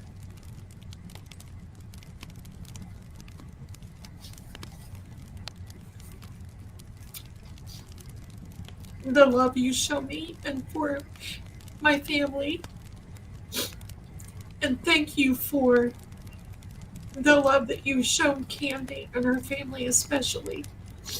That is such, and we're here for her. And she knows it. So, my darlings, say a prayer for them. But a prayer of thanksgiving. All right? I love you guys more than you know. And I'm going to give you a little outro so you can say all your goodbyes, because I like showing everybody what you all have to say, okay? So let me get rid of the grifting psychic stuff, and I'm going to send you off with my little scrivener. This is my little scrivener, and I'm going to send you off. She's got the fire going. So I want to say thank you to each and every one of you. I love you. We love you. Ann says hello. We love you. And I will see you Monday night at 7 p.m. Be here. Aloha. Goodbye from Sam. Look how much she rules this place. She even has her own portrait forevermore. Okay, my darlings. Get some rest. Have a good night. And I'll see you Monday. Much love to you. Love you, my mods. If it weren't for you guys, I couldn't do it. Love you so much. Talk to you soon. Bye.